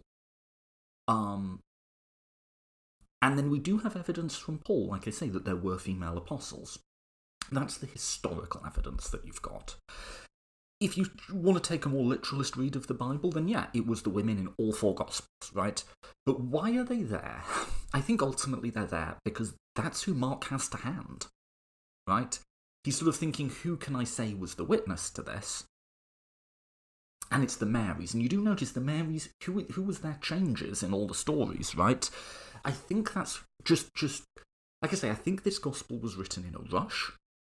And I think he fleshes out the story a bit, which is to say he makes it up. And he puts witnesses there. Now notice something. I cannot be the first person to think about this, to have thought this. But at the very least, I claim to have thought of it independently. I bet someone else must have had this interpretation. You remember I said it's a 3-part formula? Died, buried, raised. Well, for each part of that, Mark writes a short couple of paragraphs, right? It's not extensive. For each part of that, he says, okay, so I know he died, let me write a death scene. I know he was buried, let me write a burial scene. And I know he was raised. I don't know what this looks like, but let me write something that speaks to that. Why don't we see Jesus in Mark? I think Mark doesn't know how to write that. I think he hasn't seen the resurrected Jesus himself. He knows that other people have. And he doesn't quite know what they're on about, as we don't quite know what Paul is on about. And so he kind of doesn't trust himself to write that bit, so he writes the resurrection that way. But here's the thing. There's 3 blocks which I think correspond to died, buried, resurrected.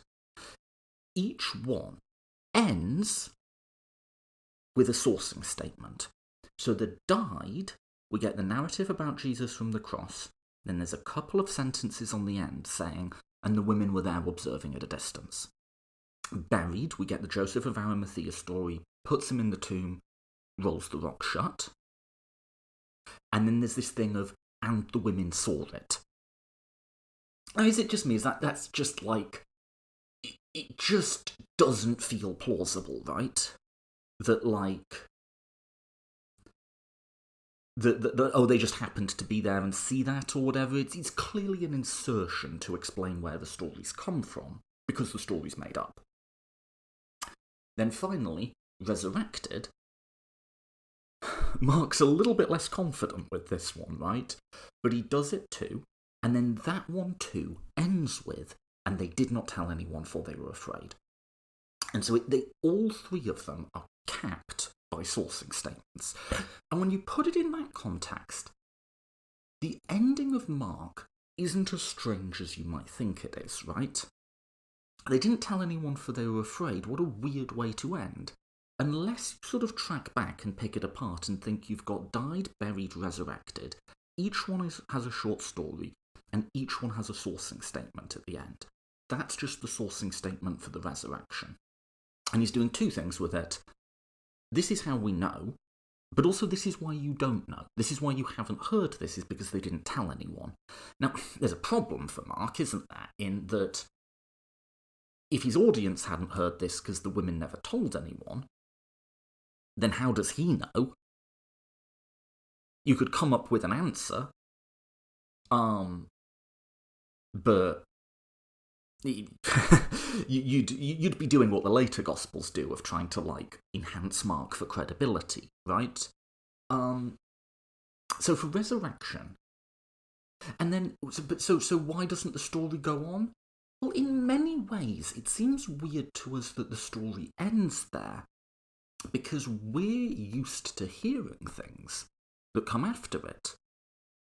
But Mark isn't. His audience isn't. They don't know about all this other stuff, because it hasn't been invented yet. So it perhaps wouldn't be as weird to them that the story ended there. And so, okay, to this idea that maybe Mark's writing a bit of a prequel to the resurrection appearances that we hear in Paul, well, maybe, or maybe Mark just does sort of think the story ends there. Now, it's set up to go on, right? The disciples have fled, and presumably the resurrection appearances, when they happened in Galilee. Or the disciples just went home. They were from that area of the world anyway, right?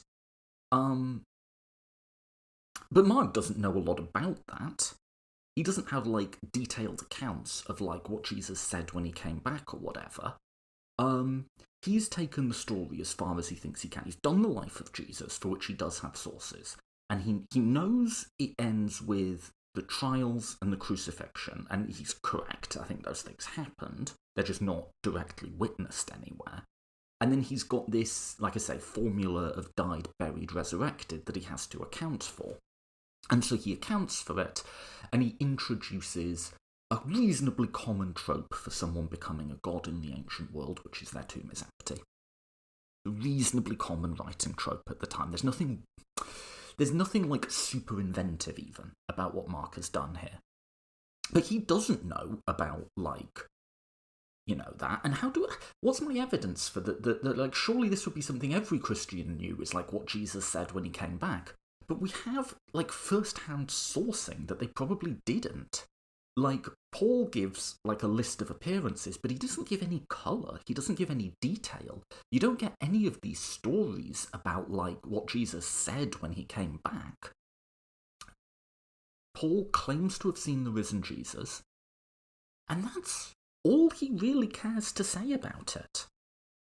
So, is it that wild to... I mean, it seems wild to us, because we think, well, there must have been, like, long accounts of what happened when Jesus came back. Maybe there just wasn't. Maybe people were claiming to have seen him, and they weren't. It wasn't like a long story. It was just appearances. Maybe these things were very, very, very brief. Sort of get that feeling from Paul, right? The way the story's told seems like it just sort of happened. I'll come back to that. But maybe Mark just sees it as his role to cover Jesus. He knows it has to end with this formula, but he doesn't know a lot of any sort of level of detail about the resurrection appearances, because when it's being reported, and we have it from a first-hand source, it's not being reported in any sort of colour or narrative detail. And as we saw, as sources get layered onto Mark, there's actually a slight hesitancy about what they have Jesus say when he comes back. Mark doesn't have him in at all. And is it just me, or are Matthew and Luke quite terse? We go through all this thing in Matthew of Jesus coming back, and then he just basically reiterates the Great Commission. Get a little bit more in Luke, but in terms of what he actually conveys, it's the usual stuff that he's been saying throughout the Gospel of Luke, and that, you know, as you would have it, just seems to be a rehash of the central points of the theology of the author of Luke Acts, which tells me that this, like I say, is just a layering onto Mark. It's not an independent source. We're not looking at some testimony from the time of what Jesus said, because I don't think there's testimony from the time of Jesus really saying much of anything when he came back. That doesn't mean that people didn't believe it, and I'll get back to that, but I think Mark is, just setting it up so that, like, he's going to come back in Galilee and so on. And that's it. I think to Mark, the story's done, but for more mundane reasons, almost, than we conventionally think about it. And, like I say, it feels a little disappointing, doesn't it, to reach that terminal point. I think a lot of people who study this are Christians, and I don't want to accuse people of being, like, overtly biased. I don't think they're being dishonest, I'll put it that way. But I think people struggle to let go of the empty tomb. Like, a lot of the lectures on the historic Jesus do sort of try and talk about what was the reality of this and sort of what happened and so on.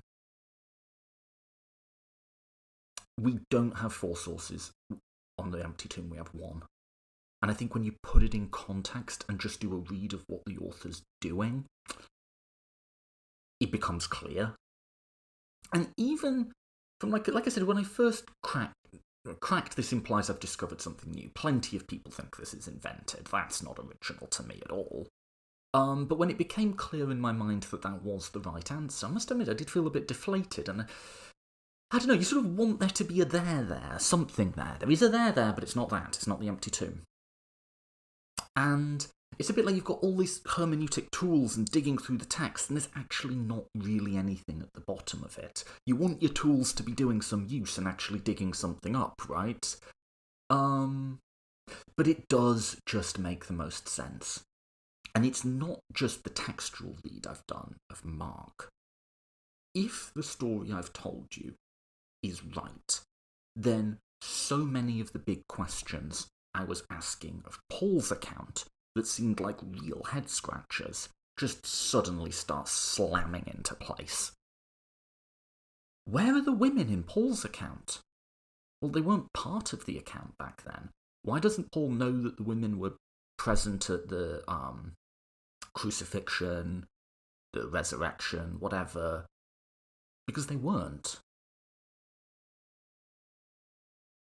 Where's the ascension in Paul's account? That idea hasn't been invented yet. It won't be invented for another 40 years. We're a generation out of people thinking up this idea.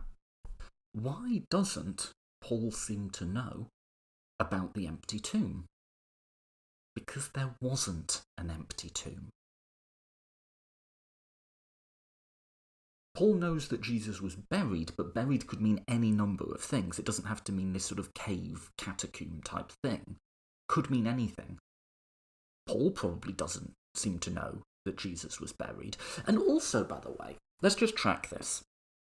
If there was an empty tomb, and Peter went there, and saw that it was empty, and then saw Jesus again, wouldn't this have kind of become a thing? Wouldn't Christians have sort of visited there?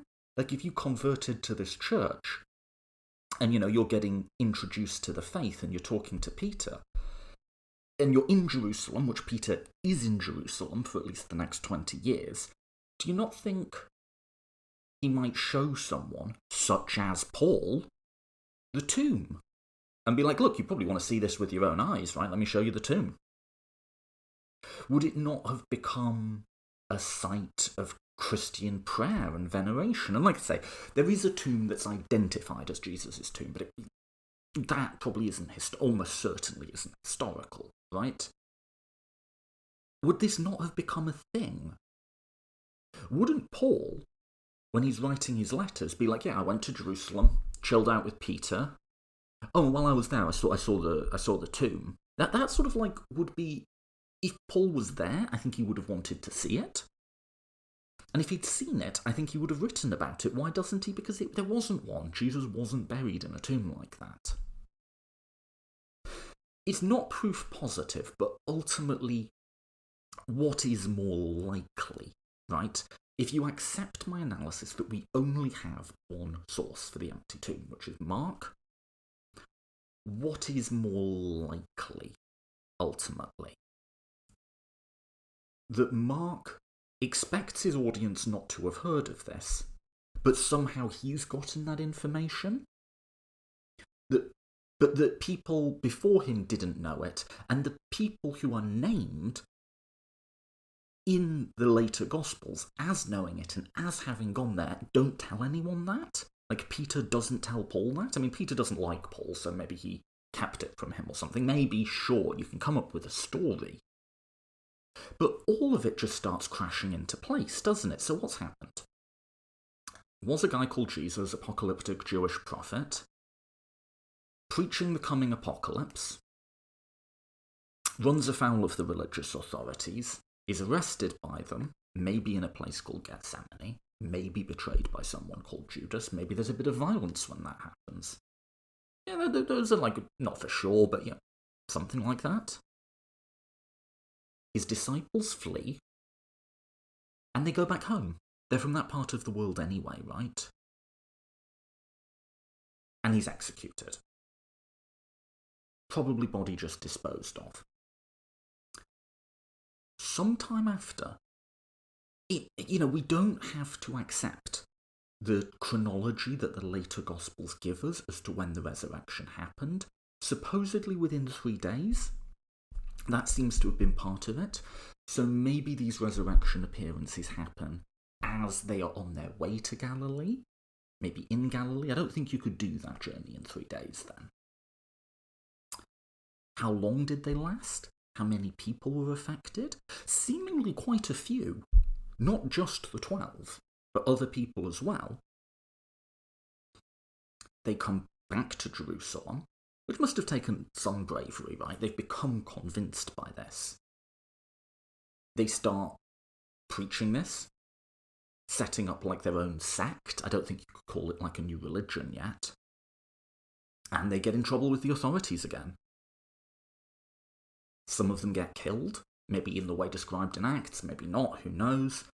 This guy called Saul, Paul, comes along, and he's a bit of a precocious young youth in, rising ahead of his years in Judaism, he tells us. And he starts trying to, shut this down. And then Paul sees the same thing. And he changes his entire life because of it. 20 years down the road, Paul has been spreading this to all sorts of non-Jews, bringing them into this. He writes about his experiences firsthand in a way that's pretty confusing to us, but he seems to be claiming a direct encounter with a being that is not recognisably human. And that what he saw was the same thing as what the others saw, who he's in contact with and he's met. Another 20 years go by. The end of the world hasn't come yet, but Paul says, it'll come like a thief in the night. We don't know when it's coming, but it's coming soon. Paul's dead. Maybe early 60s, he's executed in Rome. Let's just say Peter and James are also dead. And something's happened to James. Maybe he's fell out, left the church. Don't know. But Peter will be remembered. Paul will be remembered. 70. The Jewish war, the temple is destroyed.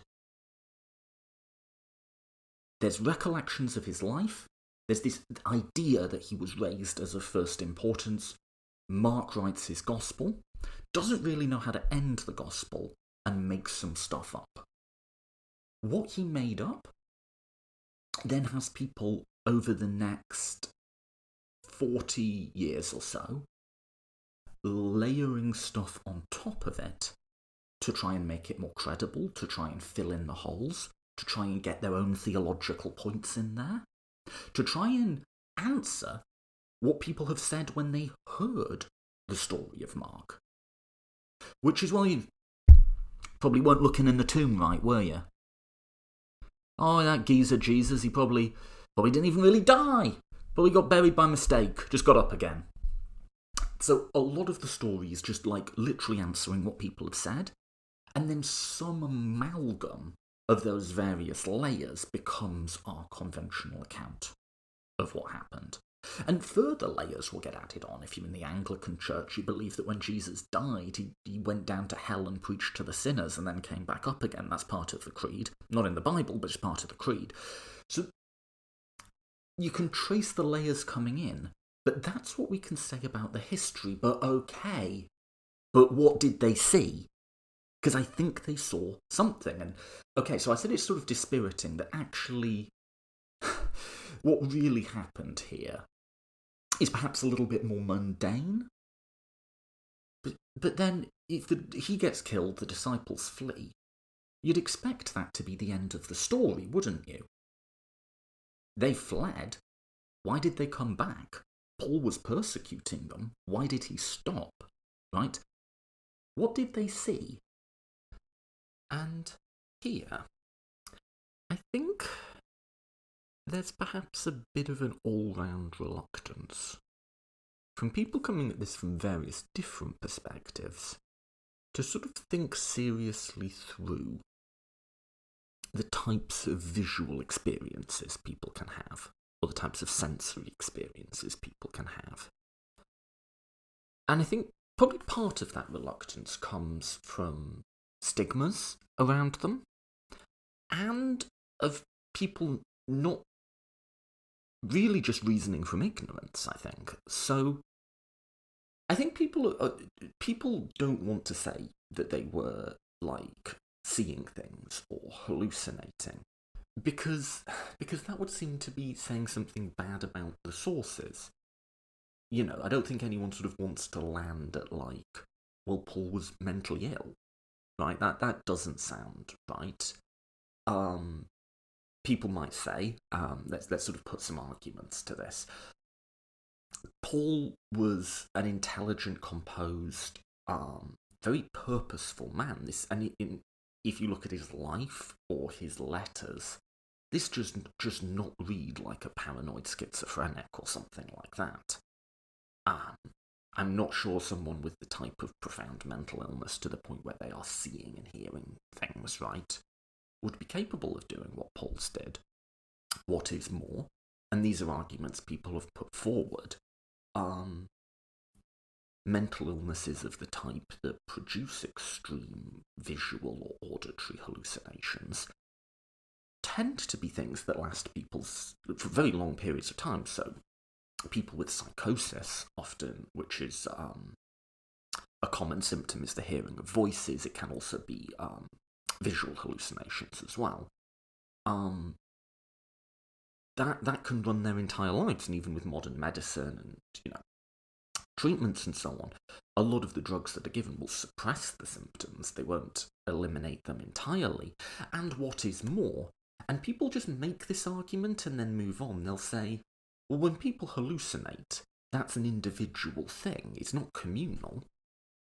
And people don't all see the same thing. Again, remember, Paul thinks he's seen the same thing as Peter, and he's talked to Peter. So have they, like, compared notes at some point? We're speculating, but you'd sort of assume they kind of have, a little bit, right, if they spent a certain amount of time together.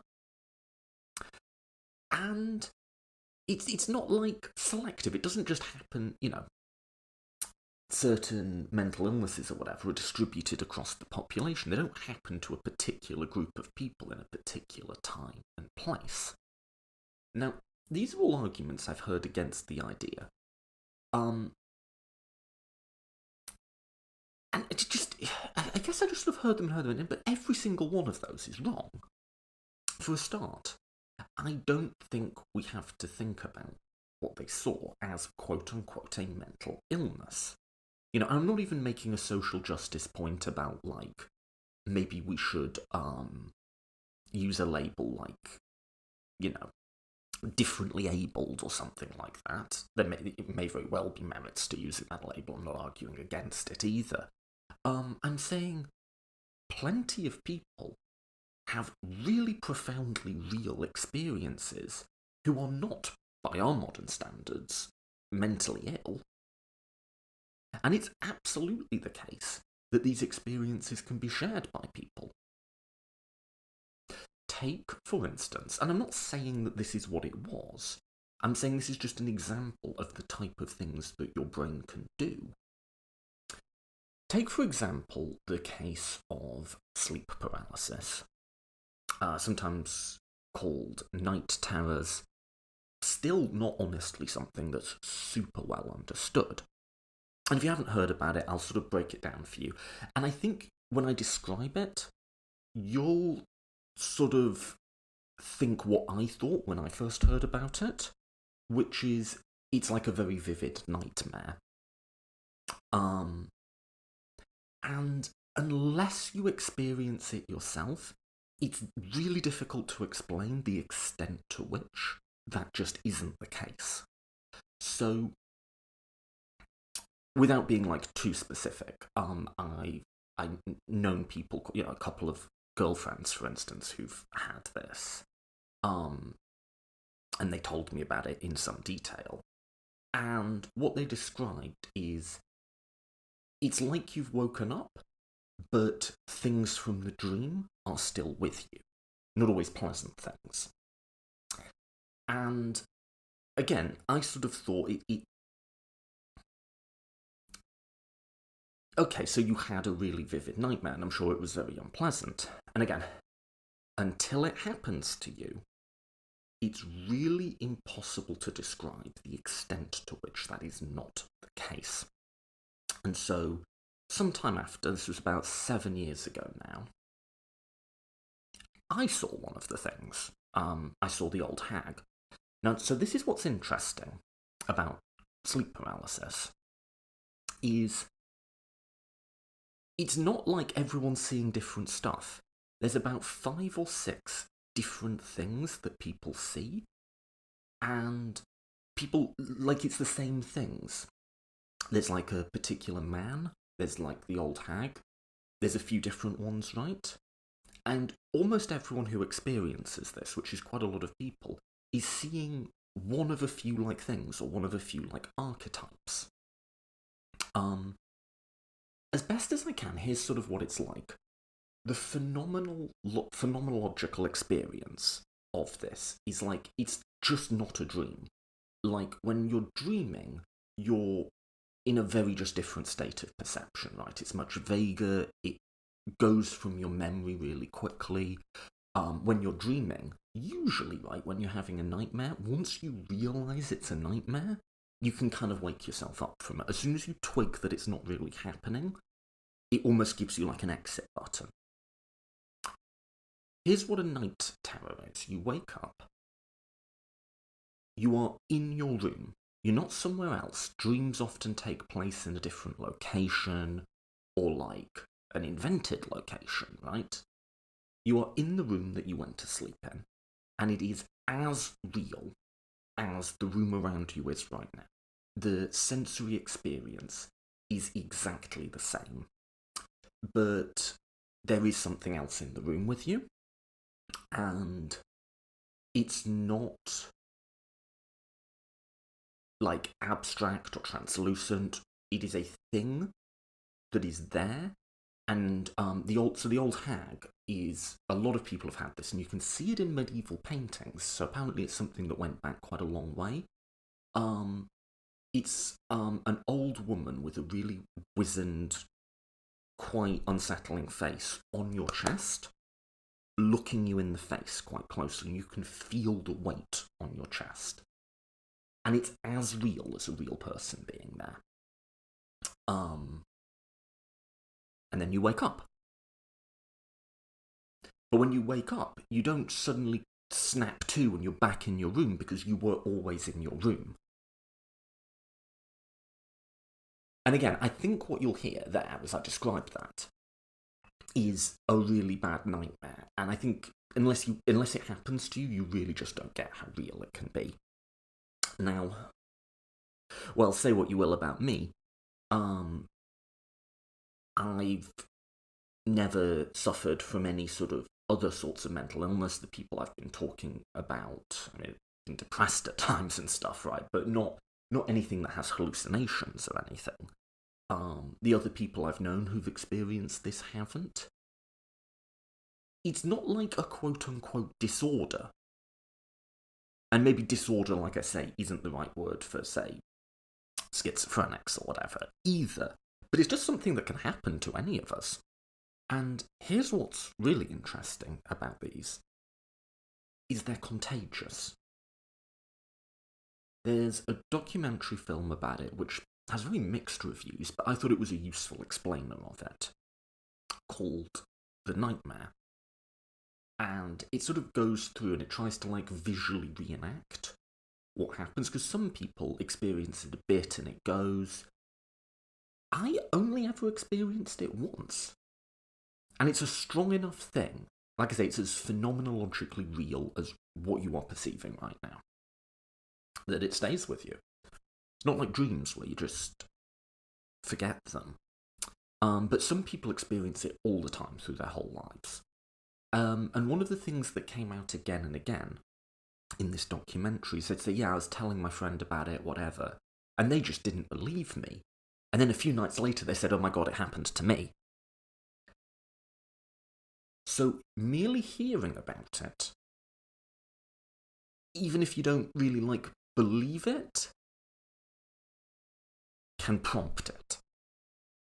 And often prompt, like, the same characters. Now, the thing I didn't like about that movie, and I'd probably recommend a bit of caution on watching it, is I think the person making it and a lot of the people interviewed really did seem to think that there was these were actual things, like actual demons, which is easy to dismiss if you're merely thinking of this as a vivid nightmare.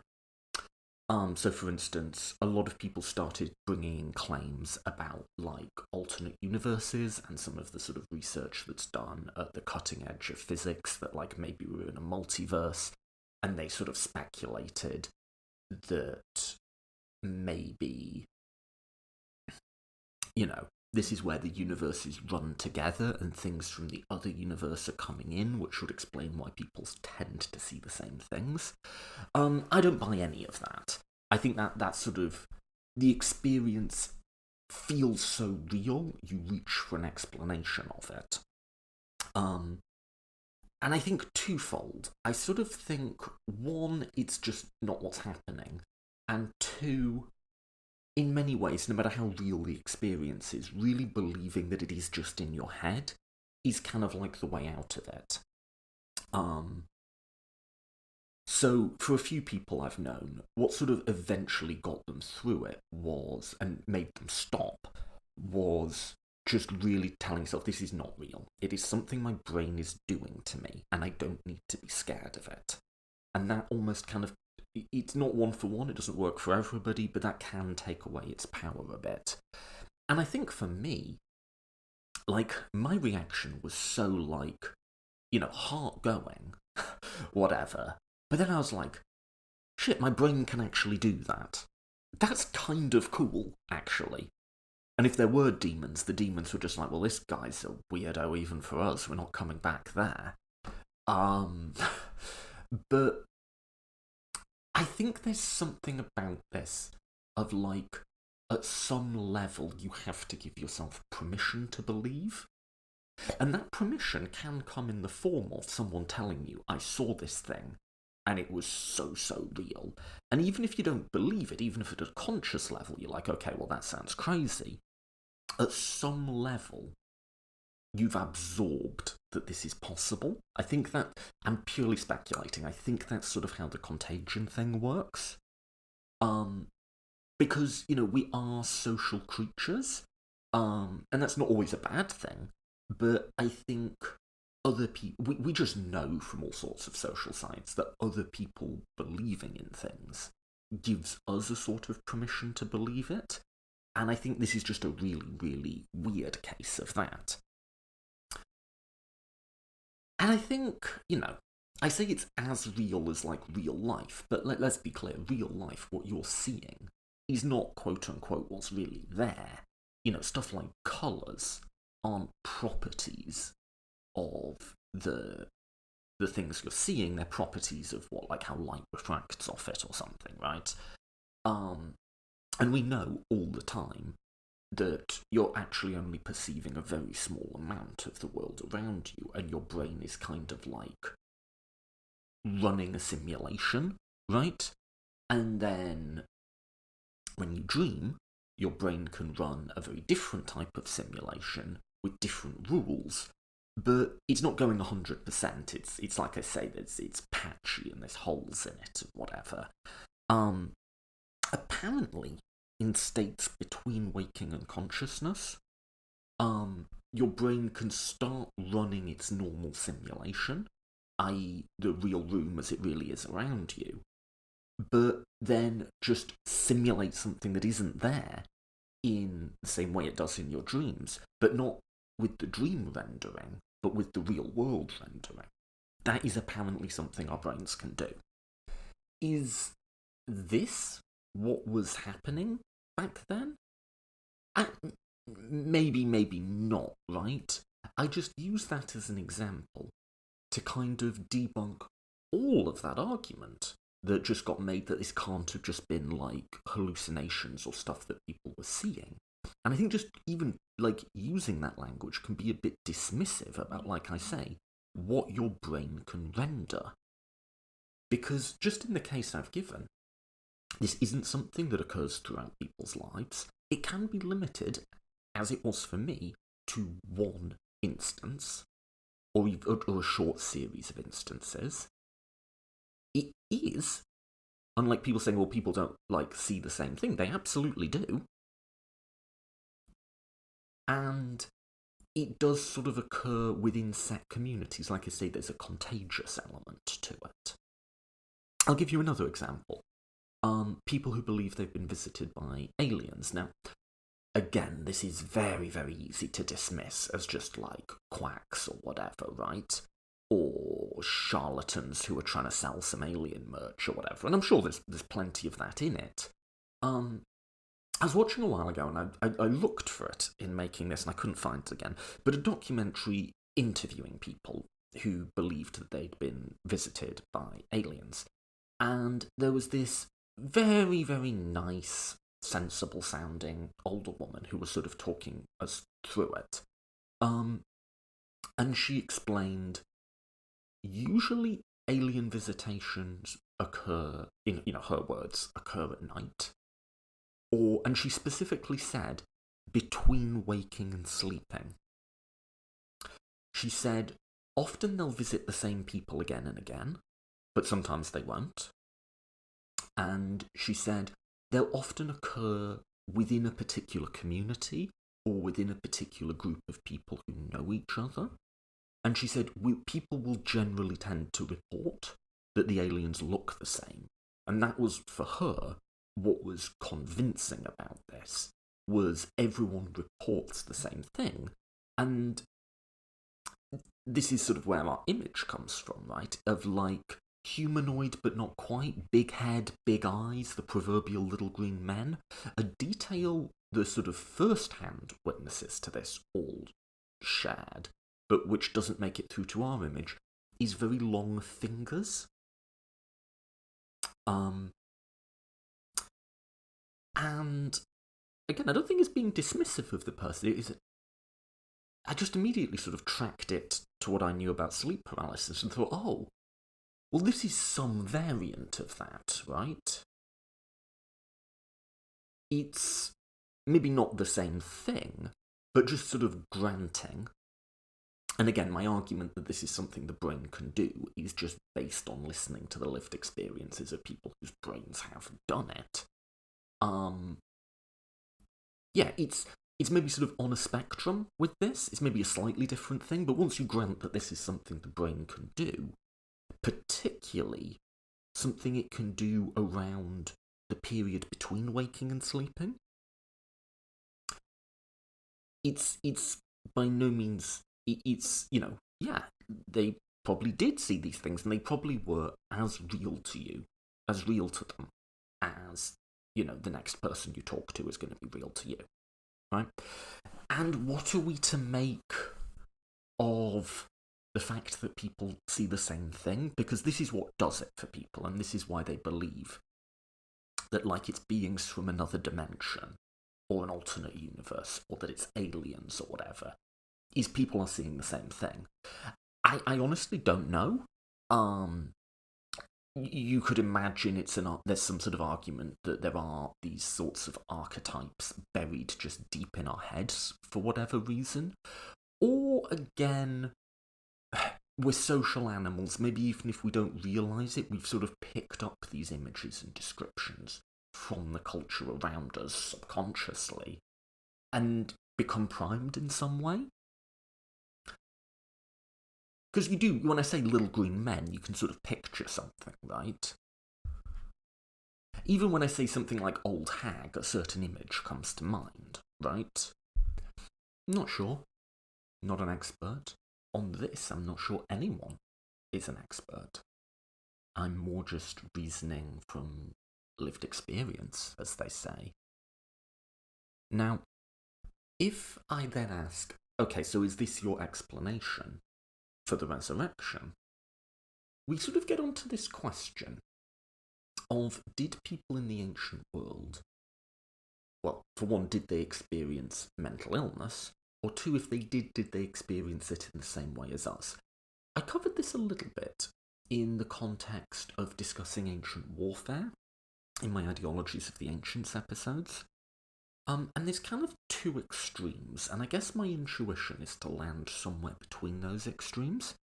So to take the case of war, there's been a view for a while that things like PTSD, or in the First World War they used to say things like shell shock, right? That's a distinctively modern phenomena. And that it just didn't happen to people in the ancient world, and they didn't record it. And it often comes with this sort of like machismo idea that people in the ancient world were just tougher and like getting like so freaked out that you can't operate from a war. That's something that happens to squishy, namby-pamby modern people. Or maybe modern war is just so different and it lasts longer, and like the sort of just experience of being shelled over and over and over and over and over again is a bit different than a short battle where you all go stab each other. That, you know, the types of responses we see from modern soldiers are distinctive to the very modern circumstances that they endured, right? On the other hand, people will say, well, what on earth are you saying that we don't have sources from the ancient world talking about trauma from war? We have endless sources from the ancient world talking about war. What is more, when you try and like look at what the symptoms they're saying are, we can actually diagnose them. I think that might be going a bit far too. When you have these very old, perhaps partially fabricated, perhaps totally fabricated stories from discrepant and fragmentary sources that may very well have been edited over the years. You know, to think we can get a clinical diagnosis of someone in the ancient world.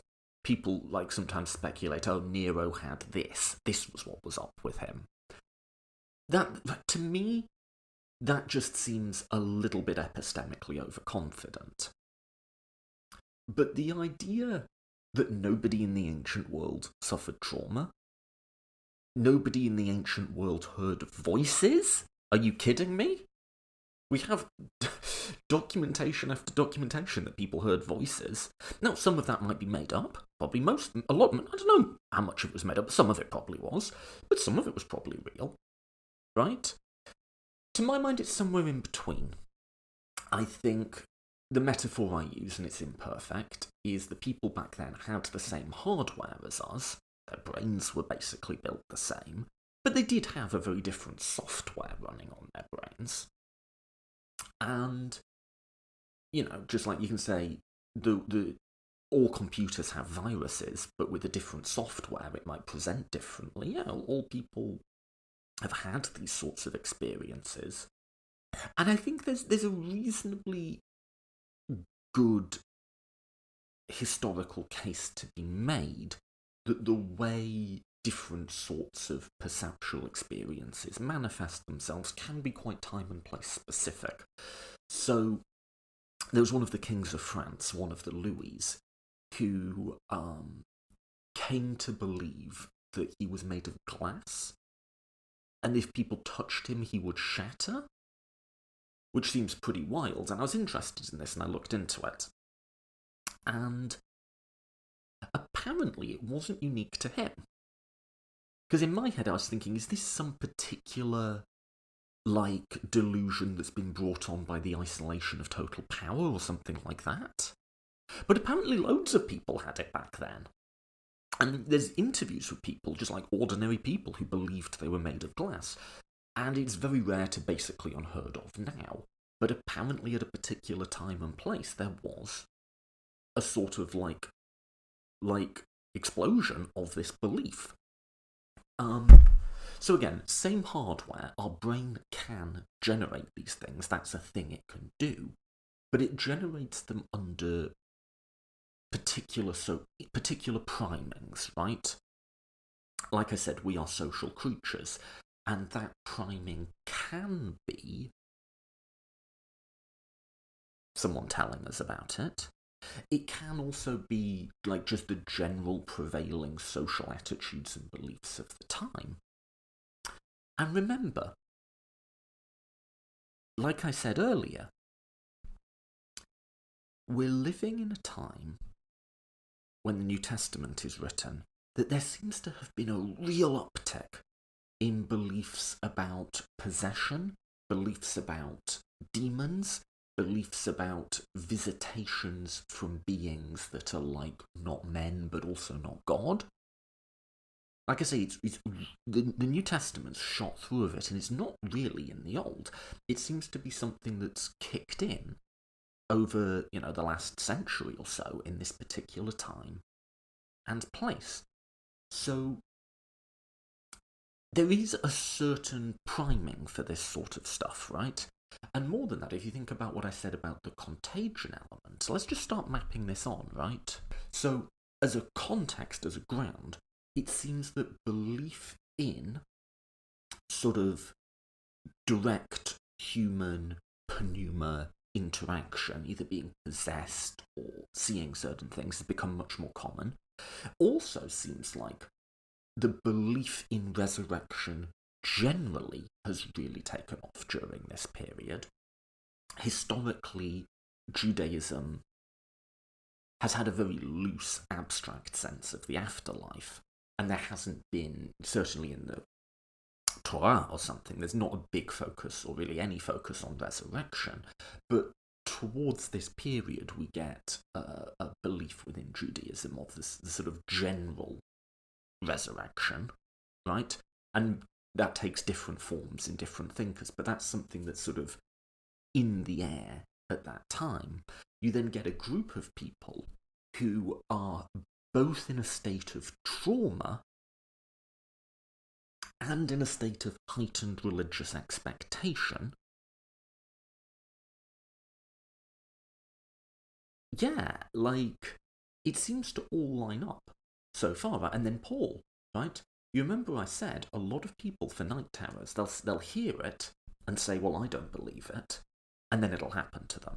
And it's not that they heard it, thought, oh, I want that to happen to me, and it did, but at just some level, the fact that you've absorbed that someone else really believes it kind of gives you permission to as well. Paul hears it, he's persecuting these people, he might have talked to them, interviewed them. Acts certainly implies that he did. His own letters sort of imply that he did. They've seen something. They're convinced by it. Paul's not convinced by it, but he becomes convinced that they're convinced. And then he sees it too. That it all sort of lines up. Now, I'm not saying it is the same thing, that they all just had sleep paralysis. Like I say, I think it's something of a middle ground, right? Between saying that, the symptoms of PTSD and the whatever are just completely constant over time, and there's not any cultural variation whatsoever, right? but noticing some of the things our brains can do, and saying that that will manifest in different times and different places in different ways. So if nothing else, I would strongly suspect, I'm just off the deep end with speculation here, but I would strongly suspect that as a matter of hardware, the brain of Paul, the brain of Peter, the brain of James was capable of simulating things in the room with them to such a degree that they were as phenomenologically real as other people. How do I know that? Because our brains are capable of doing that. I would also suspect that their brains are capable of simulating things that might be humanoid in outline, but aren't people, right? How do I know that? Because I know our brains are capable of doing that. And they're capable of doing it without it being a lifelong pattern. They're capable of doing it maybe even just once. And they're capable of doing it in a way where different people are seeing the same thing. Was what they saw the same sorts of archetypes as the sufferers of modern sleep paralysis? I would suspect not. And what they're describing doesn't seem to neatly fit with any of the archetypes that we know. But it doesn't have to. I suspect the archetypes do change and shift over time. You know, the little green men one, which is a slightly too cutesy way of describing what it is people are seeing, but the little green men one seems like quite a modern one, right? But then notice, right, let's draw another analogy. What do modern people do when they see this? Well, some are just uber-rationalists like me, are like, oh, isn't it cool, my brain can do that, you know? But he's so real. I'm not saying anything negative about, like, people who try to put another explanation to it. Well, they go to what are the sort of dominant areas of science or knowledge or whatever in our society to try and make sense of this. So I've heard this thing about alternate universes. Maybe that's what's going on? We have a conception of ourselves as a planet surrounded by, like, stars who might have other planets, and we've speculated for some time about about alien life. A particular archetype that people see becomes aliens, right? I mean, if I saw that, the way I would describe it is I saw an alien. I would say I don't think it was a real alien. I don't think it was really there, but that's how I'd have to describe it, right? The ancient world, I don't think thinks about aliens. Their cosmology is just completely different. I don't think they think about alternate universes or whatever, but they have their own sort of scientific, as it were, understanding of the world. They have this language, like I've been saying, of pneumas, of demons, of angelic beings. And so, doesn't that then just make sense of Paul? He's come to his first churches utterly convinced of this, but as he tells us in Galatians, not with bold words and speeches, but with trembling. Paul is overawed and inspired and will dedicate his life to what he's seen. He's also frightened. I think that verse gets missed a lot sometimes. And so what does he do? Well, as I said, unless you've experienced it, it's very, very difficult to explain it to someone. And you reach for the sort of language and theories and science of the time, like people do with aliens, like people do with alternate universes or demons or whatever. I mean, demons is probably quite an old one. That's the same then as it is now. So Paul explains it through this language that he's inherited from the time and the place that he's in, of pneumas, of resurrected bodies, of the sort of eschaton, right? And it feels like Paul's being a bit evasive. But maybe he's actually just sort of doing his best to break this down for you, to break it down for someone who doesn't have the same lived phenomenological experience as he does. And so really, this entire episode has been a long sort of struggle to kind of just take Paul at his word. What did he see? Well, we only have what he told us. Here's what I think. I think what happened then was something not exactly the same as by any stretch, but with perhaps a family resemblance to something like sleep paralysis. Might be a loose family resemblance, might be a close one. Like I say, I don't think they're seeing the same thing, right? I don't think Jesus was a little green man when he came back or something like that, right? But something within that, something that utilises the same hardware that sleep paralysis utilises, like I say, the ability of the brain to render that sort of thing and to like pass it on from person to person.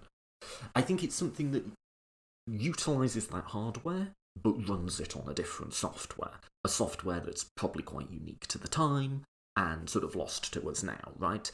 And we can get a sense of it, what that sort of software was by, the context that I've been through. What did Paul see? Well, just from the text itself, I think what he saw was physically real. He says it's a body, but it's a body made out of a different type of flesh to human flesh. He has this word pneuma. Now, I went through a big load about, like, this is what pneuma means, and it's kind of like breath or wind or whatever. I wonder if you can go too far down that road. Like, I wonder if people 2,000 years from now were reading the accounts of sleep paralysis, and they'd say, well, what are these people talking about? And they'd go away and research, like, what people in our age thought about interstellar travel, or what people about our age thought about multiple universes and so on. And that would be useful contextual information, but it wouldn't quite get you at the experiential heart of it, right? This is the language that Paul has. He sees something that's physically real. I think it's humanoid, but not human. And again, I'm only basing this on what Paul tells us, right? We will be transformed. Paul's come to interpret that as whatever he saw, that is what we are all going to be. The dead that will grow up out of the dead, our bodies will be transformed into that, right? It's humanoid, but not human. Another little bit of Galatians we could tie in is it's androgynous, it's neither male nor female. And I think it's light emitting.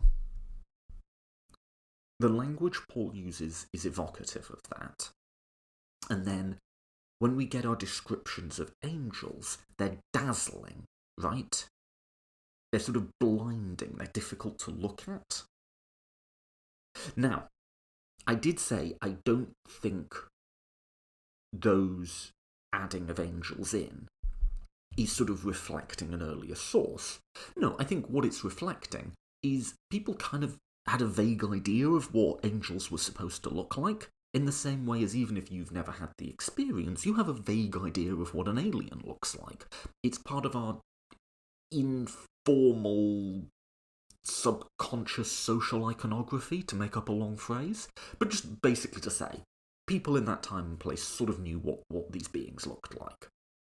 In the same way as we sort of know what an alien looks like.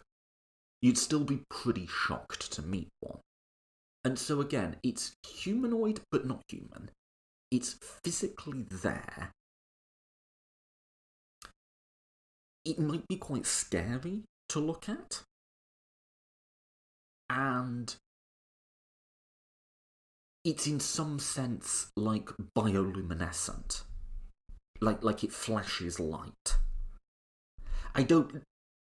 All of that's a bit of a guess, but all of it's based on Paul and based on how I've tried to put that in context, which is to say, well, no, hang on, people just say, well, it couldn't possibly all have just been hallucinations. I think hallucinations is the wrong word. I think it's sort of like disparaging. And I don't see why it couldn't have been. Indeed, I think something in that universe is the most likely explanation. And if you grant me that, which is a big grant, that description I've just given you is what Paul himself is telling us. And I think that probably wasn't a million miles away from what Peter saw, from what James saw, from what 500 people saw. I mean, that number seems really high. But people in groups have seen things as a group. That has happened. And, you know, you might ask, isn't it more likely they just made it all up? Yeah, quite possible. I don't doubt it. Paul's a tricky one to explain if they're all just making it up. The rest of the disciples are too. They ran away. Why are they now coming back? They are taking a risk here. A lot of, well, according to tradition, right, a lot of them will die because of it. According to tradition, both Peter and Paul will die because of this, right? Could they have been making it up? Absolutely. Absolutely. I don't discount that possibility for a second. My guess? Again, what's more likely? They'll say, oh, you've got this really long, crazy story about people having these experiences, but these experiences are really common.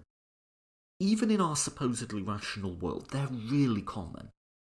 And I think perhaps we don't quite do as much with them because we have this whole rational framework to put them in context and reassure ourselves that it's just something I saw.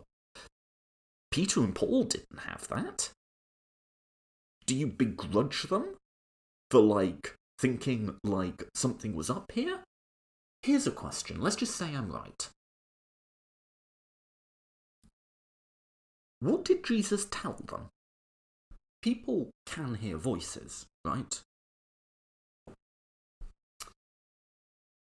Certainly, like I said, I mentioned psychosis. I don't think this was psychosis. It doesn't seem to match that, but you hear voices then that are as real to you as me talking to you now. Sleep paralysis can have an auditory component to it. Mine didn't, but other people have reported that. Probably something quite basic, right? If it's the sort of category of experience I'm thinking about, these aren't long experiences. They're maybe 20, 30 seconds. Maybe a few minutes at most. Was it something just as simple as, who are you? What are you? Well, in sleep paralysis, you can't move and you can't talk. That's why it's called sleep paralysis. But like I say, I'm not saying it's exactly that. I'm saying it's within that sort of, it's something within a family resemblance to that. Who are you? What are you? I am Jesus. I am risen. This is, my risen form.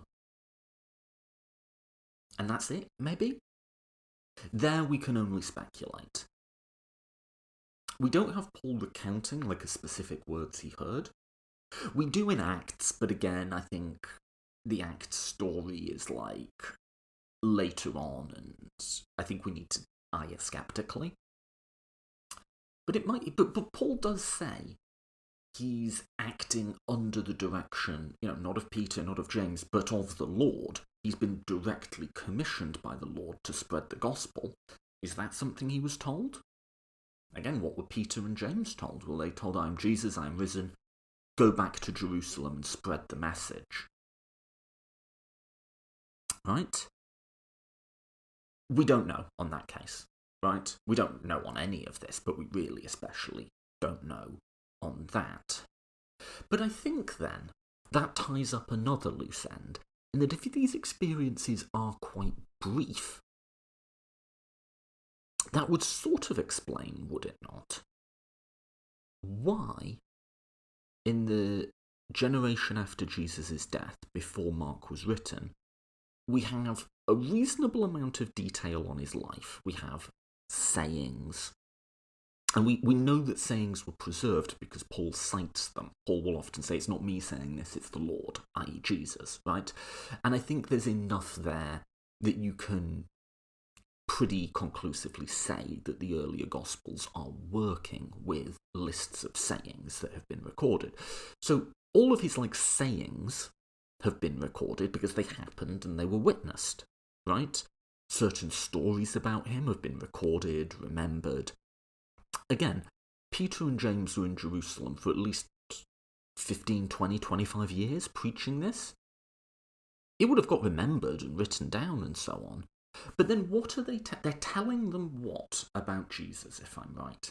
They're telling them that he was raised and that I saw him, right? And they're not telling them much more than that, because there wasn't much more to it than that. There wasn't this long thing where Jesus is like reclining on a couch with the beloved disciple and saying, stick your fingers in me to show that I'm real, or having a discourse, or like... No, it's none of that.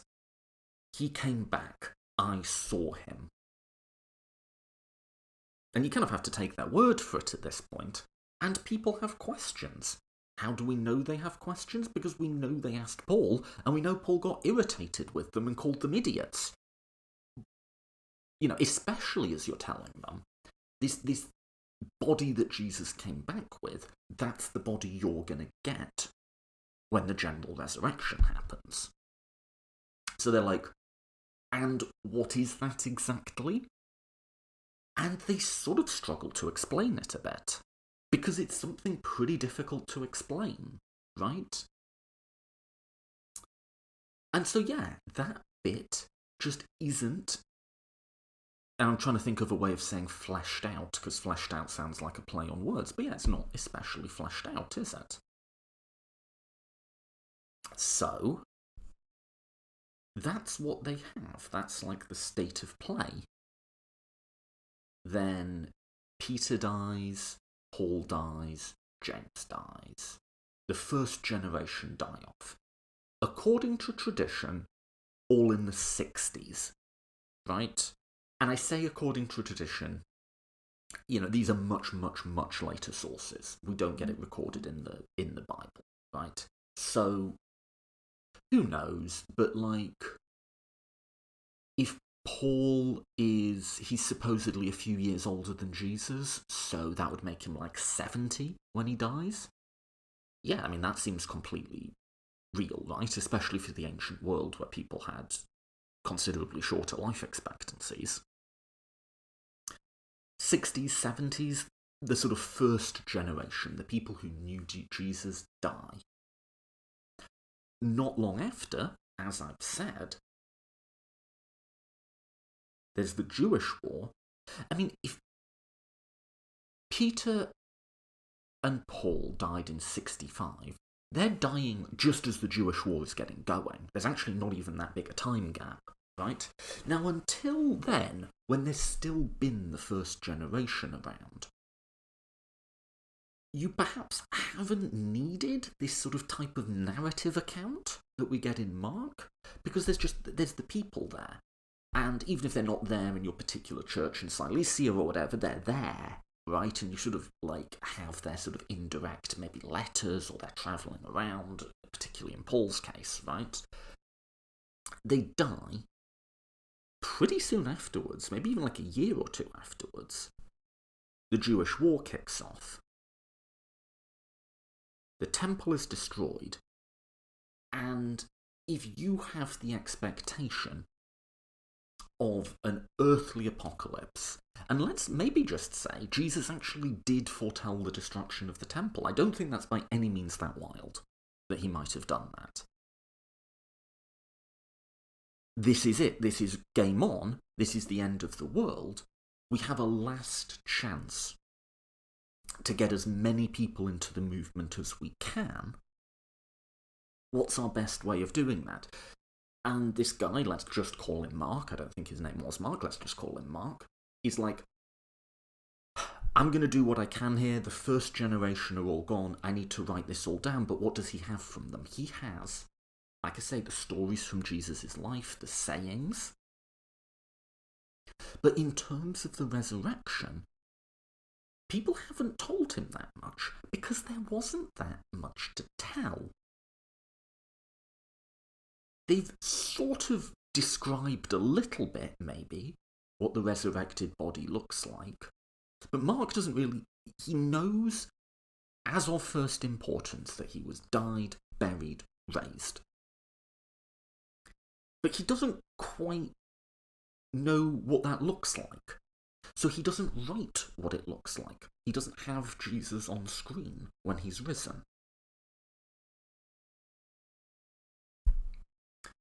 He fleshes out the details of the died, buried, raised. And in many ways, I've said this before, Mark has one of the most challenging writing briefs imaginable, right? He's got to convince people that the world is ending. I mean, that, like I said, might have felt quite plausible at this time and this place. That it was foretold by this preacher, okay, maybe, who was executed, wait, hang on, but that we know this is the dude because he rose from the dead. He's got to write that in a way that is convincing to people, that draws them in emotionally, that gets them invested in the narrative, and in which they believe. They're going to read it and think, this happened, this is the guy, I've got to become part of this movement in order to be saved. And again, in this time, probably not saved as in go up to heaven, saved as in you'll be spared the coming destruction, right? He's got to do that, not knowing the details of the most important part of the story. I think all he really has is died, buried, raised. And Mark does what he can with that. And you got to give him credit, does a phenomenal job with it. He creates something that's going to last forever. He creates something that will be authentic and convincing and compelling to people at the time, and is still to us now, right? Like I say, there's nothing about my account I don't think that's supernatural or weird, or well, there's plenty that's weird about it. But there's nothing religious, really, about my account, right? You've got to admit, Mark has a tough writing gig, and he does a phenomenal job with it. Then what happens, as we've seen, is people build upon that account, and they build out and they add bits to it, but they never really get away from Mark's account. The basic structure, the bones of the story, are what Mark came up with. And I said when I first realised this, I was kind of a bit deflated. The more I think about it, there's something kind of cool here to the fact that it was just this bit that we know was all just invented.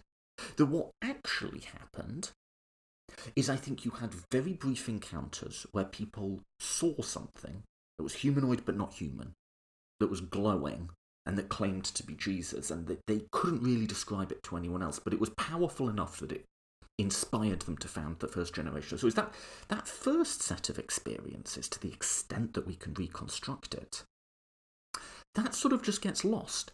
It's there, preserved in the letters of Paul, but no one quite knows what to make of them. And then the story that continues, in many ways, isn't the story of Jesus. It's the story of Mark. And there you go. That's what I think happened. Are there problems, challenges with that? Of course.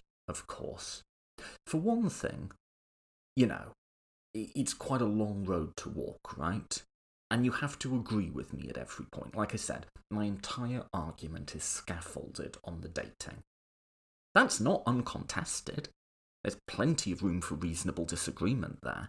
And if the dating I gave in the last episode isn't right, the whole argument collapses. If Luke was the first gospel written, this doesn't work, right?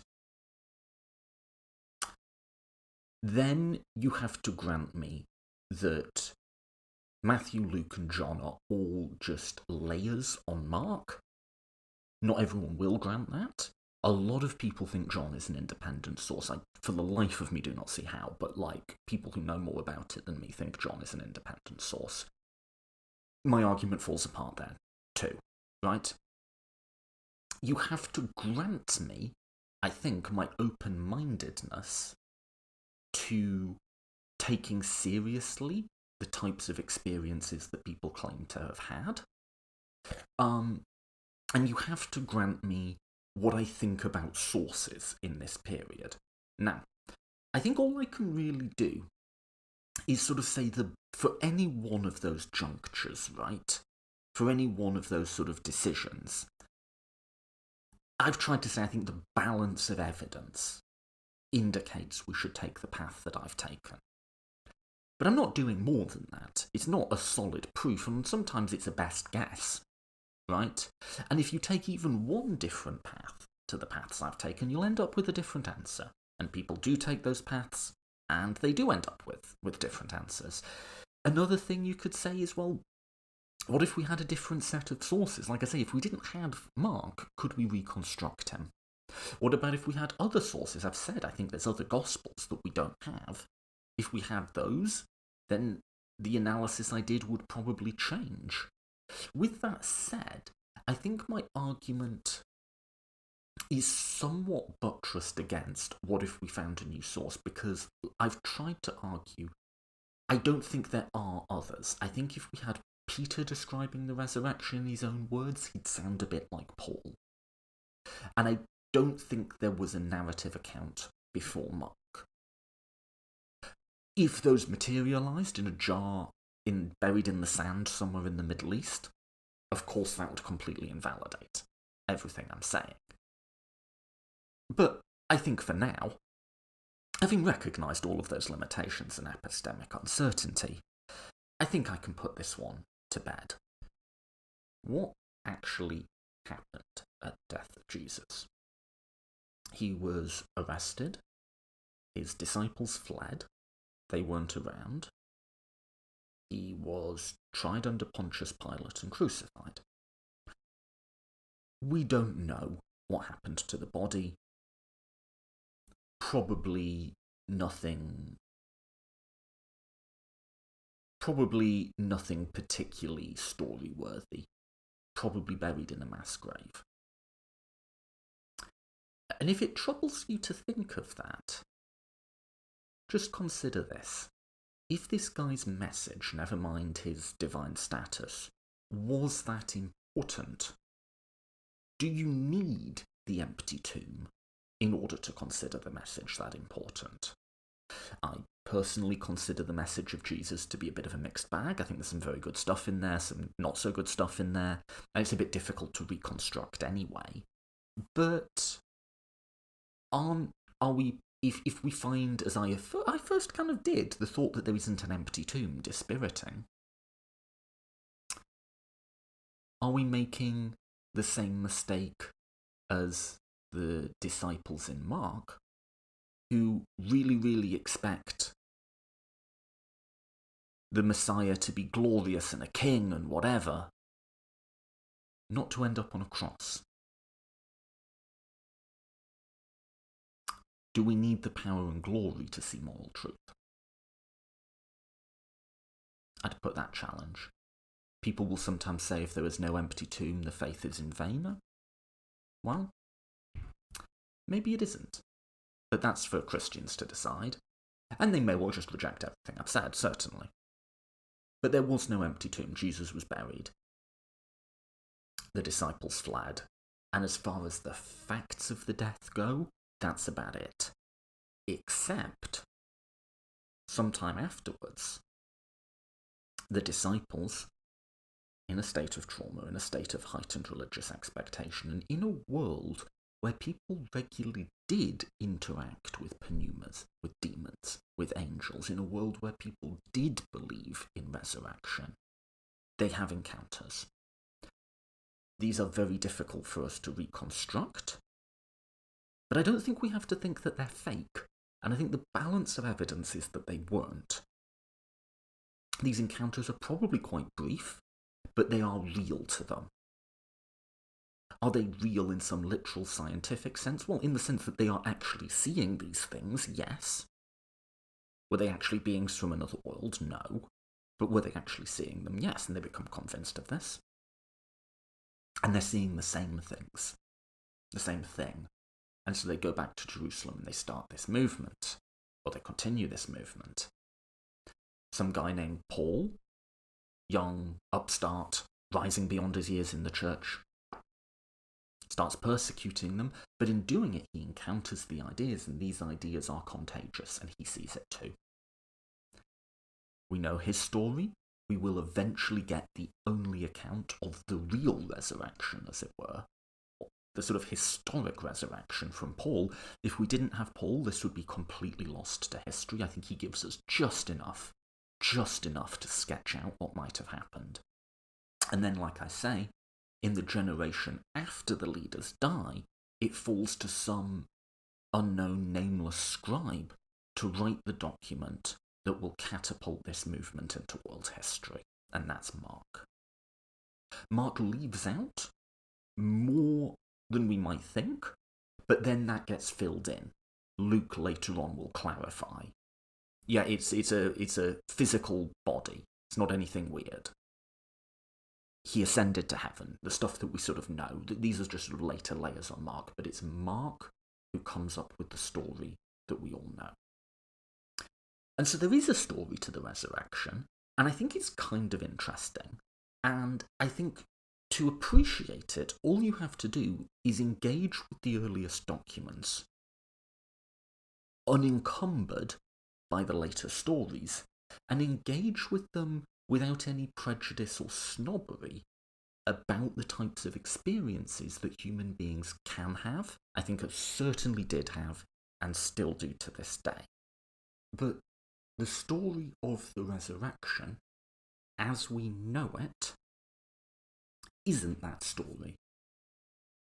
And it's not the story of the historical Jesus, nor is it even the story of the followers who were with him in his life. It's the story of someone whose name we do not know. Someone whose name we will never know. Who finds himself, who takes upon himself a seemingly impossible task, in seemingly impossible circumstances, and whose creativity, and yes, genius, changes the world. And make what you will of that. I think that's the historical reality. That the story of the resurrection as we know it is not the story of the historical Jesus. It's the story of a nameless individual who we have come to call Mark.